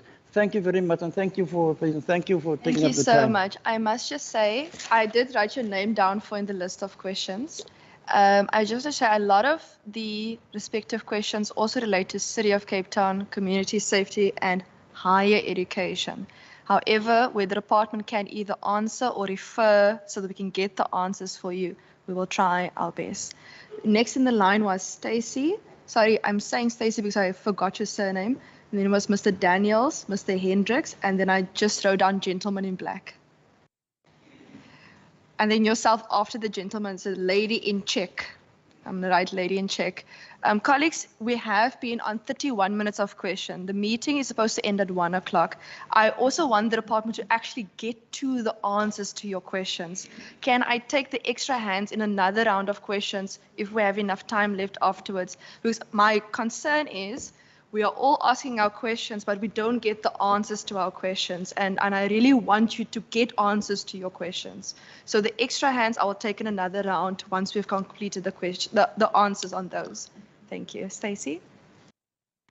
Good morning, good afternoon, all honourable members and all officials from the WCED. My name is Stacey Jacobs and I am a researcher at Equal Education. I just wanted to follow up on whether the WCED has reported back to the Standing Committee on Education on how far the online admissions appeal process is. I know that they had indicated at a Standing Committee meeting earlier this year that they would be moving that entire process online. And at the time of that meeting, they were in the final testing stages. So I'm just interested to know whether the department has reported back to the Standing Committee. Thank you. Thank you, Mr. What was the surname? Mr. Daniels online. Good afternoon, all, and thanks so much for the opportunity. My name is Ibrahim Daniels. I am from Equal Education Law Center. I have a very quick question. It's in follow-up to a previous question that was posed, which I do not believe was answered. Since the appeal process for admissions has not been moved online yet, what process must parents follow in the interim in order for their appeals to be considered and in order for their appeals to be successful? So on what grounds must an appeal be lodged, and what are the things that are taken into consideration when deciding on an admission appeal? And lastly, what has the department done to ensure that parents are actually aware of the admission appeal process that they need to follow in the interim until this process has been moved online? Thank you. Thank you so much. Short and sweet. Mr. Hendricks.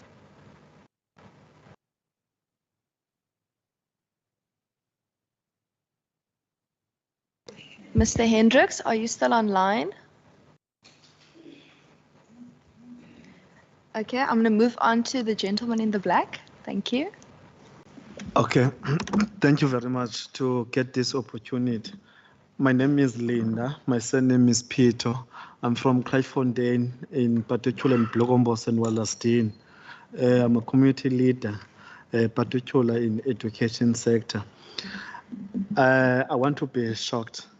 I want just a quick question I want to put, particularly here in Parliament.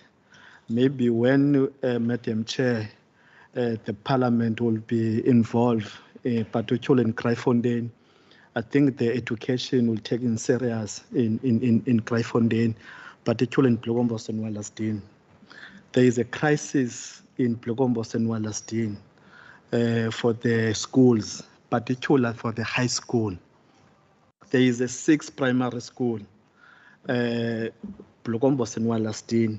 There is a 4 high school in Blogombos and Wallastin.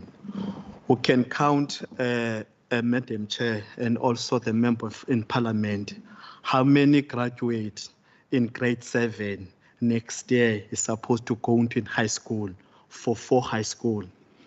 Even currently now, we can count in Blokombo Secondary School, in Masbambane Secondary School, per class, how many children per class? We can count 60 per class, 70 per class. I remember in 2019, the time President Ramaphosa is opening Parliament, was hosted by NYDA.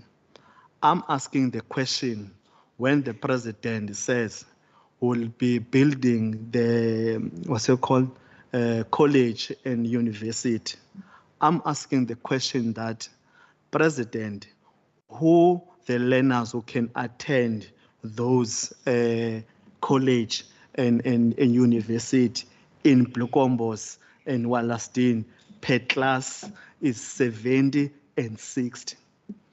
You see, in this province, I don't know, Madam Chair, is creating like United States of America now, because they're dealing other laws, not the laws of national government, because we can visit even and tomorrow in this area what I'm talking about.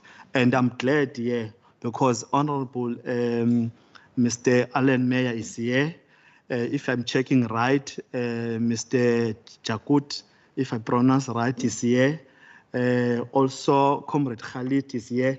They know about what I'm talking about, particular Mr. Alan Mayer, because, Madam Chair, my nickname is the gate locker, because always when I want attention of the education, I lock the gate. Even I lock the gate, including the district manager, I lock inside till the government can answer us, because the education, it is important in this country, particular in this province. Came next year, 2023, we can see the news, Madam Chair, will be mess in Kraaifontein. Now, they says when they're replying to us, no community leader, we will not have a land again now because the new of informal settlement, they took the land. But we can ask the question, Madam Chair, previous, before COVID-19 was happening in this country, where are you? Why are you not building the schools, but they know there is a crisis? I visited, or I called by Human Rights Commission previous in February this year. I think was J.B. Smith Sibanyon from Pretoria to say it came in this province, particularly the area I'm serving them, to see what is the crisis as we're facing them. There is a school again called by Solomon Matlangu Primary School in Wallastin. Those learners there, they attending school like in sec. When it's a cold, it's very cold. When it's a warm, it's very warm. You cannot even concentrate the learners there. But I'm glad today, as a parliament, we're giving us opportunity to say our frustration, you must be talk, because our mentality in this country, we must be going straight to vandalize or to toy. That is not right. Yes, we understand this country you take before 1994 was not easy, but now you're opening a new chapter now. That old things or that old mentality, you must leave there. That open another the mentality, which means the good mentality must be everybody to engage and how to resolve the solution. I'm glad now. I don't know in terms of the planning of the new MEC of the education. If it is present in this parliament, I can is supposed to visit in Kraaifontein in Blokombos. You can see what they're going on there. There is a school called by Blokombos Secondary School. The children if total is 2.1, the total of the children there, we can see the fence, they jumping the fence there because it's overcrowded. Even the fence is not good, Madam Chair, there in Blugombos. But I didn't want to take a lot of time, but I'm challenging the Parliament, not only one person. No, Madam Chair, even your presence, you'll be glad. Let us, the Parliament, to go out the offices, to be in the ground, to see this situation as we're talking about. You see now in Kraaifontein, the good things, if we call equal education, the education can listen. If you call human rights education, you listen. If you call Honorable Khalid Said, the education will listen. But they know the stats every day. The stats is on the office. And they know the situation of our school, the happening. And I didn't like when I reply this situation, you says, if the white school is only 35 learners, we're supposed to leave those things because this South Africa is a new South Africa. Let's be all learners be equal, everybody be equal. I say thank you. Thank you so much. Just from a committee's side, very often you won't see the notices that we're going to go do unannounced oversight at a school. For example, there's a difference between an announced oversight visit and an unannounced. And majority of our oversight visits are unannounced because we don't want principals to make the school look pretty for when we come. We pitch up. That's an unannounced visit. So often you will see maybe on a Facebook or on a post or something, the picture that we were at the school. And the reason there aren't many people there is because we pitch up unannounced. Even minister will find out, oh, okay, the committee is going to that school today, for example. So I just wanted to make that clear that between the announced oversight visits and unannounced, that's what we try our best to do when we do oversight visits. And we also have reports on all of those oversight visits that we do. But we take note of the schools that have been mentioned here today. Before I get to the lady in check, can we allow the department just to deal with all of those questions? Because it's been quite a bit of questions and we would like for you guys to get the answers you are seeking. Thanks. Minister HOD? Yeah. So thank you very much, Chairperson. I'm going to try and answer, Chairperson. Sorry, Chairperson. I was just going to say, obviously we will try and answer to the best of our ability. Some of the matters raised there we confronted with for the first time. We'll need to go look into those matters to be able to respond in a proper manner. I know also that, as you have said to the members of the public, everything that you have said here, the questions that arise from it, you will send to the department for us to give you a written reply, and obviously you can communicate that back. So I just want to preface my remarks by saying that because some of the things raised here, we're not in a position to answer it today. I just wanted to that clear which you that with can, that which you can, we would appreciate those answers now. Thank you. Those Thank details you. that you can't, we can get those written. Thank you very much, Chairperson. Let me just, Mr. Mayor, may want to comment on some of the comments of, I think it's Mr. Mabiko. But what I just want to say is his question about, you know, the issue of community and how community interacts. I want to deal with that on a broad level. So we have stakeholders in education. The community stakeholder is actually the SGB, because the SGB is the structure inside education that is the community linkage into dealing with us as a government inside areas. If you take the youth organizations, there's a department that will deal with youth organizations. You've got DCAS there, you've got the community safety department there, and so on. If you're dealing with matters with crime, then there's community safety, right? So I'm mentioning that.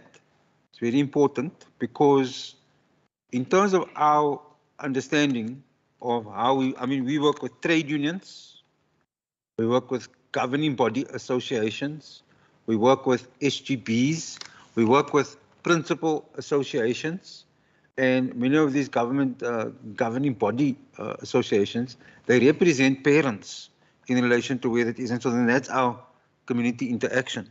But clearly what we told our principals in the schools is that it is wise for you as the principal and leader of that school to interact with the community around your school.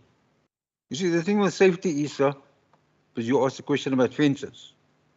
Own view of safety is we can keep on putting up a fence and people will continue to break that down. I will share with you that I was the head of the Department of Cultural Affairs and Sport before I came into this portfolio. One of the things, Chairperson, that was sort of irritated me in that department, but they explained it to me, is the amount of time they would take to put up a statue. Years. And I question it, why? Because why would you take years to put up a statue? And they said we take years to put up a statue because we invest in creating value with people who don't want to vandalize this thing. Now, the vandalization of our schools, it's a big issue. We can put up fence after fence, but then people vandalize. So we can replace and we can waste money. I'm going to say that because put up a fence and then people break the fence down, put up another fence, they break the fence down. So what we've asked our principals in the schools is to reach out, especially to the surrounding community around you, and actually have a conversation with those, with that community. I just came from Westport Primary #1, very poor community. I just visited there about 10 days ago.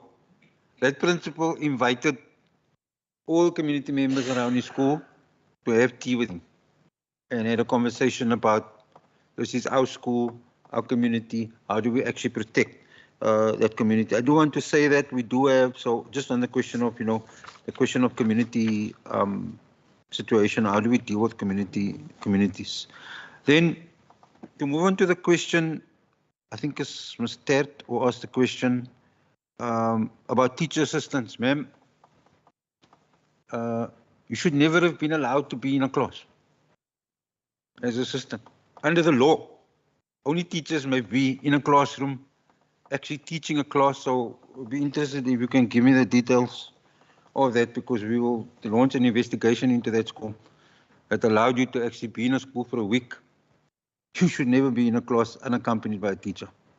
And worse still, that you actually said you actually had to then engage in the education of the child. You had to stand in. That was my understanding of your input into this committee. So, Chairperson, that those details can just be given to us. We will follow that up. As far as the question came about unfair retrenchment, the member of the public who asked that, the situation is like this. We have officials in the department and we have teachers and others who we employ inside the department on an official establishment that the department has for each school. Schools that then collect fees from parents, they are allowed to use of those fees to employ extra people through a process called SGB governing body posts. If you're in a governing body post, that means your relationship, your employer is not the Western Cape Education Department. Your employer is the SGB. And therefore, if it came to a situation where the SGB then terminated your employment, our suggestion would be that you take that up on a legal basis with the SGB in relation to that school specifically, to just make sure that in the end your rights are actually protected. But the department can't be held accountable for another juristic independent institution's decision making on taking a decision in relation to that. So that would be my answer to just the department's answer to that one. Mr. David, I think it's Mogatle. Did I get that right? Who asked the question about, I think Mr. David left the room already, but Mr. David asked the question about the budget and how is the budget spent, and where can we take that budget, where can we see the budget. Chairperson, everything at the department is open for scrutiny in relation to the documentation, and if there is a need for us to provide, as you did indicate to Mr. David, that they can get the thing online, but if you want 1 or 2 extra copies of the annual report, I will arrange that to make sure that you get that so you can give that. I think Mr. David's question wasn't necessarily, is it online? Can we read, for example, the budget? Because all of that is online and available. I think it's more like, for example, in Provincial Treasury, they started making infographics about what's happening in the budget for community people to send on WhatsApp, for example. Okay. And I think the question was more about access and the ease of finding info. Okay, so I think that's something we can take into the department and see whether we can come back in relation to that. Mr. Nathan, you made a number of serious allegations in this meeting. I would like you to liaise with our Chief Director Districts, Mr. Meyer, after this. And he's sitting over there. Mr. Meyer can just point out who he is. And then your detail, you know, all the things that you said there, we will investigate them as a department. Because you put something on the table, we also need to give the opportunity for others either to agree with you or disagree and then have an independent view. But thank you for all the matters that you have raised here. Ms. Dini, thank you for providing clarity on the life orientation question. I think yours was more clarity, it wasn't actually a question. I think you basically put out to us why learners are not performing inside that area, the fact that it's only been given 20 minutes and twice per week, and the fact that this is why some of the learners don't actually take it seriously, and it is something, Chairperson, we will just take back into our systems and reinforce that we make sure that people do take this seriously, because it was asked in another question, came up earlier, a child is not being given a matric certificate because they have not performed on life orientation. And so we will, I think, increase our efforts to just make sure that students do understand that they do actually need to pass that subject in order to get the matric certificate. Mr. Hofmeester, you raised a lot of questions inside this committee. I am going to attempt to answer some of them, but I will not be able to answer all. And some of them we will give back now. The tragedy of students writing a matric examination that's not accredited inside our country. And I do not have an easy answer to you for that, except to say every country has its rules around certification and qualifications. So unfortunately, in the case where you mentioned those young people did this course, that course is not recognized under the various bodies that accredit courses. SAQA, Umalusi, whoever must accredit courses. Mr. Mohammed has the detail of those things. The thing is, we as an African curriculum system, so in order for us to accredit and say as an African government, yes, we actually understand, we've looked at your courses, we understand it, it meets our standards. If somebody comes in with an international course, we haven't done that work as a government, therefore we cannot accredit. So I don't have the direct answer. I just wanted to say to you that's a difficulty, which is why the young people that you mentioned, which is why they got the answer that they did. I mean, there may be other options for them. The options, you mentioned a very expensive option inside this meeting, which is 75,000 Rand to go to Varsity College. But it could be, you could enroll them in the second chance matric program. It costs zero. To be able to do that, the department can put at your disposal you know, how to basically to do that and what support we can provide. That's my suggestion in relation to that. As far as your questions about the youth, I'd suggest, Chairperson, that some of those questions go to DCAS and community safety, just in terms of questions in relation to the youth. I have a lot of empathy with the input of Mr. Hofmeester on questions of infrastructure, Bovalon. I'm familiar with the area. I am aware that, you know, so I'm just going to accept that some of these things will take into the department in relation to his appeal around school halls. Obviously, there's, you know, we have 1,523 schools, the overwhelming majority of which do not have school halls, right? So we've got to balance that need, and Mr. Abrams and others know we attracted some private sector funding to the Archway Foundation to be able to partner, where they fund, I think it's 51%, Mr. Abrams can correct me, they partner in the community. The school gives fundraising and the school raises X amount and the school hall is built.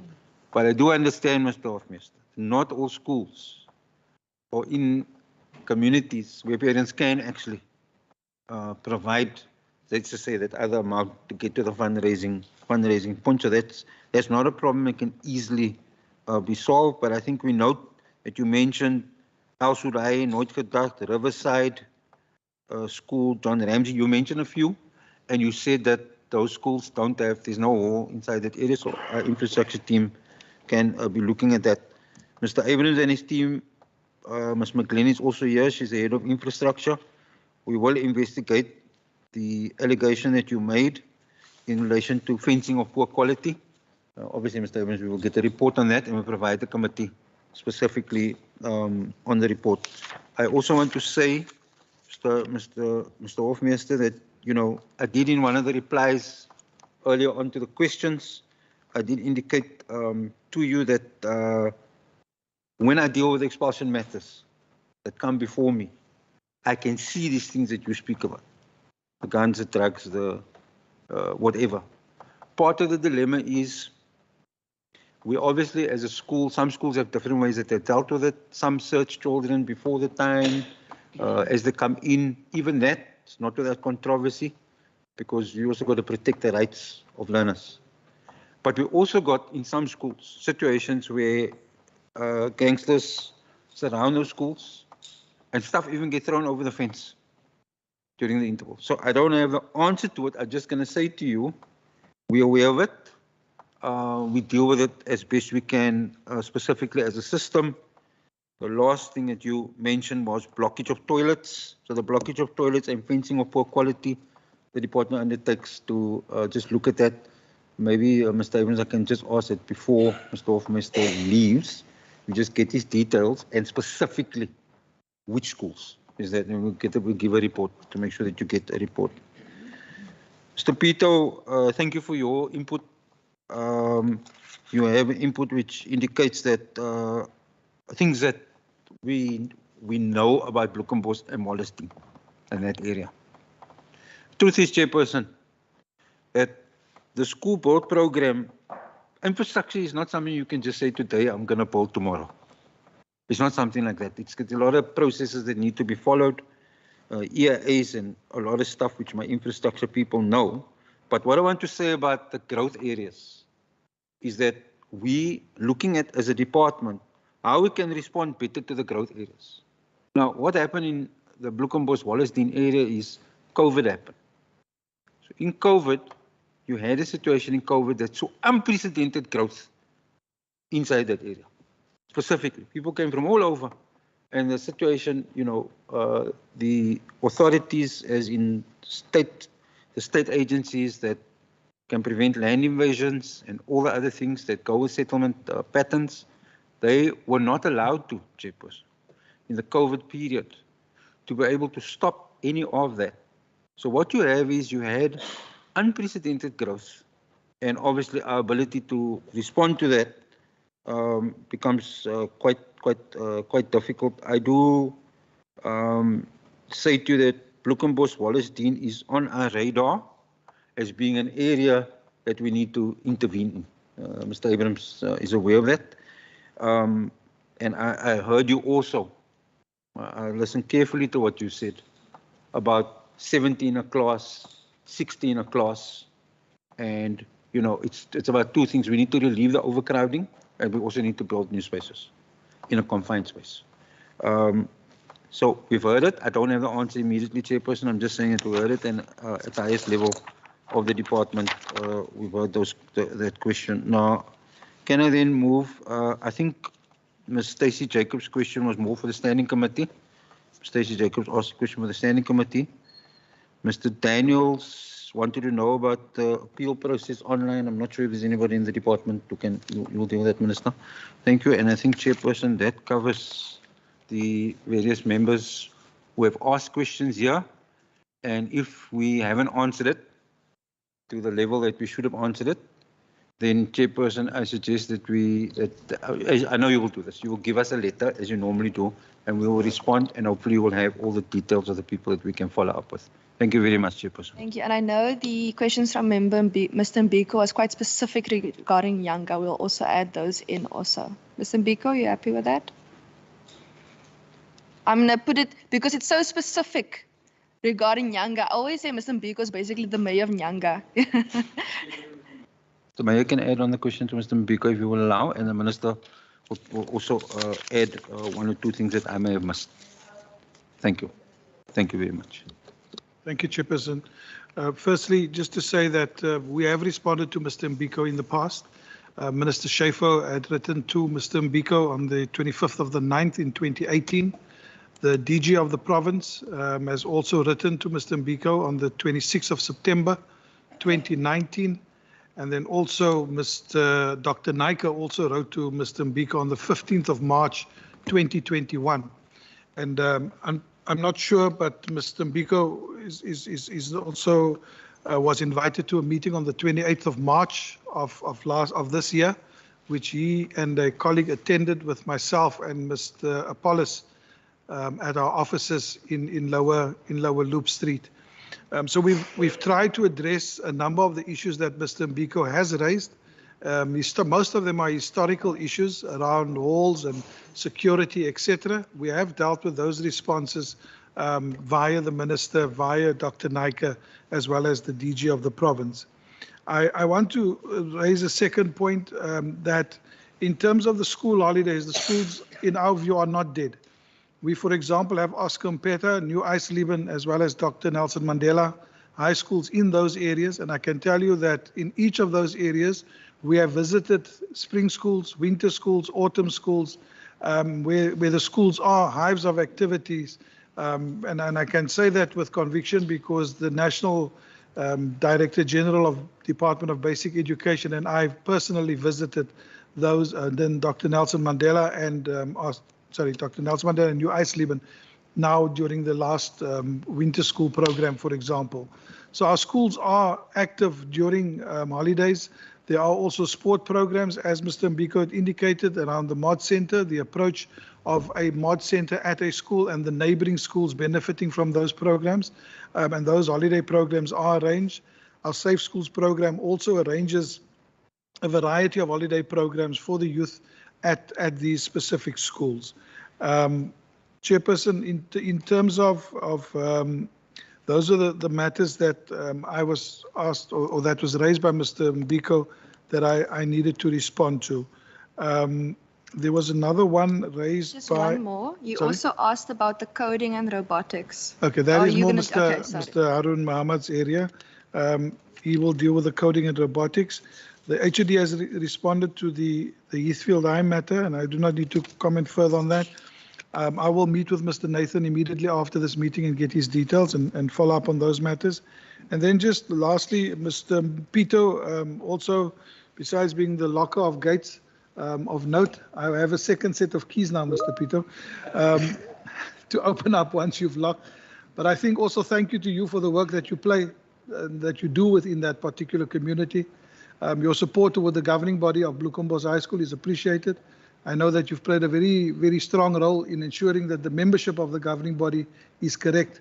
And I want to thank you also for your assistance within the community. The other issues we will deal with, and we will at some point come back and report on those as well. Thank you, Chairperson.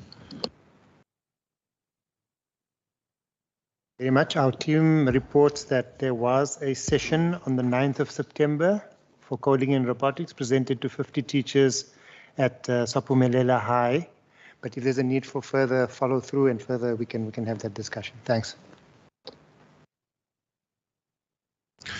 Thank you. Then just to reiterate, I think Stacey's question, I mean, the program of the committee, of course, is determined by the committee, and her question, I think, would be, should be put to the committee. Mr. Daniels, yes, I did say that the admissions process is under review. The review is ongoing, as I said, and we hope to go online next year.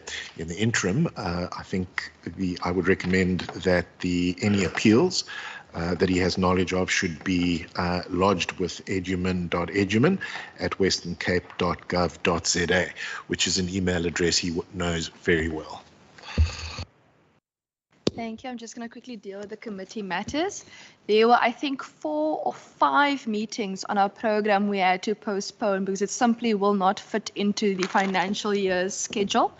The online system, we have not been able to get back to that one yet. However, we do have committee meetings coming up, and things that we've been implementing is, for example, we have an Excel sheet that my wonderful procedural officer of the committee is keeping, so that when we get these queries from members, even if they don't CC me, if they at least when they email the minister or they email the department, if they just email CC the procedural officer, that we can keep track of everything that is coming in. Sometimes someone sends me a WhatsApp and you don't necessarily know where to email the person to. So then what the procedural officer does, she will then send the email for us and we'll put the cell phone number, for example, of the person or the WhatsApp also in, so the department can help and deal with the matter. And what we're aiming to do with that Excel sheet is now so that we can say, okay, Minister, in this quarter, we sent you 10 queries. Have you dealt with the 10 queries? Is it ongoing? What's happening, etc., etc. So the online system, in order to come back, that is something that still needs to come back to the committee. I think the 3 upcoming meetings of the committees in this quarter deals with inclusive education. It deals with the harmony project that deals with discipline that we've picked up in some of the schools that are really doing good in discipline, where it's been implemented. It deals with admissions. The meetings deals with ECDs and how the criterion, the conditional grant is set. So I'm trying to remember everything out of my head now. Yes, that's admissions. That's learners and placements and admissions. That's still coming up. I'm not sure if I forgot something now. That also deals with the same topic. Yes. Yes, no, inclusive education, because Mr. Naiken nicely explained to me that we are moving away from special needs, we're moving to inclusive. So when you see the words on the program, it will say inclusive education. So we are trying our best to also make progress in that regard. So my advice would be is in terms of the online system, perhaps we must pair that when the department comes to give us feedback on the admissions, because it's kind of the system for updating on admissions. That would be my suggestion to the committee. I'm not sure if I forgot any questions to the committee now. Okay, for those questions that need to be submitted in writing, it is unfortunately 13:05. Can I ask the extra questions that you have, if we could submit them to the procedural officer so that we could send it back in writing to yourselves? We do have a register of where you put your contact details in, so we'll be able to contact you with the answers. We do have a report on the annual report that we also do, that we can send out to respective people when it's tabled. Would that be in order? Okay. At 2 o'clock, the SCOPA meeting starts. That will deal with part C and part E of the annual report. And there will be lunch in the lobby area as well. Please do join us. I don't want fruitless and wasteful expenditure, especially since there's a previous Minister of Finance sitting here with me. To the colleagues online, thank you so much. And thank you for coming. I don't think you realize how much public reps sitting here want to see community members. We spend a lot of money on adverts, on radio, and often some people that we have committee meetings and hearings where people simply don't come. So we really do appreciate your input and the robustness also of the members. Thank you so much. And to the department and the minister for the hard work that you've put into an annual report. I don't think a lot of people realize how much work goes into collating the type of information that goes into an annual report, and we appreciate it, the hard work that you've done. And before we leave, Member Bosman is just going to hand over something small quickly to our youthful retiree on behalf of the committee and Member Syed as well. Thank you so much. Chairperson, I was about to say, shouldn't you be doing that, since I'm no longer a permanent member of this committee? According to Honourable Mackenzie, I'm a veteran, but... I have given an instruction, Member Syed and Member Bosman, because I've been chairing, so you must also do work so that the members of the public can see that all the political parties in Parliament do work on the committee. Asseblief. Thank you.